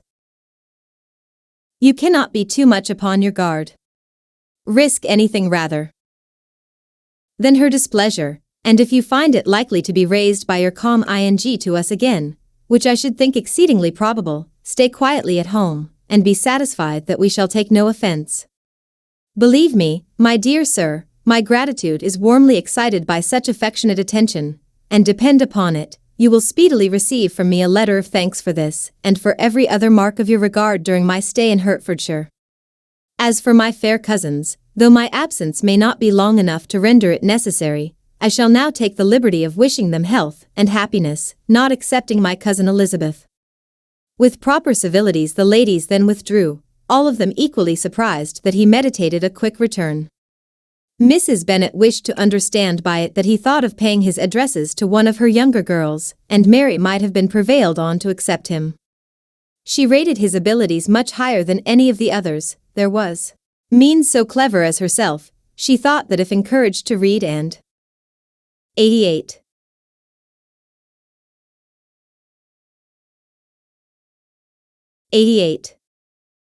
Improve himself by such an example as hers, he might become a very agreeable companion.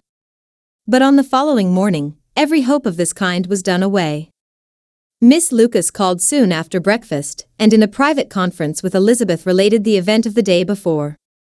The possibility of Mr. Collins's fancying herself in love with her friend had once occurred to Elizabeth within the last day or two, but that Charlotte could encourage him seemed almost as far from possibility as she could encourage him herself, and her astonishment was consequently so great as to overcome at first the bounds of decorum, and she could not help crying out, engaged to Mr. Collins. My dear Charlotte, impossible. The steady countenance which Miss Lucas had commanded in telling her story gave way to a momentary confusion here on receiving so direct a reproach, though, as it was no more than she expected, she soon regained her composure, and calmly replied, "Why should you be surprised, my dear Eliza? Do you think it incredible that Mr. Collins should be able to procure any woman's good opinion, because he was not so happy as to succeed with you?" But Elizabeth had now recollected herself, and making a strong effort for it, was able to assure with tolerable firmness that the prospect of their relationship was highly grateful to her, and that she wished her all imaginable happiness. "I see what you are feeling," replied Charlotte. "You must be surprised, very much surprised, so lately as Mr. Collins was wishing to marry you. But when you have had time to think it over, I hope you will be satisfied with what I have done. I am not romantic, you know. I never was. I ask only a comfortable home, and considering Mr. Collins's character, connection, and situation in life, I am convinced that my chance of happiness with him is as fair as most people can boast on entering the marriage state." Elizabeth quietly answered undoubtedly, and after an awkward pause, they returned to the rest of the family. Charlotte did not stay much longer, and Elizabeth was then left to reflect on what she had heard. It was a long time before she became at all reconciled to the idea of so unsuitable a match. The strangeness of Mr. Collins's making 2 offers of marriage within 3 days was nothing in comparison of his being now accepted. She had always felt that Charlotte's opinion of matrimony was not exactly like her own, but she had not supposed it to be possible that, when called into action, she would have sacrificed every better feeling to worldly advantage. Charlotte, the wife of Mr. Collins, was a most humiliating picture. And to the pang of a friend.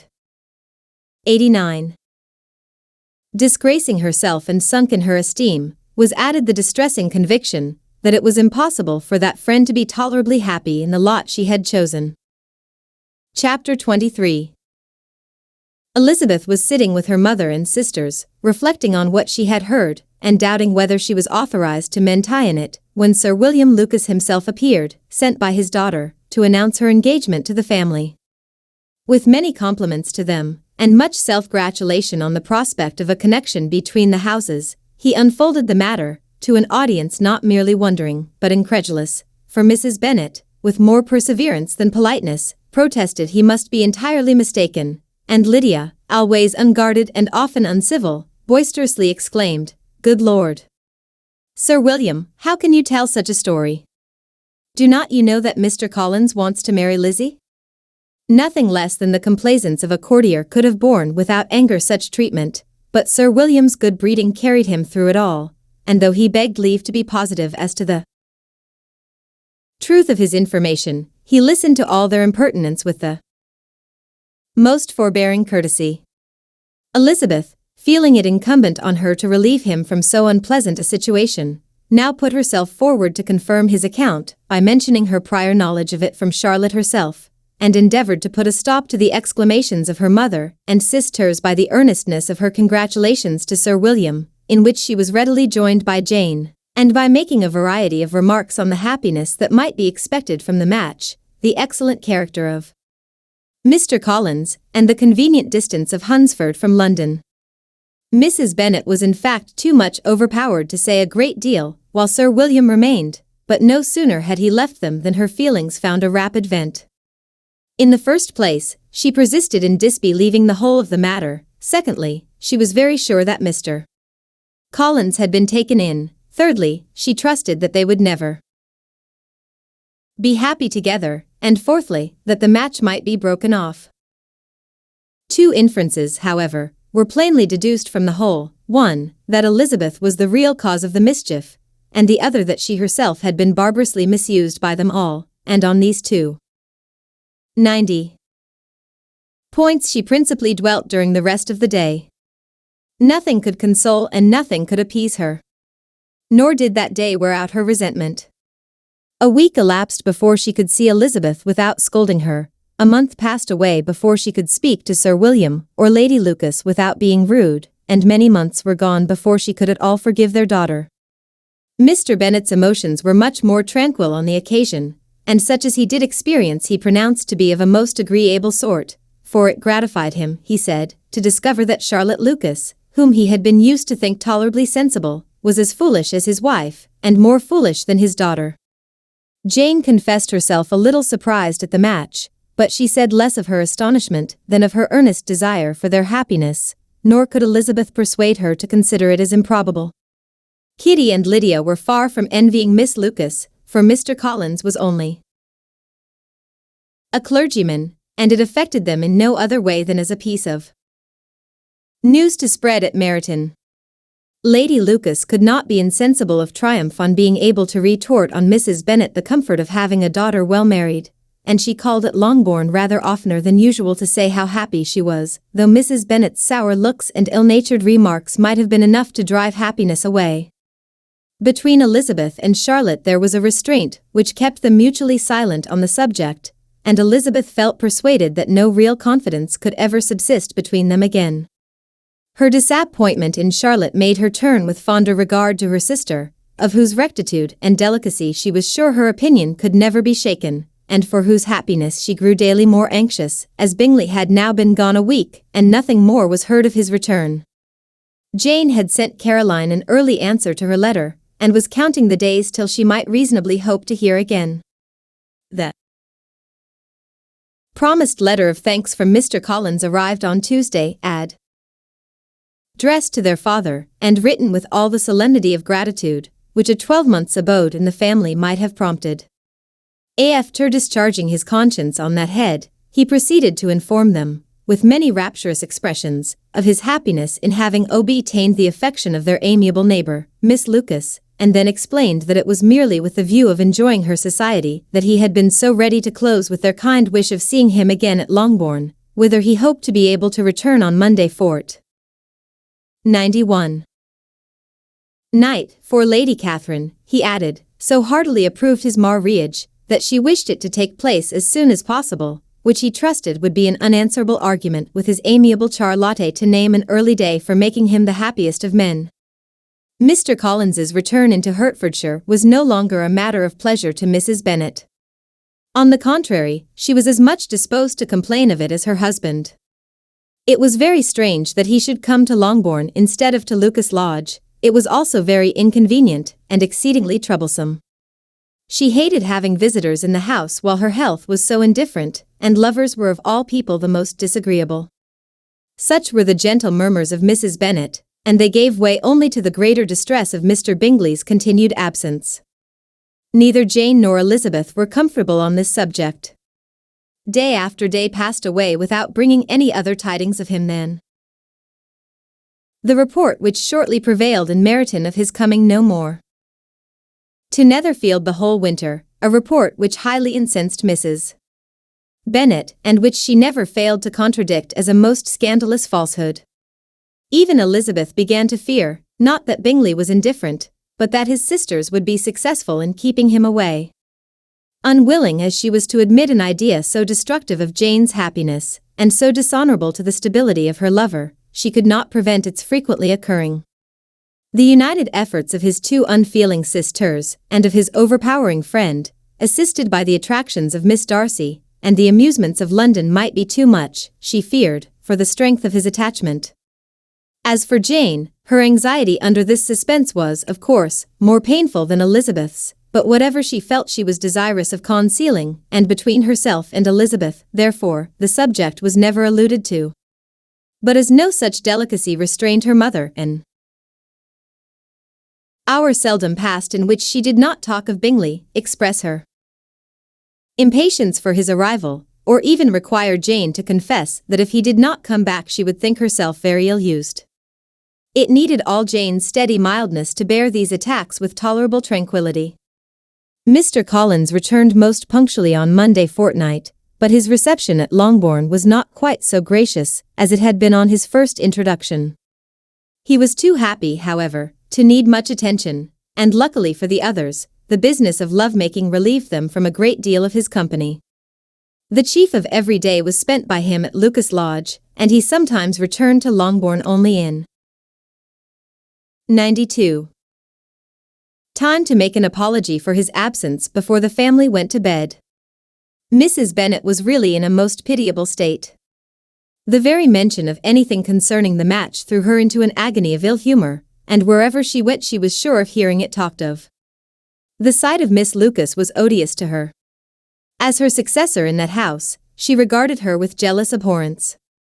Whenever Charlotte came to see them, she concluded her to be anticipating the hour of possession, and whenever she spoke in a low voice to Mr. Collins, was convinced that they were talking of the Longbourn estate, and resolving to turn herself and her daughters out of the house, as soon as Mr. Bennet were dead. She complained bitterly of all this to her husband. "Indeed, Mr. Bennet," said she, "it is very hard to think that Charlotte Lucas should ever be mistress of this house, that I should be forced to make way for her, and live to see her take her place in it. My dear, do not give way to such gloomy thoughts. Let us hope for better things. Let us flatter ourselves that I may be the survivor." This was not very consoling to Mrs. Bennet, and therefore, instead of making any answer, she went on as before. "I cannot bear to think that they should have all this estate. If it was not for the entail, I should not mind it." "What should not you mind?" "I should not mind anything at all. Let us be thankful that you are preserved from a state of such insensibility." "I never can be thankful, Mr. Bennet, for anything about the entail. How anyone could have the conscience to entail away an estate from one's own daughters, I cannot understand, and all for the sake of Mr. Collins too. Why should he have it more than anybody else?" "I leave it to yourself to determine," said Mr. Bennet. Chapter 24. Miss Bingley's letter arrived, and put an end to doubt. The very first sentence conveyed the assurance of their being all settled in London for the winter, and concluded with her brother's regret at not having had time to pay his respects to his friends in Hertfordshire before he left the country. Hope was over, entirely over, and when Jane could attend to the rest of the letter, she found little, except the professed affection of the writer, that could give her any comfort. Miss Darcy's praise occupied 93. The chief of it. Her many attractions were again dwelt on, and Caroline boasted joyfully of their increasing intimacy, and ventured to predict the accomplishment of the wishes which had been unfolded in her former letter. She wrote also with great pleasure of her brother's being an inmate of Mr. Darcy's house, and mentioned with raptures some plans of the latter with regard to new furniture. Elizabeth, to whom Jane very soon communicated the chief of all this, heard it in silent indignation. Her heart was divided between concern for her sister, and resentment against all others. To Caroline's assertion of her brother's being partial to Miss Darcy she paid no credit. That he was really fond of Jane, she doubted no more than she had ever done, and much as she had always been disposed to like him, she could not think without anger, hardly without contempt, on that easiness of temper, that want of proper resolution, which now made him the slave of his designing friends, and led him to sacrifice of his own happiness to the caprice of their inclination. Had his own happiness, however, been the only sacrifice, he might have been allowed to sport with it in whatever manner he thought best, but her sister's was involved in it, as she thought he must be sensible himself. It was a subject, in short, on which reflection would be long indulged, and must be unavailing. She could think of nothing else, and yet whether Bingley's regard had really died away, or were suppressed by his friend's interference, whether he had been aware of Jane's attachment, or whether it had escaped his observation, whatever were the case, though her opinion of him must be materially affected by the difference, her sister's situation remained the same, her peace equally wounded. A day or two passed before Jane had courage to speak of her feelings to Elizabeth, but at last, on Mrs. Bennet's leaving them together, after a longer irritation than usual about Netherfield and its master, she could not help saying, "Oh, that my dear mother had more command over herself. She can have no idea of the pain she gives me by her continual reflections on him. But I will not repine. It cannot last long. He will be forgot, and we shall all be as we were before." Elizabeth looked at her sister with incredulous solicitude, but said nothing. "You doubt me," cried Jane, slightly coloring. "Indeed, you have no reason. He may live in my memory as the most amiable man of my acquaintance, but that is all. I have nothing either to hope or fear, and nothing to reproach him with. Thank God, I have not that pain. A little time, therefore, I shall certainly try to get the better." 94. With a stronger voice she soon added, "I have this comfort immediately, that it has not been more than an error of fancy on my side, and that it has done no harm to anyone but myself." "My dear Jane," exclaimed Elizabeth, "you are too good. Your sweetness and disinterestedness are really angelic. I do not know what to say to you. I feel as if I had never done you justice, or loved you as you deserve." Miss Bennet eagerly disclaimed all extraordinary merit, and threw back the praise on her sister's warm affection.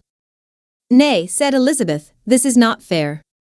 You wish to think all the world respectable, and are hurt if I speak ill of anybody. I only want to think you perfect, and you set yourself against it. Do not be afraid of my running into any excess, of my encroaching on your privilege of universal goodwill.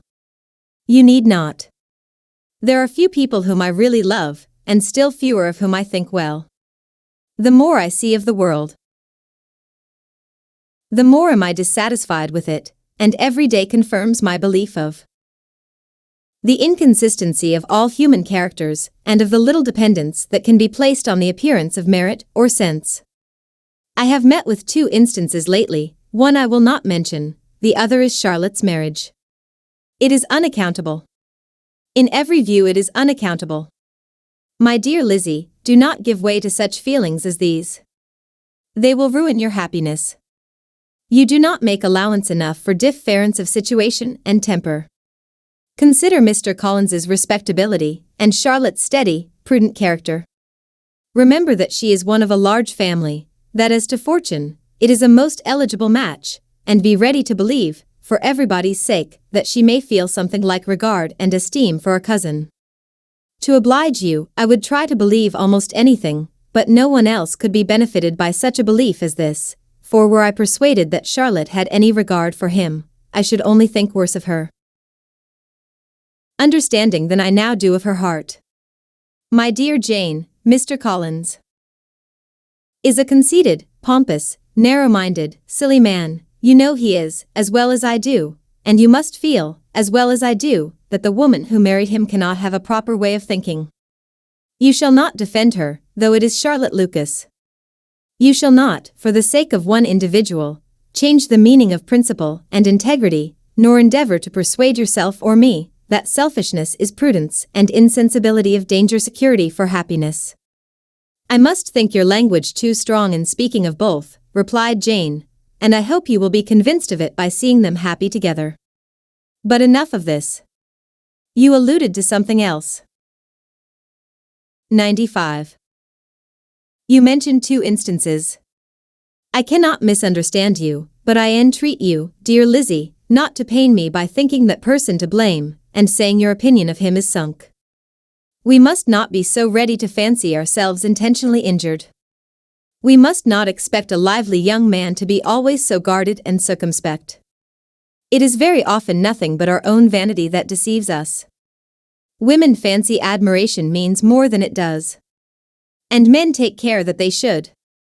If it is designedly done, they cannot be justified, but I have no idea of there being so much design in the world as some persons imagine. I am far from attributing any part of Mr. Bingley's conduct to design, said Elizabeth, but without scheming to do wrong, or to make others unhappy, there may be error, and there may be misery. Thoughtlessness, want of attention to other people's feelings, and want of residential illusion, will do the business.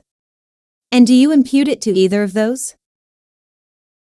Yes, to the last. But if I go on, I shall displease you by saying what I think of persons you esteem. Stop me whilst you can. You persist, then, in supposing his sisters influence him? Yes, in conjunction with his friend. I cannot believe it. Why should they try to influence him? They can only wish his happiness, and if he is attached to me, no other woman can secure it. Your first position is false. They may wish many things besides his happiness. They may wish his increase of wealth and consequence. They may wish him to marry a girl who has all the importance of money, great connections, and pride.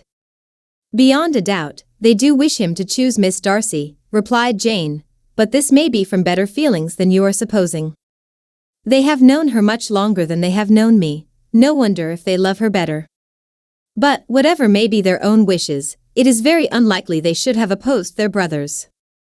What sister would think herself at liberty to do it, unless there were something very objectionable? If they believed him attached to me, they would not try to part us. If he were so, they could not succeed. By supposing such an affection, you make everybody acting unnaturally and wrong, and me most unhappy. Do not distress me by the idea. I am not ashamed of having been mistaken, or, at least, it is light. It is nothing in comparison of what I should feel in thinking ill of him, or his sisters. Let me take it in the best light, in the light in which it may be understood. Elizabeth could not oppose such a wish, and from this time Mr. 96. Bingley's name was scarcely ever mentioned between them. Mrs. Bennet still continued to wonder and repine at his returning no more, and though a day seldom passed in which Elizabeth did not account for it clearly, there was little chance of her ever considering it with less perplexity. Her daughter endeavored to convince her of what she did not believe herself, that his attentions to Jane had been merely the effect of a common and transient liking, which ceased when he saw her no more, but though the probability of the statement was admitted at the time, she had the same story to repeat every day. Mrs. Bennet's best comfort was that Mr. Bingley must be down again in the summer. Mr. Bennet treated the matter differently. So, Lizzie, said he one day, your sister is crossed in love, I find. I congratulate her. Next to being married, a girl likes to be crossed a little in love now and then. It is something to think of, and it gives her a sort of distinction among her companions. When is your turn to come? You will hardly bear to be long outdone by Jane. Now is your time. Here are officers enough in Meryton to disappoint all the young ladies in the country. Let Wickham be your man. He is a pleasant fellow, and would jilt you creditably.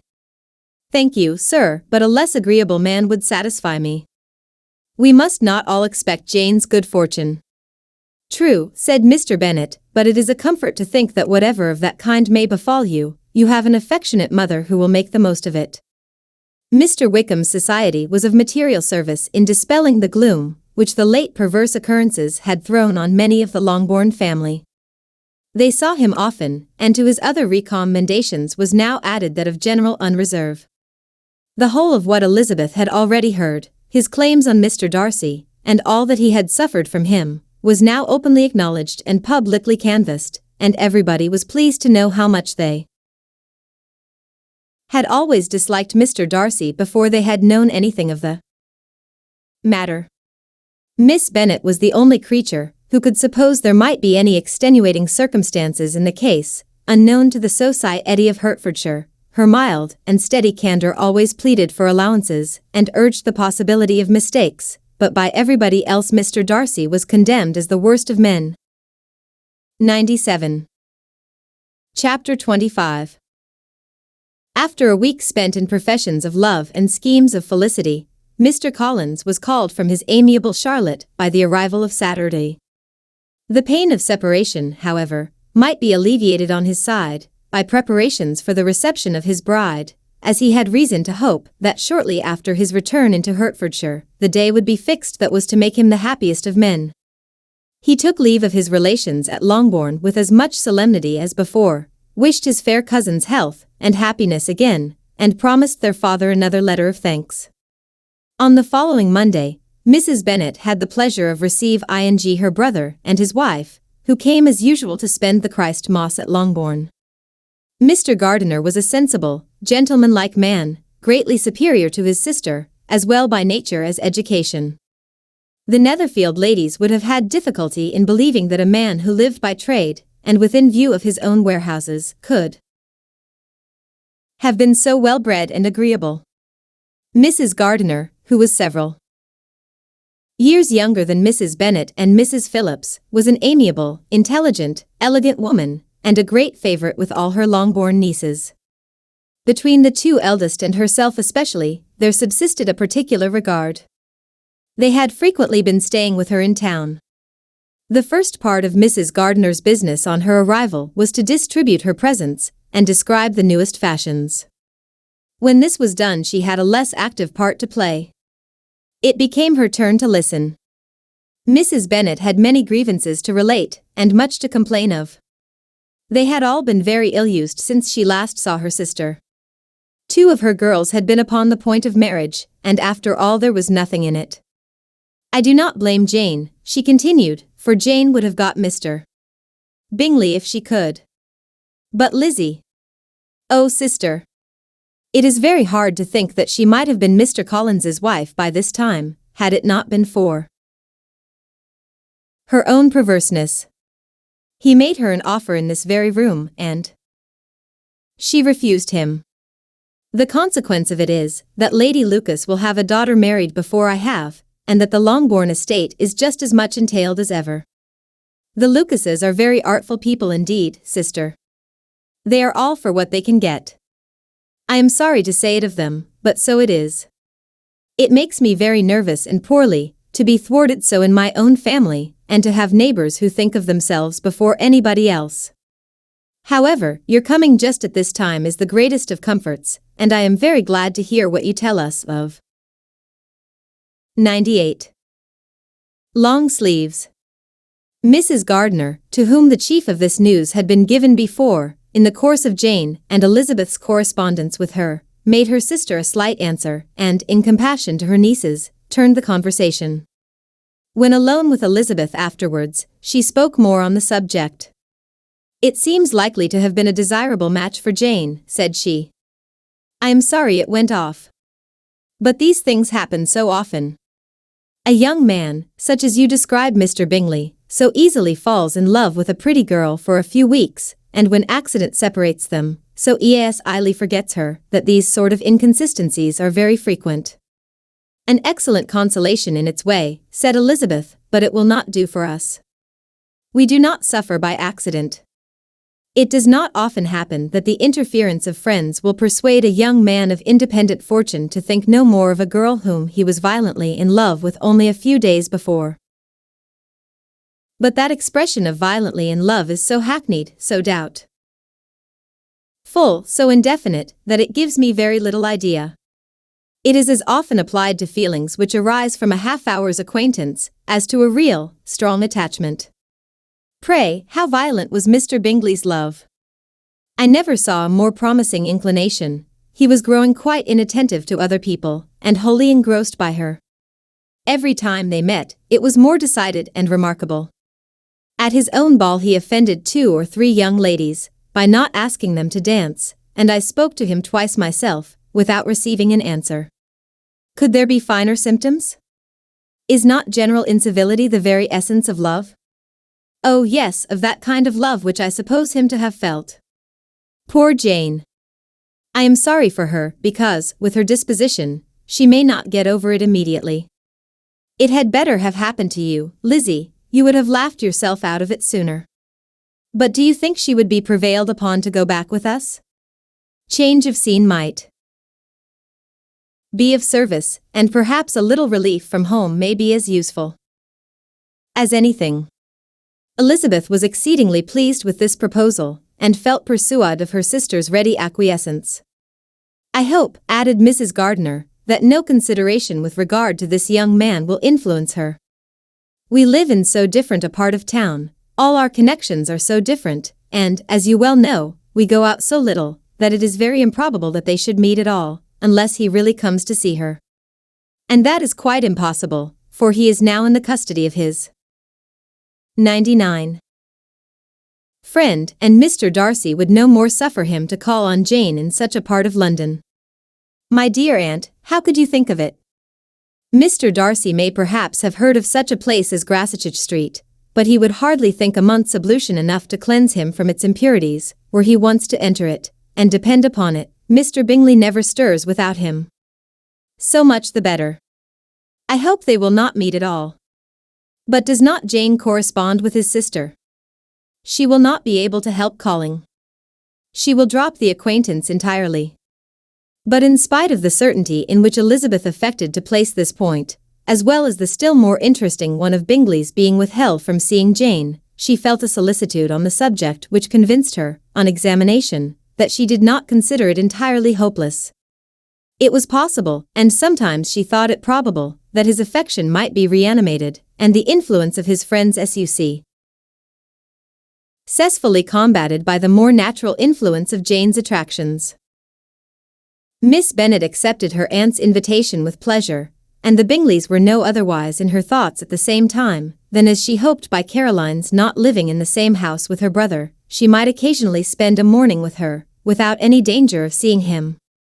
The Gardiners stayed a week at Longbourn, and what with the Phillipses, the Lucases, and the officers, there was not a day without its engagement. Mrs. Bennet had so carefully provided for the entertainment of her brother and sister, that they did not once sit down to a family dinner. When the engagement was for home, some of the officers always made part of it, of which officers Mr. Wickham was sure to be one, and on these occasions, Mrs. Gardiner, rendered suspicious by Elizabeth's warm commendation, narrowly observed them both. Without supposing them, from what she saw, to be very seriously in love, their preference of each other was plain enough to make her a little uneasy, and she resolved to speak to Elizabeth on the subject before she left Hertfordshire, and represent to her the imprudence of encouraging such an attachment. To Mrs. Gardiner, Wickham had one means of affording pleasure, unconnected with his general powers. About 10 or a dozen years ago, before her marriage, she had spent a considerable time in that very part of Derbyshire to which he belonged. They had, therefore, many acquaintances in common, and though Wickham had been little there since the death of Darcy's father, it was yet in his power to give her fresher intelligence of her former friends than she had been in the way 100 of procuring. Mrs. Gardiner had seen Pemberley, and known the late Mr. Darcy by character perfectly well. Here consequently was an inexhaustible subject of discourse. In comparing her recollection of Pemberley with the minute description which Wickham could give, and in bestowing her tribute of praise on the character of its late possessor, she was delighting both him and herself. On being made acquainted with the present Mr. Darcy's treatment of him, she tried to remember some of that gentleman's reputed disposition, when quite a lad, which might agree with it, and was confident at last that she recollected having heard Mr. Fitzwilliam Darcy formerly spoken of as a very proud, ill-natured boy. Chapter 26. Mrs. Gardiner's caution to Elizabeth was punctually and kindly given on the first favourable opportunity of speaking to her alone. After honestly telling her what she thought, she thus went on: "You are too sensible a girl, Lizzie, to fall in love merely because you are warned against it, and, therefore, I am not afraid of speaking openly. Seriously, I would have you be on your guard. Do not involve yourself, or endeavour to involve him in an affection which the want of fortune would make so very imprudent. I have nothing to say against him. He is a most interesting young man, and if he had the fortune he ought to have, I should think you could not do better. But as it is, you must not let your fancy run away with you. You have sense, and we all expect you to use it. Your father would depend on your resolution and good conduct, I am sure. You must not disappoint your father. My dear aunt, this is being serious indeed. Yes, and I hope to engage you to be serious likewise. Well then, you need not be under any alarm. I will take care of myself, and of Mr. Wickham too. He shall not be in love with me, if I can prevent it. Elizabeth, you are not serious now. I beg your pardon, I will try again. At present I am not in love with Mr. Wickham, no, I certainly am not. But he is, beyond all comparison, the most agreeable man I ever saw, and if he becomes really attached to me, I believe it will be better that he should not. I see the imprudence of it. Oh, that abominable Mr. Darcy. My father's opinion of me does me the greatest honor, and I should be miserable to forfeit. 101. My father, however, is partial to Mr. Wickham. In short, my dear aunt, I should be very sorry to be the means of making any of you unhappy, but since we see every day that where there is affection, young people are seldom withheld by immediate want of fortune from entering into engagements with each other, how can I promise to be wiser than so many of my fellow creatures if I am tempted, or how am I even to know that it would be wisdom to resist? All that I can promise you, therefore, is not to be in a hurry. I will not be in a hurry to believe myself his first object. When I am in company with him, I will not be wishing. In short, I will do my best. Perhaps it will be as well if you discourage his coming here so very often. At least, you should not remind your mother of inviting him. As I did the other day, said Elizabeth with a conscious smile, very true, it will be wise in me to refrain from that. But do not imagine that he is always here so often. It is on your account that he has been so frequently invited this week. You know my mother's ideas as to the necessity of constant company for her friends. But really, and upon my honor, I will try to do what I think to be the wisest, and now I hope you are satisfied. Her aunt assured her that she was, and Elizabeth having thanked her for the kindness of her hints, they parted, a wonderful instance of advice being given on such a point, without being resented. Mr. Collins returned into Hertfordshire soon after it had been quitted by the Gardiners and Jane, but as he took up his abode with the Lucases, his arrival was no great inconvenience to Mrs. Bennet. His marriage was now fast approaching, and she was at length so far resigned as to think it inevitable, and even repeatedly to say, in an ill-natured tone, that she wished they might be happy. Thursday was to be the wedding day, and on Wednesday Miss Lucas paid her farewell visit, and when she rose to take leave, Elizabeth, ashamed of her mother's ungracious and reluctant good wishes, and sincerely affected herself, accompanied her out of the room. As they went downstairs together, Charlotte said, I shall depend on hearing from you very often, Eliza. That you certainly shall. And I have another favor to ask you. Will you come and see me? We shall often meet, I hope, in Hertfordshire. I am not likely to leave Kent for some time. Promise me, therefore, to come to Hunsford. Elizabeth could not refuse, though she foresaw little pleasure in the visit. 102. My father and Maria are coming to me in March, added Charlotte, and I hope you will consent to be of the party. Indeed, Eliza, you will be as welcome as either of them. The wedding took place, the bride and bridegroom set off for Kent from the church door, and everybody had as much to say, or to hear, on the subject as usual. Elizabeth soon heard from her friend, and their correspondence was as regular and frequent as it had ever been, that it should be equally unreserved was impossible. Elizabeth could never address her without feeling that all the comfort of intimacy was over, and though determined not to slacken as a correspondent, it was for the sake of what had been, rather than what was. Charlotte's first letters were received with a good deal of eagerness. There could not but be curiosity to know how she would speak of her new home, how she would like Lady Catherine, and how happy she would dare pronounce herself to be, though, when the letters were read, Elizabeth felt that Charlotte expressed herself on every point exactly as she might have foreseen. She wrote cheerfully, seemed surrounded with comforts, and mentioned nothing which she could not praise. The house, furniture, neighborhood, and roads were all to her taste, and Lady Catherine's behavior was most friendly and obliging. It was Mr. Collins's picture of Hunsford and Rosings rationally softened, and Elizabeth perceived that she must wait for her own visit there to know the rest. Jane had already written a few lines to her sister to announce their safe arrival in London, and when she wrote again, Elizabeth hoped it would be in her power to say something of the Bingleys. Her impatience for this second letter was as well rewarded as impatience generally is. Jane had been a week in town without either seeing or hearing from Caroline. She accounted for it, however, by supposing that her last letter to her friend from Longbourn had by some accident been lost.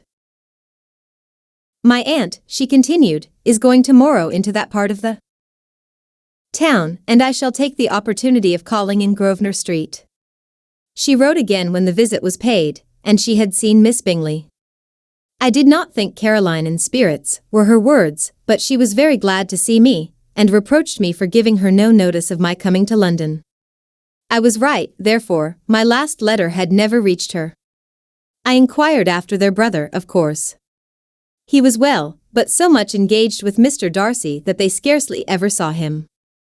I found that Miss Darcy was expected to dinner. I wish I could see her. My visit was not long, as Caroline and Mrs. Hurst were going out. I dare say I shall see them soon here." 103. Elizabeth shook her head over this letter.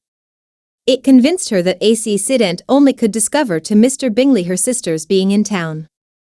For weeks passed away, and Jane saw nothing of him. She endeavored to persuade herself that she did not regret it, but she could no longer be blind to Miss Bingley's inattention. After waiting at home every morning for a fortnight, and inventing every evening a fresh excuse for her, the visitor did at last appear, but the shortness of her stay, and yet more, the alteration of her manner would allow Jane to deceive herself no longer. The letter which she wrote on this occasion to her sister will prove what she felt. My dearest Lizzie will, I am sure, be incapable of triumphing in her better judgment, at my expense, when I confess myself to have been entirely deceived in Miss Bingley's regard for me. But, my dear sister, though the event has proved you right, do not think me obstinate if I still assert that, considering what her behavior was, my confidence was as natural as your suspicion. I do not at all comprehend her reason for wishing to be intimate with me, but if the same circumstances were to happen again, I am sure I should be deceived again. Caroline did not return my visit till yesterday, and not a note, not a line, did I receive in the meantime.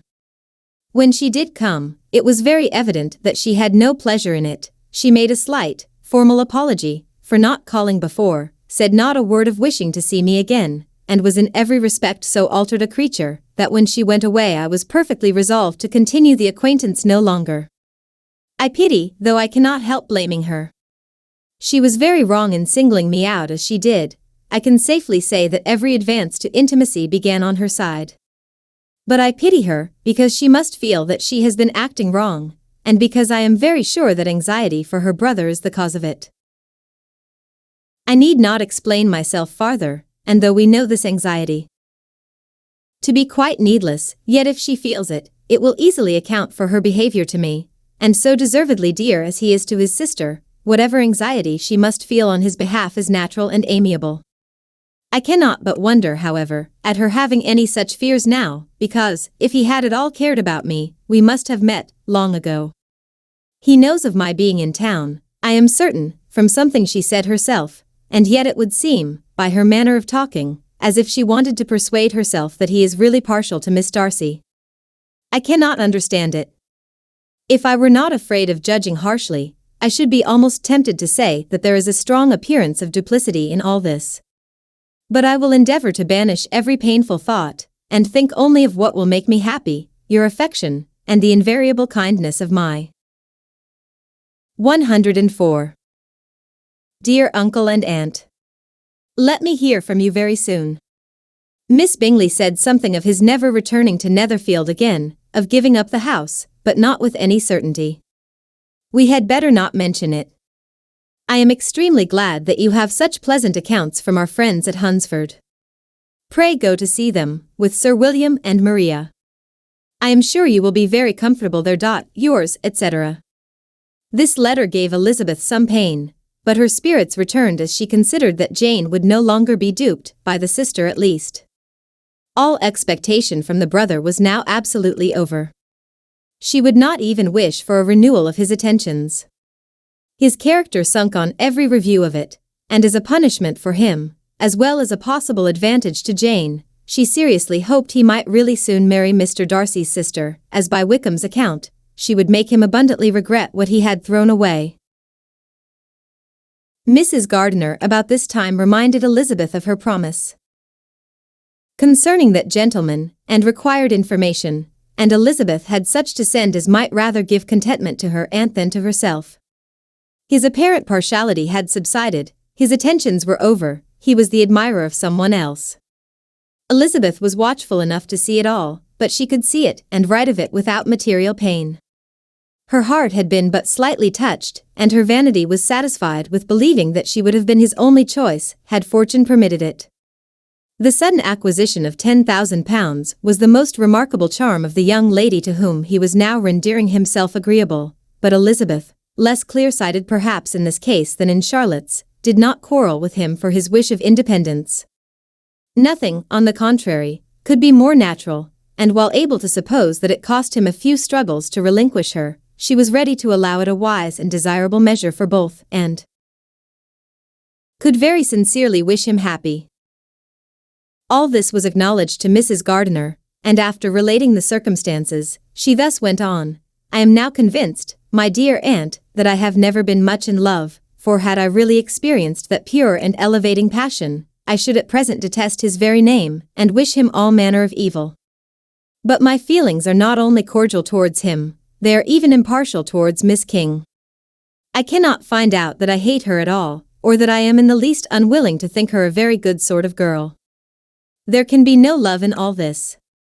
My watchfulness has been effectual, and though I certainly should be a more interesting object to all my acquaintances were I distractedly in love with him, I cannot say that I regret my comparative insignificance. Importance 105. May sometimes be purchased too dearly. Kitty and Lydia take his defection much more to heart than I do. They are young in the ways of the world, and not yet open to the mortifying conviction that handsome young men must have something to live on as well as the plain. Chapter 27. With no greater events than these in the Longbourn family, and otherwise diversified by little beyond the walks to Meryton, sometimes dirty, and sometimes cold, did January and February pass away. March was to take Elizabeth to Hunsford. She had not at first thought very seriously of going thither, but Charlotte, she soon found, was depending on the plan, and she gradually learned to consider it herself with greater pleasure as well as greater certainty. Absence had increased her desire of seeing Charlotte again, and weakened her disgust of Mr. Collins. There was novelty in the scheme, and as, with such a mother, and such uncompanionable sisters, home could not be faultless, a little change was not unwelcome for its own sake. The journey would moreover give her a peep at Jane, and, in short, as the time drew near, she would have been very sorry for any delay. Everything, however, went on smoothly, and was finally settled according to Charlotte's first sketch. She was to accompany Sir William and his second daughter.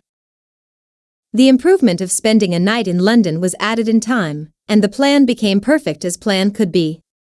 The only pain was in leaving her father, who would certainly miss her, and who, when it came to the point, so little liked her going, that he told her to write to him, and almost promised to answer her letter.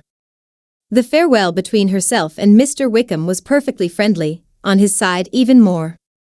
His present pursuit could not make him forget that Elizabeth had been the first to excite, and to deserve his attention, the first to listen, and to pity, the first to be admired, and in his manner of bidding her adieu, wishing her every enjoyment, reminding her of what she was to expect in Lady Catherine de Bourgh, and trusting their opinion of her, their opinion of everybody, would always coincide, there was a solicitude, an interest which she felt must ever attach her to him with a most sincere regard, and she parted from him convinced that, whether married or single, he must always be her model of the amiable and pleasing.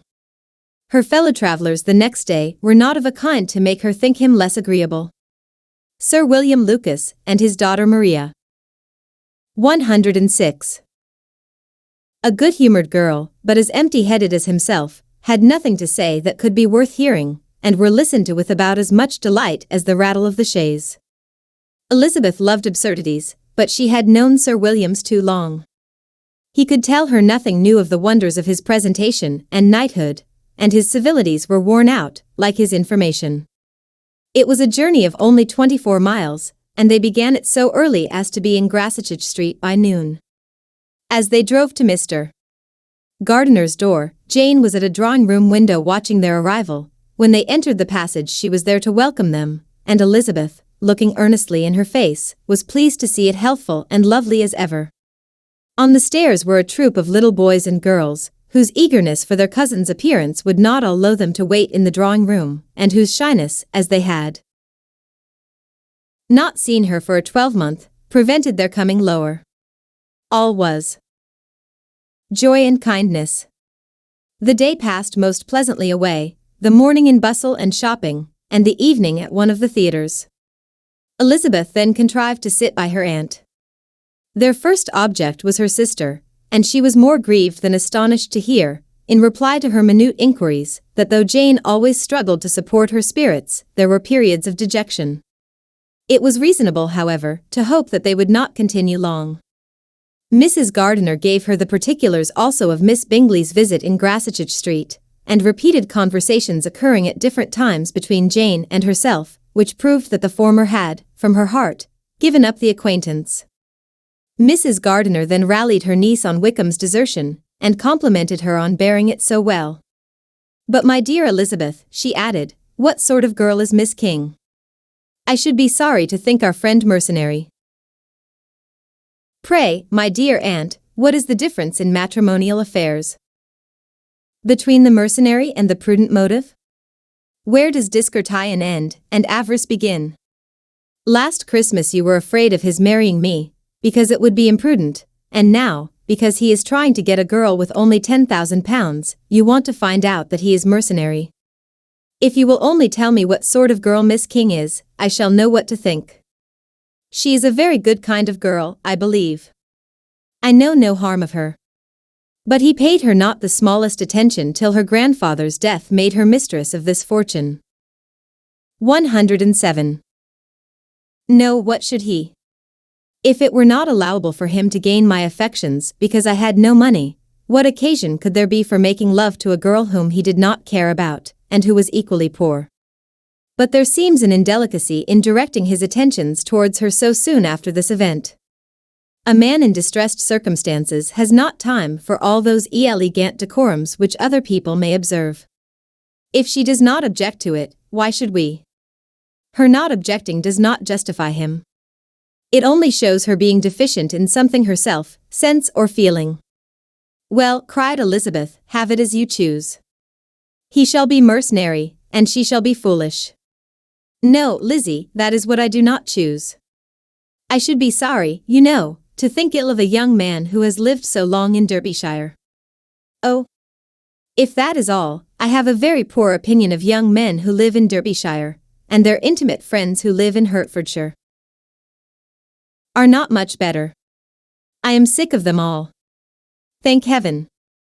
I am going tomorrow where I shall find a man who has not one agreeable quality, who has neither manner nor sense to recommend him. Stupid men are the only ones worth knowing, after all. Take care, Lizzie, that speech savours strongly of disappointment." Before they were separated by the conclusion of the play, she had the unexpected happiness of an invitation to accompany her uncle and aunt in a tour of pleasure which they proposed taking in the summer. "We have not determined how far it shall carry us," said Mrs. Gardiner, "but perhaps to the lakes." No scheme could have been more agreeable to Elizabeth, and her acceptance of the invitation was most ready and grateful. Oh, my dear, dear aunt, she rapturously cried, what delight! What felicity! You give me fresh life and vigor. Adieu to disappointment and spleen. What are young men to rocks and mountains? Oh, what hours of transport we shall spend! And when we do return, it shall not be like other travelers, without being able to give one accurate idea of anything. We will know where we have gone, we will recollect what we have seen. Lakes, mountains, and rivers shall not be jumbled together in our imaginations, nor when we attempt to describe any particular scene, will we begin quarreling about its relative situation. Let our first effusions be less insupportable than those of the generality of travelers. 108. Chapter 28. Every object in the next day's journey was new and interesting to Elizabeth, and her spirits were in a state of enjoyment, for she had seen her sister looking so well as to banish all fear for her health, and the prospect of her northern tour was a constant source of delight. When they left the high road for the lane to Hunsford, every eye was in search of the parsonage, and every turning expected to bring it in view. The palings of Rosings Park was their boundary on one side. Elizabeth smiled at the recollection of all that she had heard of its inhabitants. At length the parsonage was discernible. The garden sloping to the road, the house standing in it, the green pales, and the laurel hedge, everything declared they were arriving.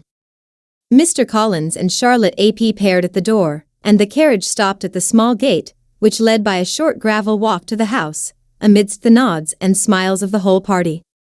In a moment they were all out of the chaise, rejoic at the sight of each other. Mrs. Collins welcomed her friend with the liveliest pleasure, and Elizabeth was more and more satisfied with coming when she found herself so affectionately received.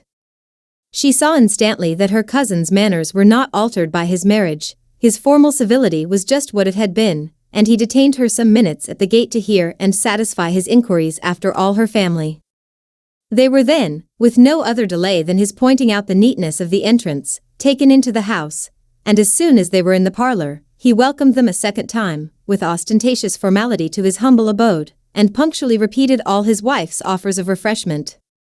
Elizabeth was prepared to see him in his glory, and she could not help in fancying that in displaying the good proportion of the room, its aspect, and its furniture, he addressed himself particularly to her, as if wishing to make her feel what she had lost in refusing him. But though everything seemed neat and comfortable, she was not able to gratify him by any sigh of repentance, and rather looked with wonder at her friend that she could have so cheerful an air with such a companion. When Mr. Collins said anything of which his wife might reasonably be ashamed, which certainly was not unseldom, she involuntarily turned her eye on Charlotte. Once or twice she could discern a faint blush, but in general Charlotte wisely did not hear. After sitting long enough to admire every article of furniture in the room, from the sideboard to the fender, to give an account of their journey, and of all that had 109 happened in London, Mr. Collins invited them to take a stroll in the garden, which was large and well laid out, and to the cultivation of which he attended himself. To work in this garden was one of his most respectable pleasures, and Elizabeth admired the command of countenance with which Charlotte talked of the healthfulness of the exercise, and owned she encouraged it as much as possible. Here, leading the way through every walk and cross-walk, and scarcely allowing them an interval to utter the praises he asked for, every view was pointed out with a minuteness which left beauty entirely behind. He could number the fields in every direction, and could tell how many trees there were in the most distant clump. But of all the views which his garden, or which the country or kingdom could boast, none were to be compared with the prospect of Rosings, afforded by an opening in the trees that bordered the park nearly opposite the front of his house. It was a handsome modern building, well situated on rising ground. From his garden, Mr. Collins would have led them round his 2 meadows, but the ladies, not having shoes to encounter the remains of a white frost, turned back, and while Sir William accompanied him, Charlotte took her sister and friend over the house, extremely well pleased, probably, to have the opportunity of showing it without her husband's help. It was rather small, but well built and convenient, and everything was fitted up and arranged with a neatness and consistency of which Elizabeth gave Charlotte all the credit. When Mr. Collins could be forgotten, there was really an air of great comfort throughout, and by Charlotte's evident enjoyment of it, Elizabeth supposed he must be often forgotten. She had already learnt that Lady Catherine was still in the country. It was spoken of again while they were at dinner, when Mr. Collins, joining in, observed, "Yes, Miss Elizabeth, you will have the honour of seeing Lady Catherine de Bourgh on the ensuing Sunday at church, and I need not say you will be delighted with her. She is all affability and condescension, and I doubt not but you will be honoured with some portion of her notice when service is over. I have scarcely any hesitation in saying she will include you and my sister Maria in every invitation with which she honours us during your stay here. Her behaviour to my dear Charlotte is charming. We dine at Rosings twice every week, and are never allowed to walk home. Her ladyship's carriage is regularly ordered for us. I should say, one of her ladyship's carriages, for she has several. Lady Catherine is a very respectable, sensible woman indeed." 110. Added Charlotte, "and a most attentive neighbour." "Very true, my dear, that is exactly what I say. She is the sort of woman whom one cannot regard with too much deference."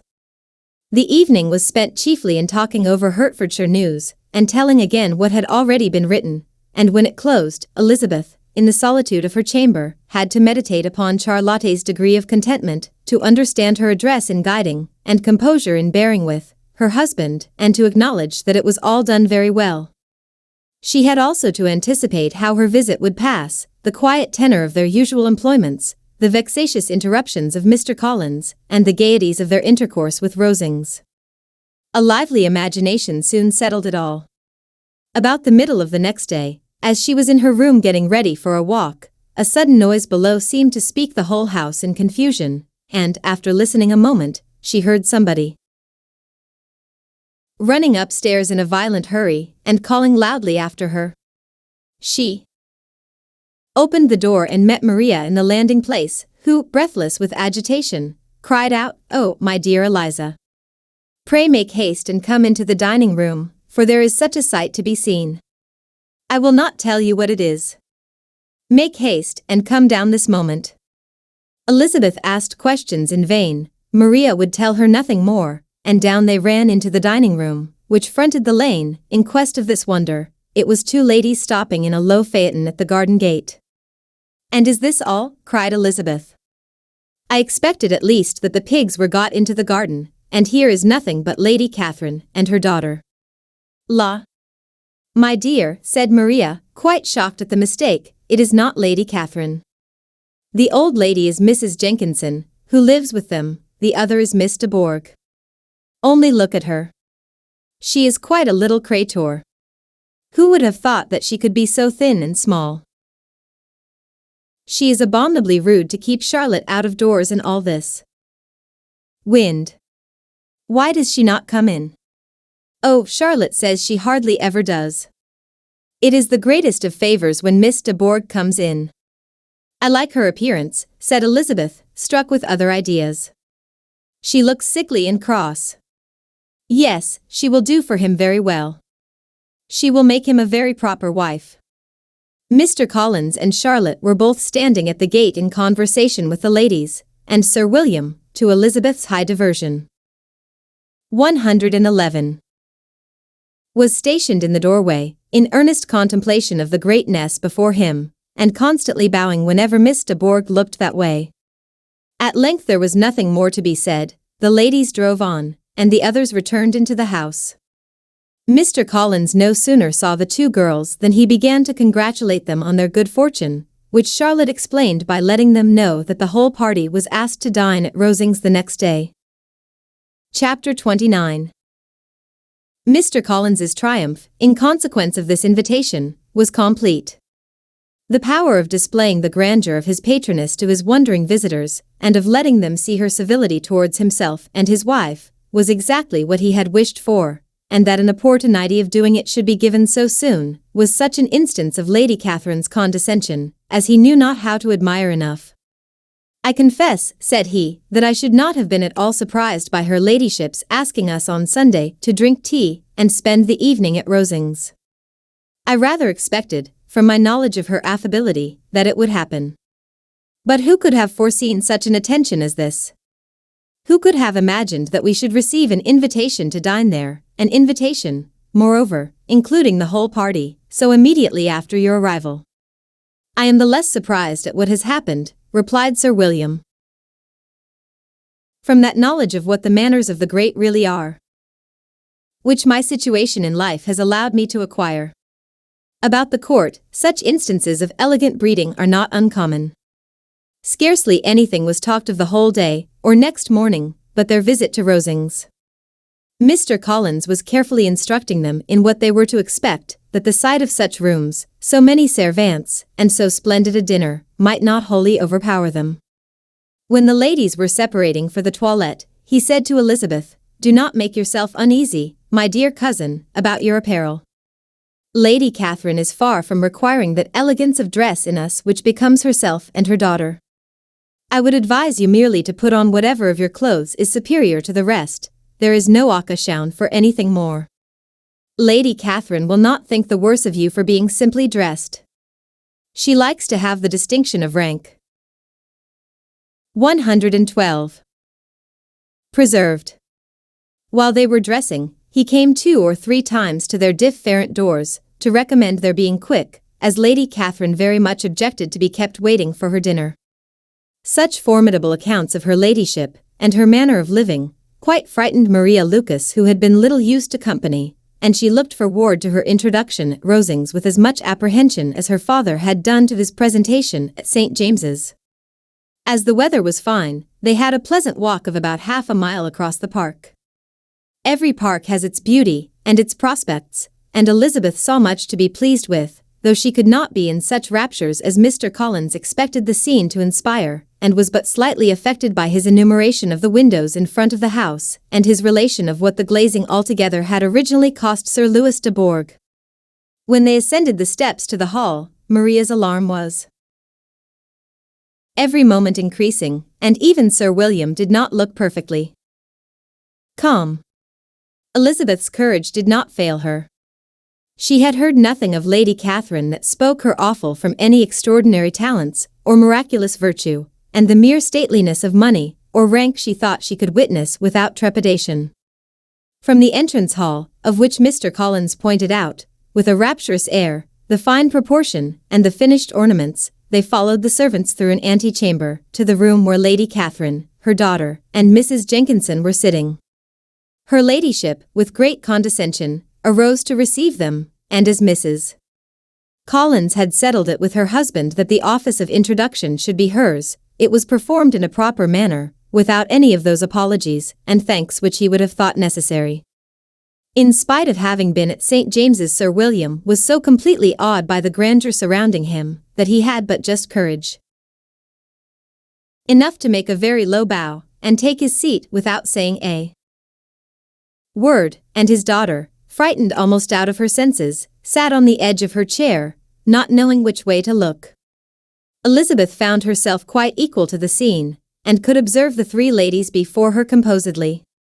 Lady Catherine was a tall, large woman, with strongly marked features, which might once have been handsome. Her air was not conciliating, nor was her manner of receiving them such as to make her visitors forget their inferior rank. She was not rendered formidable by silence, but whatever she said was spoken in so authoritative a tone, as marked her self-importance and brought Mr. 113. Wickham immediately to Elizabeth's mind, and from the observation of the day altogether, she believed Lady Catherine to be exactly what he represented. When, after examining the mother, in whose countenance and deportment she soon found some resemblance of Mr. Darcy, she turned her eyes on the daughter, she could almost have joined in Maria's astonishment at her being so thin and so small. There was neither in figure nor face any likeness between the ladies. Miss de Bourgh was pale and sickly, her features, though not plain, were insignificant, and she spoke very little, except in a low voice, to Mrs. Jenkinson, in whose appearance there was nothing remarkable, and who was entirely engaged in listening to what she said, and placing a screen in the proper direction before her eyes. After sitting a few minutes, they were all sent to one of the windows to admire the view, Mr. Collins attending them to point out its beauties, and Lady Catherine kindly informing them that it was much better, worth looking at in the summer. The dinner was exceedingly handsome, and there were all the servants, and all the articles of plate which Mr. Collins had promised, and, as he had likewise foretold, he took his seat at the bottom of the table, by her ladyship's desire, and looked as if he felt that life could furnish nothing greater. He carved and ate, and praised with delighted alacrity, and every dish was commended, first by him, and then by Sir William, who was now enough recovered to echo whatever his son-in-law said, in a manner which Elizabeth wondered Lady Catherine could bear. But Lady Catherine seemed gratified by their excessive admiration, and gave most gracious smiles, especially when any dish on the table proved a novelty to them. The party did not supply much conversation. Elizabeth was ready to speak whenever there was an open ing, but she was seated between Charlotte and Miss de Bourgh, the former of whom was engaged in listening to Lady Catherine, and the latter said not a word to her all dinner time. Mrs. Jenkinson was chiefly employed in watching how little Miss de Bourgh ate, pressing her to try some other dish, and fearing she was indisposed. Maria thought speaking out of the question, and the gentlemen did nothing but eat and admire. When the ladies returned to the drawing-room, there was little to be done, but to hear Lady Catherine talk, which she did without any intermission till coffee came in, delivering her opinion on every subject in so decisive a manner, as proved that she was not used to have her judgment controverted. She inquired into Charlotte's domestic 114 concerns familiarly and minutely, gave her a great deal of advice as to the management of them all, told her how everything ought to be regulated in so small a family as hers, and instructed her as to the care of her cows and her poultry. Elizabeth found that nothing was beneath this great lady's attention, which could furnish her with an occasion of dictating to others. In the intervals of her discourse with Mrs. Collins, she addressed a variety of questions to Maria and Elizabeth, but especially to the latter, of whose connections she knew the least, and who she observed to Mrs. Collins was a very genteel, pretty kind of girl. She asked her, at different times, how many sisters she had, whether they were older or younger than herself, whether any of them were likely to be married, whether they were handsome, where they had been educated, what carriage her father kept, and what had been her mother's maiden name. Elizabeth felt all the impertinence of her questions but answered them very composedly. Lady Catherine then observed, "Your father's estate is entailed on Mr. Collins, I think. For your sake," turning to Charlotte, "I am glad of it, but otherwise I see no occasion for entailing estates from the female line. It was not thought necessary in Sir Louis de Bourgh's family. Do you play and sing, Miss Bennet?" "A little." "Oh. Then, some time or other we shall be happy to hear you. Our instrument is a capital one, probably superior to, you shall try it some day. Do your sisters play and sing?" "One of them does." "Why did not you all learn?" "You ought all to have learned. The Miss Webbs all play, and their father has not so good an income as yours."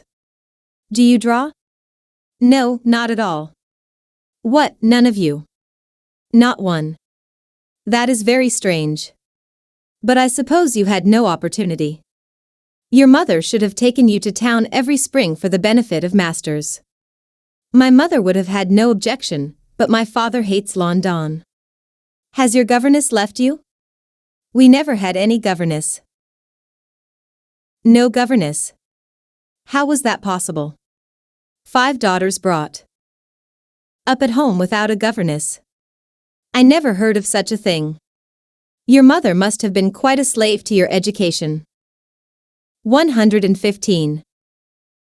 Elizabeth could hardly help smiling as she assured her that had not been the case.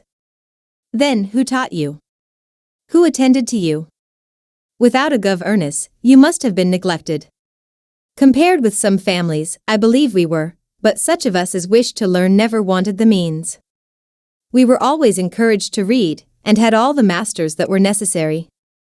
Those who chose to be idle certainly might. I no doubt, but that is what a governess will prevent, and if I had known your mother, I should have advised her most strenuously to engage one.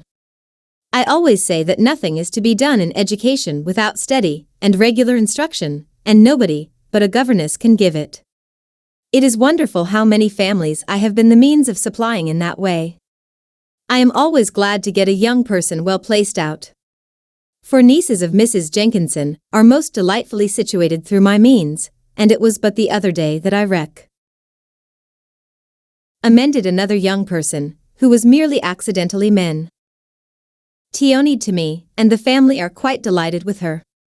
Mrs. Collins, did I tell you of Lady Metcalfe's calling yesterday to thank me? She finds Miss Pope a treasure. Lady Catherine, said she, you have given me a treasure. Are any of your younger sisters out, Miss Bennet? Yes, ma'am, all. All? What, all 5 out at once? Very odd. And you only the SEC on'd. The younger ones out before the elder ones are married. Your younger sisters must be very young? Yes, my youngest is not 16. Perhaps she is full young to be much in company. But really, ma'am, I think it would be very hard upon younger sisters, that they should not have their share of society and amusement, because the elder may not have the means or inclination to marry early. The last born has as good a right to the pleasures of youth at the first. And to be kept back on such a motive, I think it would not be very likely to promote sisterly affection or delicacy of mind. Upon my word, said her ladyship, you give your opinion very decidedly for so young a person. Pray, what is your age? With 3 younger sisters grown up, replied Elizabeth, smiling, your ladyship can hardly expect me to own it. Lady Catherine seemed quite astonished at not receiving a direct answer, and Elizabeth suspected herself to be the first creature who had ever dared to trifle with so much dignified impertinence. You cannot be more than 20, I am sure, therefore you need not. 116. Conceal your age. I am not 21. When the gentlemen had joined them, and tea was over, the card tables were placed. Lady Catherine, Sir William, and Mr. and Mrs. Collins sat down to quadrille, and as Miss de Bourgh chose to play at casino, the 2 girls had the honor of assisting Mrs. Jenkinson to make up her party. Their table was superlatively stupid. Scarcely a syllable was uttered that did not relate to the game, except when Mrs. Jenkinson expressed her fears of Miss de Bourgh's being too hot or too cold, or having too much or too little light. A great deal more passed at the other table. Lady Catherine was generally speaking, stating the mistakes of the 3 others, or relating some anecdote of herself. Mr. Collins was employed in agreeing to everything her ladyship said, thanking her for every fish he won, and apologizing if he thought he won too many. Sir William did not say much. He was storing his memory with anecdotes and noble names. When Lady Catherine and her daughter had played as long as they chose, the tables were broken up, the carriage was offered to Mrs. Collins, gratefully accepted and immediately ordered. The party then gathered round the fire to hear Lady Catherine determine what weather they were to have on the morrow. From these instructions they were summoned by the arrival of the coach, and with many speeches of thankfulness on Mr. Collins's side, and as many bows on Sir William's, they departed. As soon as they had driven from the door, Elizabeth was called on by her cousin to give her opinion of all that she had seen at Rosings, which, for Charlotte's sake, she made more favourable than it really was. But her commendation, though costing her some trouble, could by no means satisfy Mr. Collins, and he was very soon obliged to take her ladyship's praise into his own hands. Chapter 30. Sir William stayed only a week at Hunsford, but his visit was long enough to convince him of his daughter's being most comfortably settled, and of her possessing such a husband and such a neighbour as were not often met with.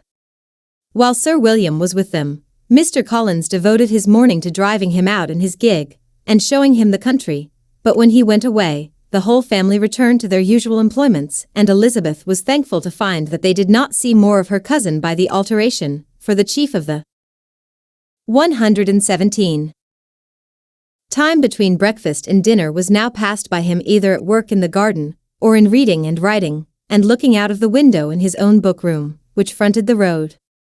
The room in which the ladies sat was backwards.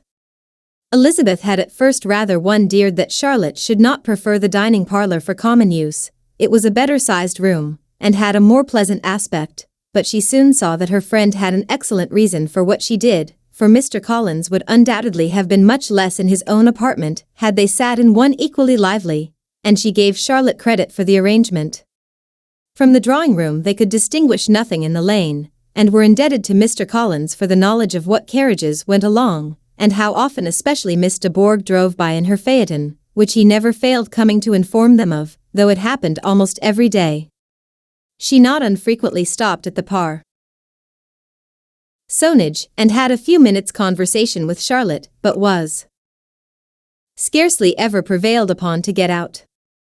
Very few days passed in which Mr. Collins did not walk to Rose Ings, and not many in which his wife did not think it necessary to go likewise, until Elizabeth recollected that there might be other family livings to be disposed of. She could not understand the sacrifice of so many hours. Now and then they were honoured with a call from her ladyship, and nothing escaped her observation that was passing in the room during these visits. She examined into their employments, looked at their work, and advised them to do it differently, found fault with the arrangement of the furniture, or detected the housemaid in negligence, and if she accepted any refreshment, seemed to do it only for the sake of finding out that Mrs. Collins's joints of meat were too large for her family. Elizabeth soon perceived that though this great lady was not in commission of the peace of the county, she was a most active magistrate in her own parish, the minutest concerns of which were carried to her by Mr. Collins, and whenever any of the cottagers were disposed to be quarrelsome, discontented, or too poor, she sallied forth into the village to settle their differences, silence their complaints, and scold them into harmony and plenty.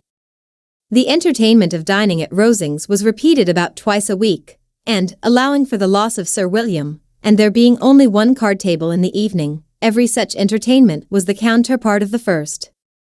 Their other engagements were few, as the style of living in the neighbourhood in general was beyond Mr. Collins's reach. 118. This, however, was no evil to Elizabeth, and upon the whole she spent her time comfortably enough. There were half-hours of pleasant conversation with Charlotte, and the weather was so fine for the time of year that she had often great enjoyment out of doors. Her favourite walk, and where she frequently went while the others were calling on Lady Catherine, was along the open grove which edged that side of the park, where there was a nice sheltered path, which no one seemed to value but herself, and where she felt beyond the reach of Lady Catherine's curiosity. In this quiet way, the first fortnight of her visit soon passed away. Easter was approaching, and the week preceding it was to bring an addition to the family at Rosings, which in so small a circle must be important. Elizabeth had heard soon after her arrival that Mr. Darcy was expected there in the course of a few weeks, and though there were not many of her acquaintances whom she did not prefer, his calm ing would furnish one comparatively new to look at in their Rosings parties, and she might be amused in seeing how hopeless Miss Bingley's designs on him were, by his behaviour to his cousin, for whom he was evidently destined by Lady Catherine, who talked of his calm ing with the greatest satisfaction, spoke of him in terms of the highest admiration, and seemed almost angry to find that he had already been frequently seen by Miss Lucas and herself. His arrival was soon known at the parsonage, for Mr. Collins was walking the whole morning within view of the lodges opening into Hunsford Lane, in order to have the earliest assurance of it, and after making his bow as the carriage turned into the park, hurried home with the great intelligence. On the following morning he hastened to Rosings to pay his respects. There were two nephews of Lady Catherine to require them, for Mr. Darcy had brought with him a Colonel Fitzwilliam, the younger son of his uncle Lord, and to the great surprise of all the party, when Mr. Collins returned, the gentleman AC accompanied him. Charlotte had seen them from her husband's room, crossing the road, and immediately running into the other, told the girls what an honour they might expect, adding, "I may thank you, Eliza, for this piece of civility. Mr. Darcy would never have come so soon to wait upon me." Elizabeth had scarcely time to disclaim all right to the compliment, before their approach was announced by the doorbell, and shortly afterwards the three gentlemen entered the room. Colonel Fitzwilliam, who led the way, was about 30, not handsome, but in person and address most truly the gentleman. Mr. Darcy looked just as he had been. 119. Used to look in Hertfordshire, paid his compliments, with his usual reserve, to Mrs. Collins, and whatever might be his feelings toward her friend, met her with every appearance of composure. Elizabeth merely curtsied to him without saying a word. Colonel Fitzwilliam entered into conversation directly with the readiness and ease of a well-bred man, and talked very pleasantly, but his cousin, after having addressed a slight observation on the house and garden to Mrs. Collins, sat for some time without speaking to anybody. At length, however, his civility was so far awakened as to inquire of Elizabeth after the health of her family. She answered him in the usual way, and after a moment's pause, added, "My eldest sister has been in town these 3 months. Have you never happened to see her there?" She was perfectly sensible that he never had, but she wished to see whether he would betray any consciousness of what had passed between the Bingleys and Jane, and she thought he looked a little confused as he answered that he had never been so fortunate as to meet Miss Bennet. The subject was pursued no farther, and the gentlemen soon afterwards went away. Chapter 31. Colonel Fitzwilliam's manners were very much admired at the parsonage, and the ladies all felt that he must add considerably to the pleasures of their engagements at Rosings. It was some days, however, before they received any invitation thither, for while there were visitors in the house, they could not be necessary, and it was not till Easter Day, almost a week after the gentlemen's arrival, that they were honored by such an attention, and then they were merely asked on leaving church to come there in the evening. For the last week they had seen very little of Lady Catherine or her daughter. Colonel Fitzwilliam had called at the parsonage more than once during the time, but Mr. Darcy they had seen only at church.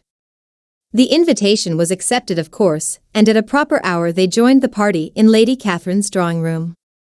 Her ladyship received them civilly, but it was plain that their company was by no means so acceptable as when she could get nobody else, and she was, in fact, almost engrossed by her nephews, speaking to them, especially to Darcy, much more than to any other person in the room. Colonel Fitzwilliam seemed really glad to see them, anything was. 120. A welcome relief to him at Rosings, and Mrs. Collins's pretty friend had moreover caught his fancy very much. He now seated himself by her, and talked so agreeably of Kent and Hertfordshire, of travelling, and staying at home, of new books and music, that Elizabeth had never been half so well entertained in that room before, and they conversed with so much spirit and flow, as to draw the attention of Lady Catherine herself, as well as of Mr. Darcy. His eyes had been soon and repeatedly turned towards them with a look of curiosity, and that her ladyship, after a while, shared the feeling, was more openly acknowledged, for she did not scruple to call out, "What is that you are saying, Fitzwilliam? What is it you are talking of? What are you telling Miss Bennet? Let me hear what it is." "We are speaking of music, madam," said he, when no longer able to avoid a reply. "Of music? Then pray speak aloud. It is of all subjects my delight. I must have my share in the conversation if you are speaking of music. There are few people in England, I suppose, who have more true enjoyment of music than myself, or a better natural taste. If I had ever learnt, I should have been a great proficient. And so would Anne, if her health had allowed her to apply. I am confident that she would have performed delightfully. How does Georgiana get on, Darcy?" Mr. Darcy spoke with affectionate praise of his sister's proficiency. "I am very glad to hear such a good account of her," said Lady Catherine, "and pray tell her from me, that she cannot expect to excel if she does not practice a good deal." "I assure you, madam," he replied, "that she does not need such advice. She practices very constantly. So much the better. It cannot be done too much, and when I next write to her, I shall charge her not to neglect it on any account.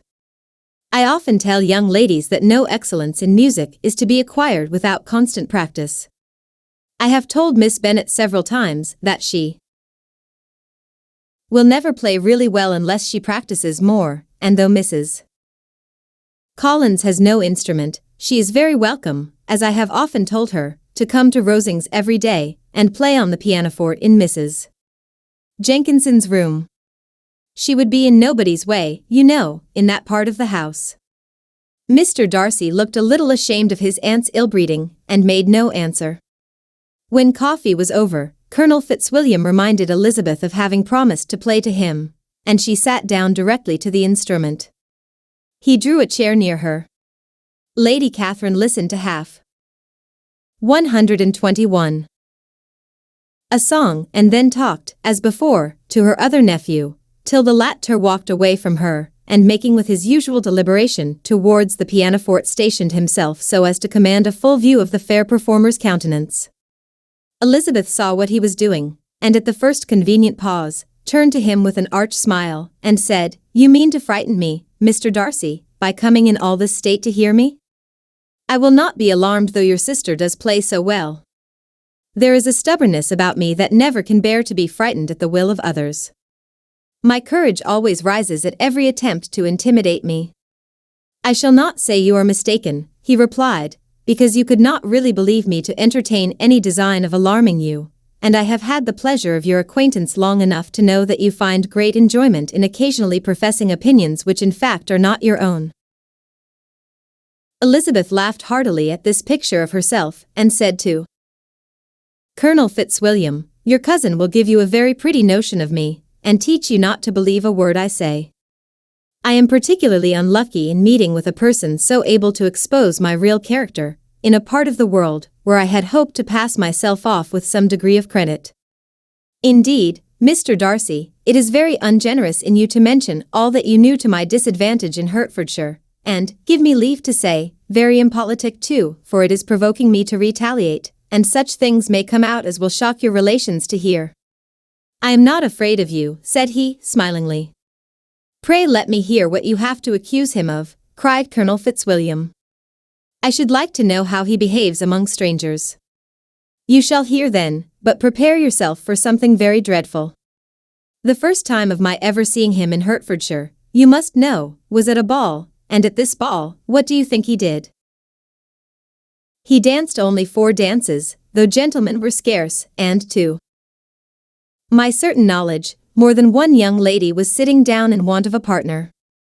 Mr. Darcy, you cannot deny the fact. I had not at that time the honor of knowing any lady in the assembly beyond my own party. True, and nobody can ever be introduced in a ballroom. Well, Colonel Fitzwilliam, what do I play next? My fingers wait your orders." "Perhaps," said Darcy, "I should have judged better, had I sought." 122. An introduction, but I am ill-qualified to recommend myself to strangers. "Shall we ask your cousin the reason of this?" said Elizabeth, still addressing Colonel Fitzwilliam. "Shall we ask him why a man of sense and education, and who has lived in the world, is ill-qualified to recommend himself to strangers?" "I can answer your question," said Fitzwilliam, without applying to him. "It is because he will not give himself the trouble." "I certainly have not the talent which some people possess," said Darcy, "of conversing easily with those I have never seen before. I cannot catch their tone of conversation, or appear interested in their concerns, as I often see done." "My fingers," said Elizabeth, "do not move over this instrument in the masterly manner which I see so many women's do. They have not the same force or rapidity, and do not produce the same expression. But then I have always supposed it to be my own fault, because I will not take the trouble of practicing. It is not that I do not believe my fingers as capable as any other woman's of superior execution." Darcy smiled and said, "You are perfectly right. You have employed your time much better. No one admitted to the privilege of hearing you can think anything wanting. We neither of us perform to strangers." Here they were interrupted by Lady Catherine, who called out to know what they were talking of. Elizabeth immediately began play ing again. Lady Catherine approached, and, after listening for a few minutes, said to Darcy, "Miss Bennet would not play at all amiss if she practiced more, and could have the advantage of a London master." She has a very good notion of fingering, though her taste is not equal to Anne's. And would have been a delightful performer, had her health allowed her to learn. Elizabeth looked at Darcy to see how cordially he assented to his cousin's praise, but neither at that moment nor at any other could she discern any symptom of love, and from the whole of his behavior. To Miss de Bourgh she derived this comfort from Miss Bingley, that he might have been just as likely to marry her, had she been his relation. Lady Catherine continued her remarks on Elizabeth's performance, mixing with them many instructions on execution and taste. Elizabeth received them with all the forbearance of civility, and, at the request of the gentleman, remained at the instrument till her ladyship's carriage was ready to take them all home. 123. Chapter 32. Elizabeth was sitting by herself the next morning, and writing to Jane while Mrs. Collins and Maria were gone on business into the village, when she was startled by a ring at the door, the certain signal of a visitor. As she had heard no carriage, she thought it not unlikely to be Lady Catherine, and under that apprehension was putting away her half-finished letter that she might escape all impertinent questions, when the door opened, and, to her very great surprise, Mr. Darcy, and Mr. Darcy only, entered the room. He seemed astonished too on finding her alone, and apologized for his intrusion by letting her know that he had understood all the ladies were to be within. They then sat down, and when her inquiries after Rosings were made, seemed in danger of sinking into total silence. It was absolutely necessary, therefore, to think of something, and in this emergence recollecting when she had seen him last in Hertfordshire, and feeling curry us to know what he would say on the subject of their hasty departure. She observed, "How very suddenly you all quitted Netherfield last November, Mr. Darcy. It must have been a most agreeable surprise to Mr. Bingley to see you all after him so soon, for, if I recollect right, he went but the day before. He and his sisters were well, I hope, when you left London?" "Perfectly so, I thank you." She found that she was to receive no other answer, and, after a short pause added, "I think I have understood that Mr. Bingley has not much idea of ever returning to Netherfield again? I have never heard him say so, but it is probable that he may spend very little of his time there in the future. He has many friends, and is at a time of life when friends and engagements are continually increase ing. If he means to be but little at Netherfield, it would be better for the neighborhood that he should give up the place entirely, for then we might possibly get a settled family there. But, perhaps, Mr. Bingley did not take the house so much for the convenience of the neighborhood as for his own, and we must expect him to keep it or quit it on the same principle. I should not be surprised," said Darcy, "if he were to give it up as soon as any eligible purchase offers." 124. Elizabeth made no answer. She was afraid of talking longer of his friend, and, having nothing else to say, was now determined to leave the trouble of finding a subject to him. He took the hint, and soon began with, "This seems a very comfortable house. Lady Catherine, I believe, did a great deal to it when Mr. Collins first came to Hunsford." "I believe she did, and I am sure she could not have bestowed her kindness on a more grateful object. Mr. Collins appears to be very fortunate in his choice of a wife. Yes, indeed, his friends may well rejoice in his having met with one of the very few sensible women who would have accepted him, or have made him happy if they had. My friend has an excellent understanding, though I am not certain that I consider her marrying Mr. Collins as the wisest thing she ever did. She seems perfectly happy, however, and in a prudential light it is certainly a very good match for her. It must be very agreeable for her to be settled within so easy a distance of her own family and friends. An easy distance, do you call it? It is nearly 50 miles. And what is 50 miles of good road? Little more than half a day's journey. Yes, I call it a very easy distance. I should never have considered the distance as one of the advantages of the match," cried Elizabeth. "I should never have said Mrs. Collins was settled near her family. It is a proof of your own attachment to Hertfordshire. Anything beyond the very neighborhood of Longbourn, I suppose, would pair far."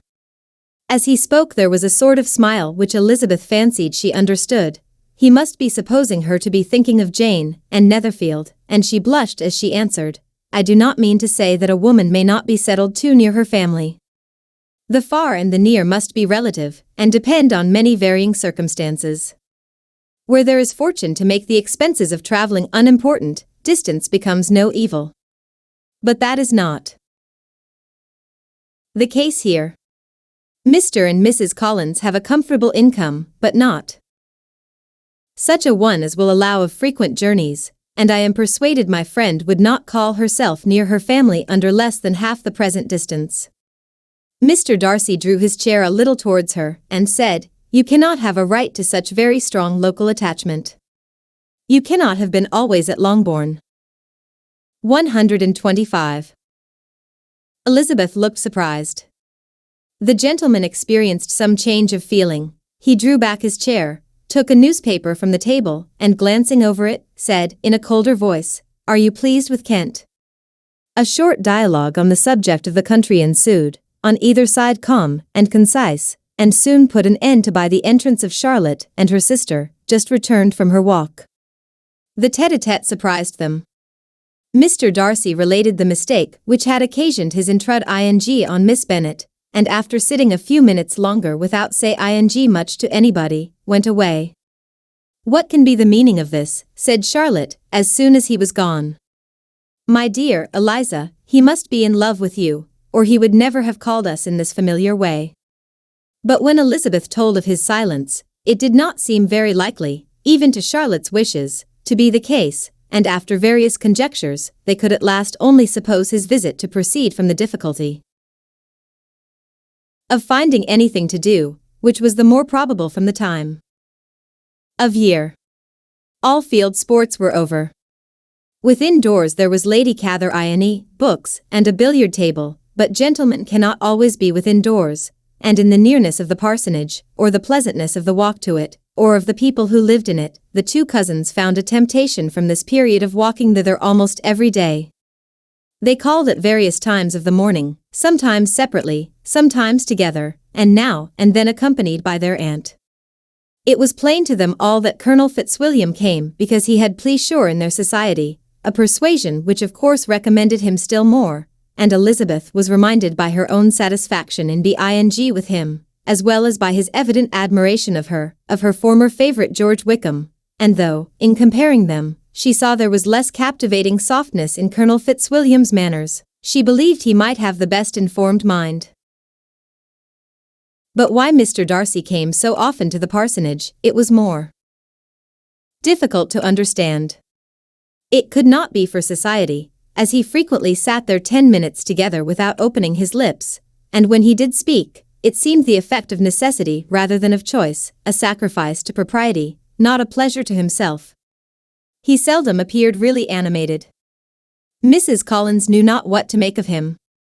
Colonel Fitzwilliam's occasionally laughing at his stupidity proved that he was generally different, which her own knowledge of him could not have told her, and as she would like to have believed this changed the effect of love, and the object of that love her friend Eliza, she set herself sorry. 126. Usly to work to find it out. She watched him whenever they were at Rosings, and whenever he came to Hunsford, but without much success. He certainly looked at her friend a great deal, but the expression of that look was disputable. It was an earnest, steadfast gaze, but she often doubted whether there were much admiration in it, and sometimes it seemed nothing but absence of mind. She had once or twice suggested to Elizabeth the possibility of his being partial to her, but Elizabeth always laughed at the idea, and Mrs. Collins did not think it right to press the subject, from the danger of raising expectations which might only end in disappointment, for in her opinion it admitted not of a doubt that all her friend's dislike would vanish if she could suppose him to be in her power. In her kind schemes for Elizabeth, she sometimes planned her marrying Colonel Fitzwilliam.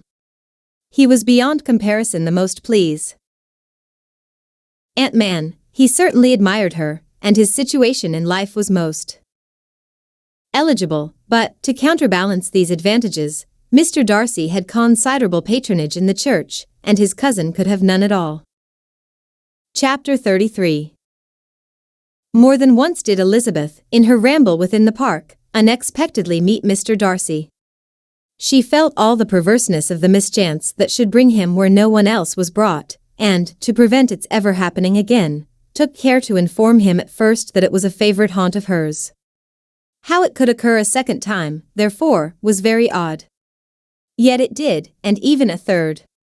It seemed like willful ill-nature, or a voluntary penance, for on these occasions it was not merely a few formal inquiries, and an awkward pause, and then away, but he actually thought it necessary to turn back and walk with her. He never said a great deal, nor did she give herself the trouble of talking, or of listening much, but it struck her in the course of their third rencontre that he was asking somewhat unconnected questions, about her pleasure in being at Hunsford, her love of solitary walks, and her opinion of Mr. and Mrs. Collins's happiness, and that in speaking of Rosings and her not perfectly understanding the house, he seemed to expect that whenever she came into Kent again she would be staying there too. His words seemed to imply it. Could he have Colonel Fitzwilliam in his thoughts? She supposed, if he meant anything, he must mean an allusion to what might arise in that quarter. It distressed her a little. 127. And she was quite glad to find herself at the gate in the Pales opposite the parsonage. She was engaged one day as she walked, in perusing Jane's last letter, and dwelling on some passages which proved that Jane had not written in spirits, when, instead of being again surprised by Mr. Darcy, she saw on looking up that Colonel Fitzwilliam was meeting her. Putting away the letter immediately and forcing a smile, she said, "I did not know before that you ever walked this way." "I have been making the tour of the park," he replied, "as I generally do every year, and intend to close it with a call at the parsonage."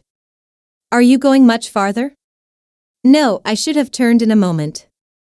And accordingly she did turn, and they walked towards the parsonage together. "Do you certainly leave Kent on Saturday?" said she. "Yes, if Darcy does not put it off again. But I am at his disposal. He arranges the business just as he pleases. And if not able to please himself in the arrangement, he has at least pleasure in the great power of choice. I do not know anybody who seems more to enjoy the power of doing what he likes than Mr. Darcy." "He likes to have his own way very well," replied Colonel Fitzwilliam. "But so we all do.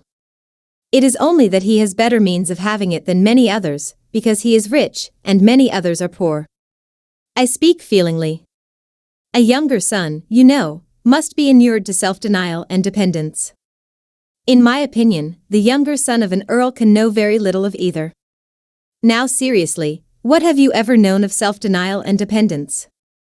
When have you been prevented by want of money from going wherever you chose, or procuring anything you had a fancy for? These are home questions, and perhaps I cannot say that I have experienced many hardships of that nature. But in matters of greater weight, I may suffer from want of money. Younger sons cannot marry where they like. Unless where they like women of fortune, which I think they very often do. Our habits of expense make us too dependent, and there are too many in my rank of life who can afford to marry without some tie to money. Is this, thought Elizabeth, meant for me? And she colored at the idea, but, recovering herself, said in a lively tone, "And pray." 128. What is the usual price of an earl's younger son? Unless the elder brother is very sickly, I suppose you would not ask above £50,000. He answered her in the same style, and the subject dropped. To interrupt a silence which might make him fancy her affected with what had passed, she soon afterwards said, "I imagine your cousin brought you down with him chiefly for the sake of having someone at his disposal. I wonder he does not marry, to secure a lasting convenience of that kind. But, perhaps, his sister does as well for the present, and, as she is under his sole care, he may do what he likes with her." "No," said Colonel Fitzwilliam, "that is an advantage which he must divide with me. I am joined with him in the guardianship of Miss Darcy." "Are you indeed? And pray what sort of guardians do you make? Does your charge give you much trouble?" "Young ladies of her age are sometimes a little difficult to manage, and if she has the true Darcy spirit, she may like to have her own way. As she spoke, she observed him looking at her earnestly, and the manner in which he immediately asked her why she supposed Miss Darcy likely to give them any uneasiness, convinced her that she had somehow or other got pretty near the truth. She directly replied, "You need not be frightened. I never heard any harm of her, and I dare say she is one of the most tractable creatures in the world. She is a very great favourite with some ladies of my acquaintance, Mrs. Hurst and Miss Bingley. I think I have heard you say that you know them." "I know them a little. Their brother is a pleasant gentlemanlike man. He is a great friend of Darcy's." "Oh, yes," said Elizabeth drily, "Mr. Darcy is uncommonly kind to Mr. Bingley, and takes a prodigious deal of care of him." "Care of him?" "Yes, I really believe Darcy does take care of him in those points where he most wants care. From something that he told me in our journey hither, I have reason to think Bingley very much indebted to him. But I ought to beg his pardon, for I have no right to suppose that Bingley was the person meant. It was all conjecture." "What is it you mean?" "It is a circumstance which Darcy could not wish to be generally known, because if it were to get round to the lady's family, it would be an unpleasant thing. You may depend upon my not mentioning it. And remember that I have not much reason for supposing it to." 129. B. Bingley. What he told me was merely this, that he congratulated himself on having lately saved a friend from the inconveniences of a most imprudent marriage, but without mentioning names or any other particulars, and I only suspected it to be Bingley from believing him the kind of young man to get into a scrape of that sort, and from knowing them to have been together the whole of last summer. "Did Mr. Darcy give you reasons for this interference?" "I understood that there were some very strong objections against the lady." "And what arts did he use to separate them?" "He did not talk to me of his own arts," said Fitzwilliam, smiling. "He only told me what I have now told you." Elizabeth made no answer, and walked on, her heart swelling with indignation. After watching her a little, Fitzwilliam asked her why she was so thoughtful. "I am thinking of what you have been telling me," said she. "Your cousin's conduct does not suit my feelings." Why was he to be the judge? You are rather disposed to call his interference officious? I do not see what right Mr. Darcy had to decide on the propriety of his friend's inclination, or why, upon his own judgment alone, he was to determine and direct in what manner his friend was to be happy. But, she continued, recollecting herself, as we know none of the particulars, it is not fair to condemn him. It is not to be supposed that there was much affection in the case. That is not an unnatural surmise, said Fitzwilliam, but it is a lessening of the honor of my cousin's triumph very sadly. This was spoken jestingly, but it appeared to her so just a picture of Mr. Darcy, that she would not trust herself with an answer, and therefore, abruptly changing the conversation, talked on indifferent matters until they reached the parsonage. There, shut into her own room, as soon as their visitor left them, she could think without interruption of all that she had heard. It was not to be supposed that any other PEO. PLE could be meant than those with whom she was connected. There could not exist in the world two men over whom Mr. Darcy could have such boundless influence. That he had been concerned in the measures taken to separate Bingley and Jane she had never doubted, but she had always attributed to Miss Bingley the principal design and arrangement of them. If his own vanity, however, did not mislead him, he was the cause, his pride and caprice were the cause, of all that Jane had suffered, and still continued to suffer. He had ruined for a while 130. Every hope of happiness for the most affectionate, generous heart in the world, and no one could say how lasting an evil he might have inflicted. There were some very strong objections against the lady, were Colonel Fitzwilliam's words, and those strong objections probably were, her having one uncle who was a country attorney, and another who was in business in London. To Jane herself, she exclaimed, there could be no possibility of objection. All loveliness and goodness as she is, her understanding excellent, her mind improved, and her manners captivating. Neither could anything be urged against my father, who, though with some peculiarities, has abilities Mr. Darcy himself need not disdain, and respectability, which he will probably never each. When she thought of her mother, her confidence gave way a little, but she would not allow that any objections there had material weight with Mr. Darcy, whose pride, she was convinced, would receive a deeper wound from the want of importance in his friends' connections than from their want of sense, and she was quite decided, at last, that he had been partly governed by this worst kind of pride, and partly by the wish of retain Mr. Bingley for his sister. The agitation and tears which the subject occasioned brought on a headache, and it grew so much worse towards the evening that, added to her unwillingness to see Mr. Darcy, it determined her not to attend her cousins to Rosings, where they were engaged to drink tea. Mrs. Collins, seeing that she was really unwell, did not press her to go, and as much as possible prevented her husband from pressing her, but Mr. Collins could not conceal his apprehension of Lady Catherine's being rather displeased by her staying at home. Chapter 34. When they were gone, Elizabeth, as if intending to exasperate herself as much as possible against Mr. Darcy, chose for her employment the examination of all the letters which Jane had written to her since her being in Kent. They contained no actual complaint, nor was there any revival of past occurrences, or any communication of present suffering.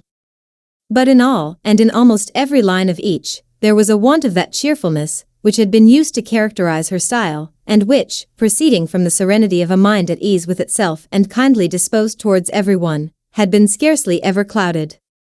Elizabeth. 131. Noticed every sentence conveying the idea of uneasiness, with an attention which it had hardly received on the first perusal. Mr. Darcy's shameful boast of what misery he had been able to inflict gave her a keener sense of her sister's sufferings.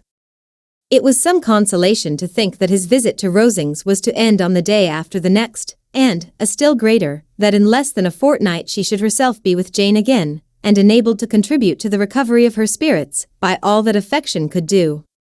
She could not think of Darcy's leaving Kent without remembering that his cousin was to go with him, but Colonel Fitzwilliam had made it clear that he had no intentions at all, and agreeable as he was, she did not mean to be unhappy about him. While settling this point, she was suddenly roused by the sound of the door-bell, and her spirits were a little fluttered by the idea of its being Colonel Fitzwilliam himself, who had once before called late in the evening, and might now come to inquire particularly after her. But this idea was soon banished, and her spirits were very differently affected when, to her utter amazement, she saw Mr. Darcy walk into the room. In an hurried manner he immediately began an inquiry after her health, imputing his visit to a wish of hearing that she were better. She answered him with cold civility. He sat down for a few moments, and then getting up, walked about the room. Elizabeth was surprised, but said not a word. After a silence of several minutes, he came towards her in an agitated manner, and thus began, "In vain I have struggled. It will not do. My feelings will not be repressed. You must allow me to tell you how ardently I admire and love you." Elizabeth's astonishment was beyond expression. She stared, colored, doubted, and was silent. This he considered sufficient encouragement, and the avowal of all that he felt, and had long felt for her, immediately followed. He spoke well, but there were feelings besides those of the heart to be detailed, and he was not more eloquent on the subject of tenderness than of pride. His sense of her inferiority, of its being a degradation, of the family obstacles, which had always opposed to inclination, were dwelt on with a warmth which seemed due to the consequence he was wounding, but was very unlikely to recommend his suit. In spite of her deeply rooted dislike, she could not be insensible to the compliment of such a man's affection, and though her intentions did not vary for an instant, she was at first sorry for the pain he was to receive, till, roused to resentment by his subsequent language, she 132. Lost all compassion in anger. She tried, however, to compose herself to answer him with patience, when he should have done. He concluded with representing to her the strength of that attachment which, in spite of all his endeavors, he had found impossible to conquer, and with expressing his hope that it would now be rewarded by her acceptance of his hand. As he said this, she could easily see that he had no doubt of a favorable answer. He spoke of apprehension and anxiety, but his countenance expressed real security. Such a circumstance could only exasperate farther, and, when he ceased, the color rose into her cheeks, and she said, "In such cases as this, it is, I believe, the established mode to express a sense of obligation for the sentiments avowed, however unequally they may be returned. It is natural that obligation should be felt, and if I could feel gratitude, I would now thank you. But I cannot, I have never desired your good opinion, and you have certainly bestowed it most unwillingly. I am sorry to have occasioned pain to anyone. It has been most unconsciously done, however, and I hope will be of short duration. The feelings which, you tell me, have long prevented the acknowledgement of your regard, can have little difficulty in overcoming it after this explanation." Mr. Darcy, who was leaning against the mantelpiece with his eyes fixed on her face, seemed to catch her words with no less resentment than surprise. His complexion became pale with anger, and the disturbance of his mind was visible in every feature. He was struggling for the appearance of composure, and would not open his lips till he believed himself to have attained it. The pause was to Elizabeth's feelings dreadful. At length, with a voice of forced calmness, he said, "And this is all the reply which I am to have the honor of expect. I might, perhaps, wish to be informed why, with so little endeavor at civility, I am thus rejected. But it is of small importance." "I might as well inquire," replied she, "why with so evident a desire of offending and insulting me, you chose to tell me that you liked me against your will, against your reason, and even against your character? Was not this some excuse for incivility, if I was uncivil? But I have other provocations. You know I have. Had not my feelings decided against you, had they been indifferent, or had they even been favorable, do you think that any consideration would tempt me to accept the man who has been the means of ruining, perhaps forever, the happiness of a most beloved sister?" As she pronounced these words, Mr. Darcy changed color, but the emotion was short, and he listened without attempting to interrupt her. 133. While she continued, "I have every reason in the world to think ill of you. No motive can excuse the unjust and ungenerous part you acted there. You dare not, you cannot deny, that you have been the principal, if not the only means of dividing them from each other, of exposing one to the censure of the world for caprice and instability, and the other to its derision for disappointed hopes, and involving them both in misery of the acutest kind." She paused, and saw with no slight indignation, that he was listening with an air which proved him wholly unmoved by any feeling of remorse. He even looked at her with a smile of affected incredulity. "Can you deny that you have done it?" she repeated. With assumed tranquility he then replied, "I have no wish of denying that I did everything in my power to separate my friend from your sister, or that I rejoice in my success. Towards him I have been kinder than towards myself." Elizabeth disdained the appearance of noticing this civil reflection. But its meaning did not escape, nor was it likely to conciliate her. "But it is not merely this affair," she continued, "on which my dislike is founded. Long before it had taken place my opinion of you was decided. Your character was unfolded in the recital, which I received many months ago from Mr. Wickham. On this subject, what can you have to say? In what imaginary act of friendship can you here defend yourself? Or under what misrepresentation can you here impose upon others? You take an eager interest in that gentleman's concerns," said Darcy, in a less tranquil tone, and with a heightened color. "Who that knows what his misfortunes have been, can help feeling an interest in him?" "His misfortunes," repeated Darcy contemptuously. "Yes, his misfortunes have been great indeed." "And of your infliction," cried Elizabeth with energy. "You have reduced him to his present state of poverty, comparative poverty. You have withheld the advantages which you must know to have been signed for him. You have deprived the best years of his life of that independence, which was no less his due than his desert. You have done all this. And yet you can treat the mention of his misfortune with contempt and ridicule. And this," cried Darcy, as he walked with quick steps across the room, "is your opinion of me. This is the estimation in which you hold me. I thank you for explaining it so fully. My faults according." 134. to this calculation, are heavy indeed. But perhaps, added he, stopping in his walk, and turning towards her, these offences might have been overlooked, had not your pride been hurt by my honest confession of the scruples that had long prevented my forming any serious design. These bitter accusations might have been suppressed, had I, with greater policy, concealed my struggles, and flattered you into the belief of my being impelled by unqualified, unalloyed inclination, by reason, by reflection, by everything. But disguise of every sort is my abhorrence. Nor am I ashamed of the feelings I related. They were natural and just. Could you expect me to rejoice in the inferiority of your connections, to congratulate myself on the hope of relations, whose condition in life is so decidedly beneath my own? Elizabeth felt herself growing more angry every moment, yet she tried to the utmost to speak with composure when she said, "You are mistaken, Mr. Darcy, if you suppose that the mode of your declaration affected me in any other way than as it spared the concern which I might have felt in refusing you, had you behaved in a more gentlemanlike manner."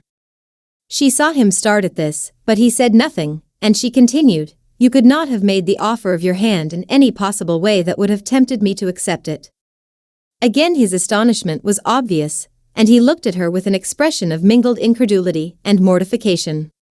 She went on, "From the very beginning, from the first moment, I may almost say, of my acquaintance with you, your manners, impressing me with the fullest belief of your arrogance, your conceit, and your selfish disdain of the feelings of others, were such as to form the groundwork of disapprobation on which succeeding events have built so immovable a dislike. And I had not known you a month before I felt that you were the last man in the world whom I could ever be prevailed on to marry."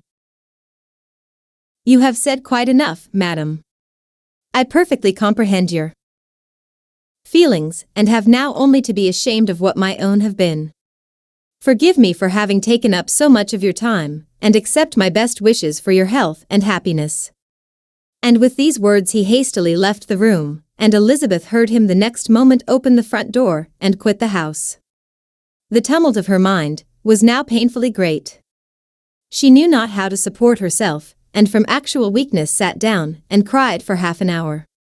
Her astonishment, as she reflected on what had passed, was increased by every review of it. That she should receive an offer of marriage from Mr. Darcy. That he should have been in 135. Love with her for so many months. So much in love as to wish to marry her in spite of all the objections which had made him prevent his friends marrying her sister, and which must appear at least with equal force in his own case, was almost incredible. It was gratifying to have inspired unconsciously so strong an affection. But his pride, his abominable pride, his shameless avowal of what he had done with respect to Jane, his unpardonable assurance in acknowledging, though he could not justify it, and the unfeeling manner in which he had mentioned Mr. Wickham, his cruelty towards whom he had not attempted to deny, soon overcame the pity which the consideration of his attachment had for a moment excited. She continued in very agitated reflections till the sound of Lady Catherine's carriage made her feel how unequal she was to encounter Charlotte's observation, and hurried her away to her room.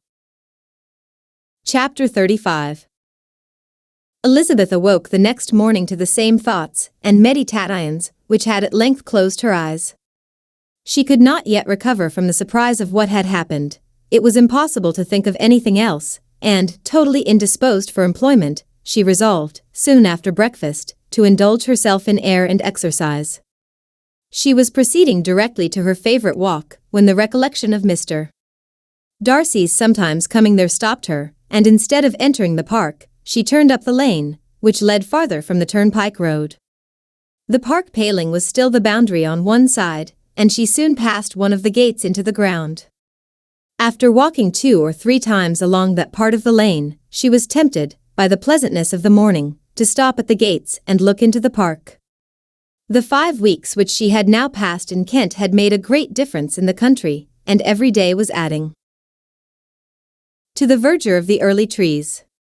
She was on the point of continuing her walk, when she caught a glimpse of a gentleman within the sort of grove which edged the park. He was moving that way, and, fearful of its being Mr. Darcy, she was directly retreating.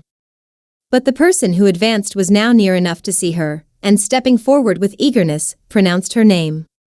She had turned away, but on hear ing herself called, though in a voice which proved it to be Mr. Darcy, she moved again towards the gate. He had by that time reached it also, and, holding out a letter, which she instinctively took, said, with a look 136. Of haughty composure, I have been walking in the grove some time in the hope of meeting you. Will you do me the honor of reading that letter?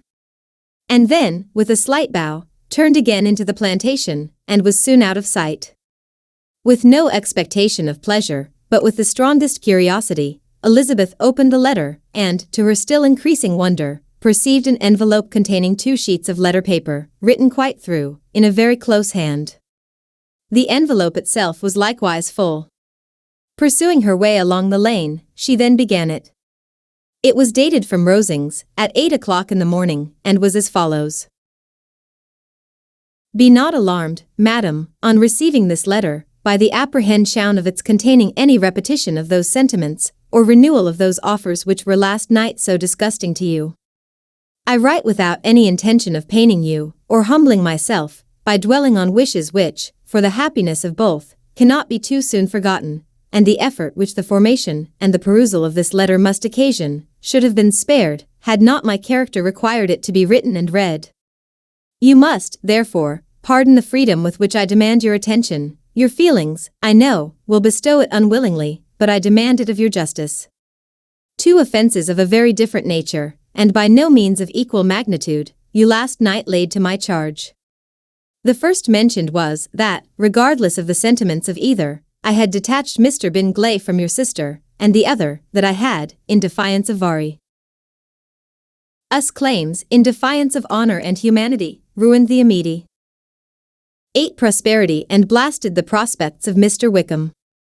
Wilfully and wantonly to have thrown off the companion of my youth, the acknowledged favorite of my father, a young man who had scarcely any other dependence than on our patronage, and who had been brought up to expect its exertion, would be a depravity, to which the separation of 2 young persons, whose affection could be the growth of only a few weeks, could bear no comparison. But from the severity of that blame which was last night so liberally bestowed, respecting each circumstance, I shall hope to be in the future secured, when the following account of my actions and their motives has been read. If, in the explanation of them, which is due to myself, I am under the necessity of relating feelings which may be offensive to yours, I can only say that I am sorry.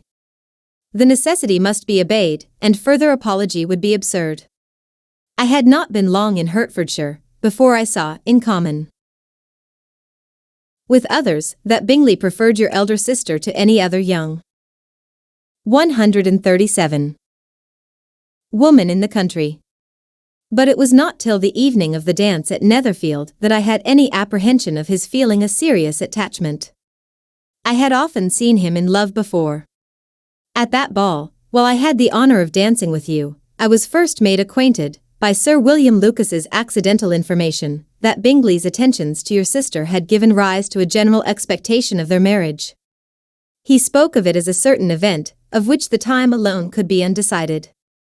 From that moment I observed my friend's behavior attentively, and I could then perceive that his partiality for Miss Bennet was beyond what I had ever witnessed in him. Your sister I also watched. Her look and manners were open, cheerful, and engaging as ever, but without any symptom of peculiar regard, and I remained convinced from the evening's scrutiny, that though she received his attentions with pleasure, she did not invite them by any participation of sentiment. If you have not been mistaken here, I must have been in error.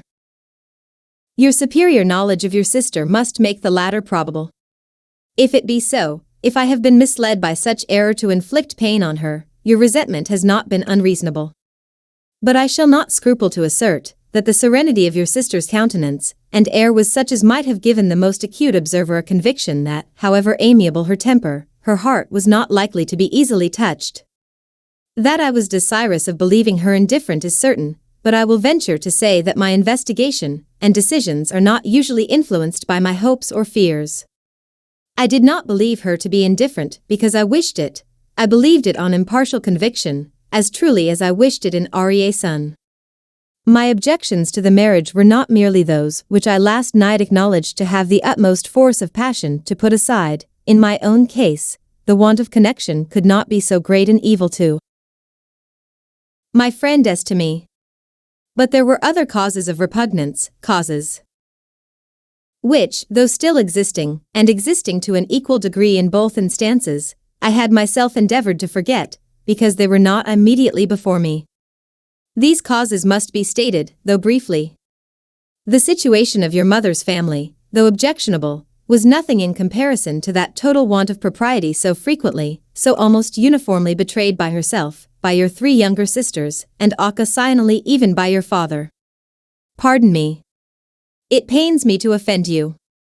But amidst your concern for the defects of your nearest relations, and your displeasure at this representation of them, let it give you consolation to consider that, to have conducted yourselves so as to avoid any share of the like censure, is praise no less generally bestowed on you and your elder sister, than it is honorable to the sense and disposition of both. 138. I will only say farther that from what passed that evening, my opinion of all parties was confirmed, and every inducement heightened which could have led me before, to preserve my friend from what I esteemed a most unhappy connection. He left Netherfield for London, on the day following, as you, I am certain, remember, with the design of soon returning. The part which I acted is now to be explained.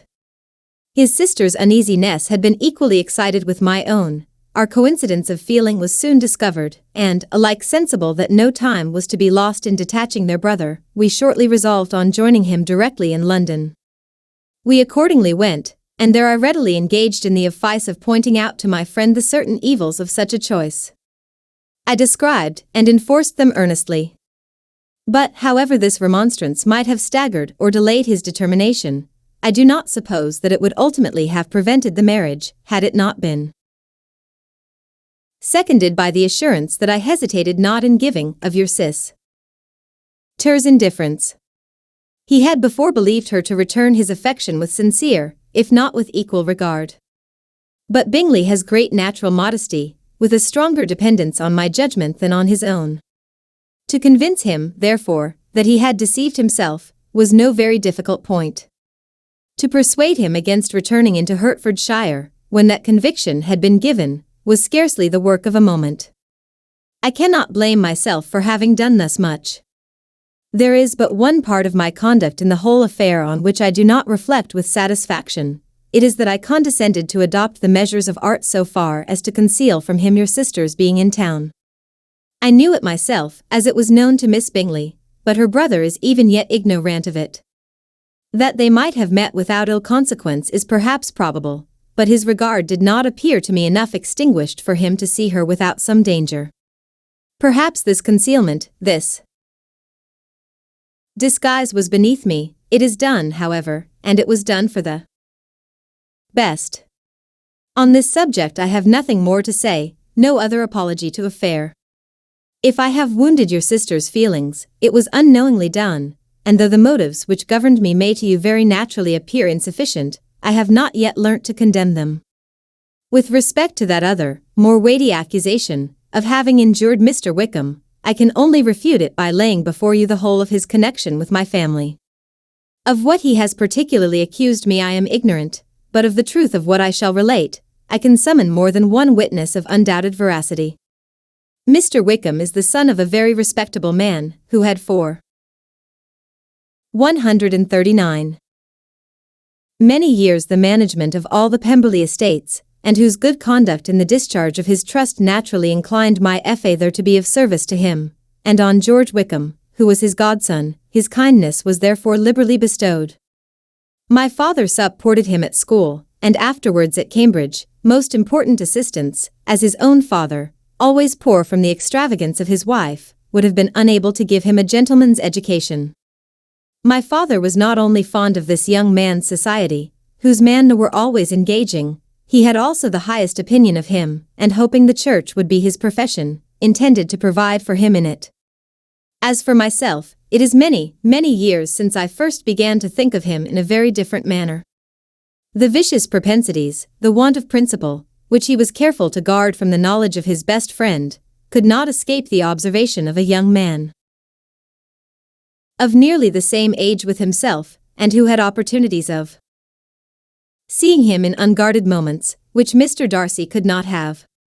Here again shall give you pain, to what degree you only can tell. But whatever may be the sentiments which Mr. Wickham has created, a suspicion of their nature shall not prevent me from unfolding his real character. It adds even another motive. My excellent father died about 5 years ago, and his attachment to Mr. Wickham was to the last so steady, that in his will he particularly recommended it to me, to promote his advancement in the best manner that his profession might allow, and if he took orders, desired that a valuable family living might be his as soon as it became vacant. There was also a legacy of £1,000.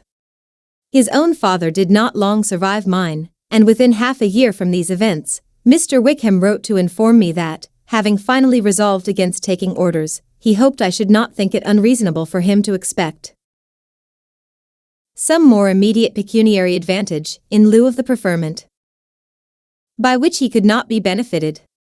He had some intention, he added, of studying law, and I must be aware that the interest of £1,000 would be a very insufficient support therein. I rather wished, than believed him to be sincere, but, at any rate, was perfectly ready to accede to his proposal.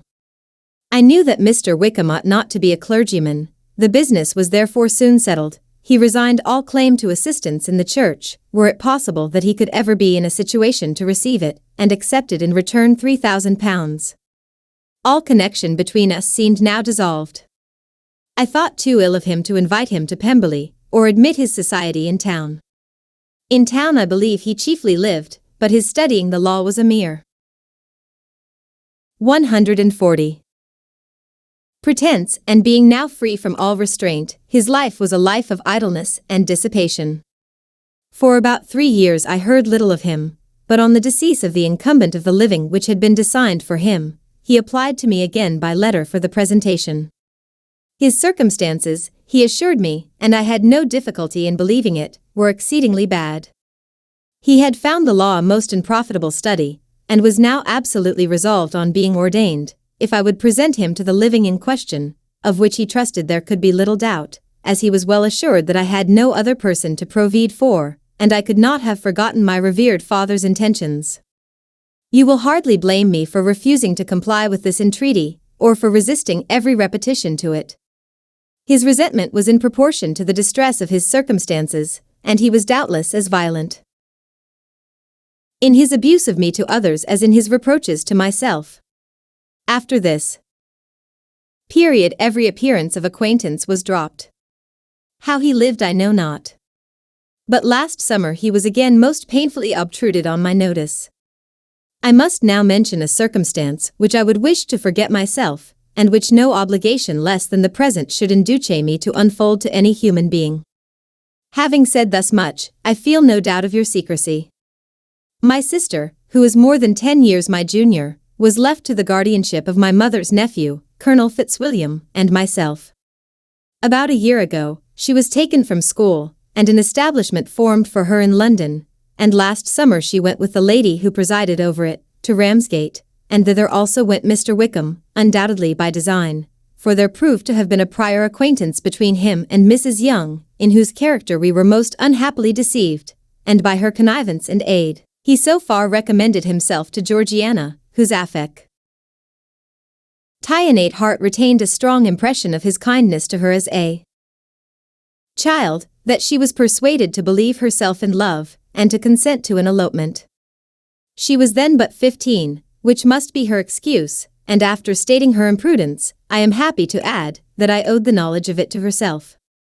I joined them unexpectedly a day or two before the intended elopement, and then Georgiana, unable to support the idea of grieving and offending a brother whom she almost looked up to as a father, acknowledged the whole to me. You may imagine what I felt and how I acted. Regard for my sister's credit and feelings prevented any public exposure, but I wrote to Mr. Wickham, who left the place immediately, and Mrs. Young was of course removed from her charge. Mr. Wickham's chief object was unquestionably my sister's 141. Fortune, which is £30,000, but I cannot help supposing that the hope of revenging himself on me was a strong inducement. His revenge would have been complete indeed. This, madam, is a faithful narrative of every event in which we have been concerned together, and if you do not absolutely reject it as false, you will, I hope, acquit me henceforth of cruelty towards Mr. Wickham. I know not in what manner, under what form of falsehood he had imposed on you, but his success is not perhaps to be wondered at. Ignorant as you previously were of everything concerning either, detection could not be in your power, and suspicion certainly not in your inclination. You may possibly wonder why all this was not told you last night, but I was not then master enough of myself to know what could or ought to be revealed. For the truth of everything here related, I can appeal more particularly to the testimony of Colonel Fitzwilliam, who, from our near relationship and constant intimacy, and, still more, as one of the executors of my father's will, has been unavoidably acquainted with every particular of these transactions.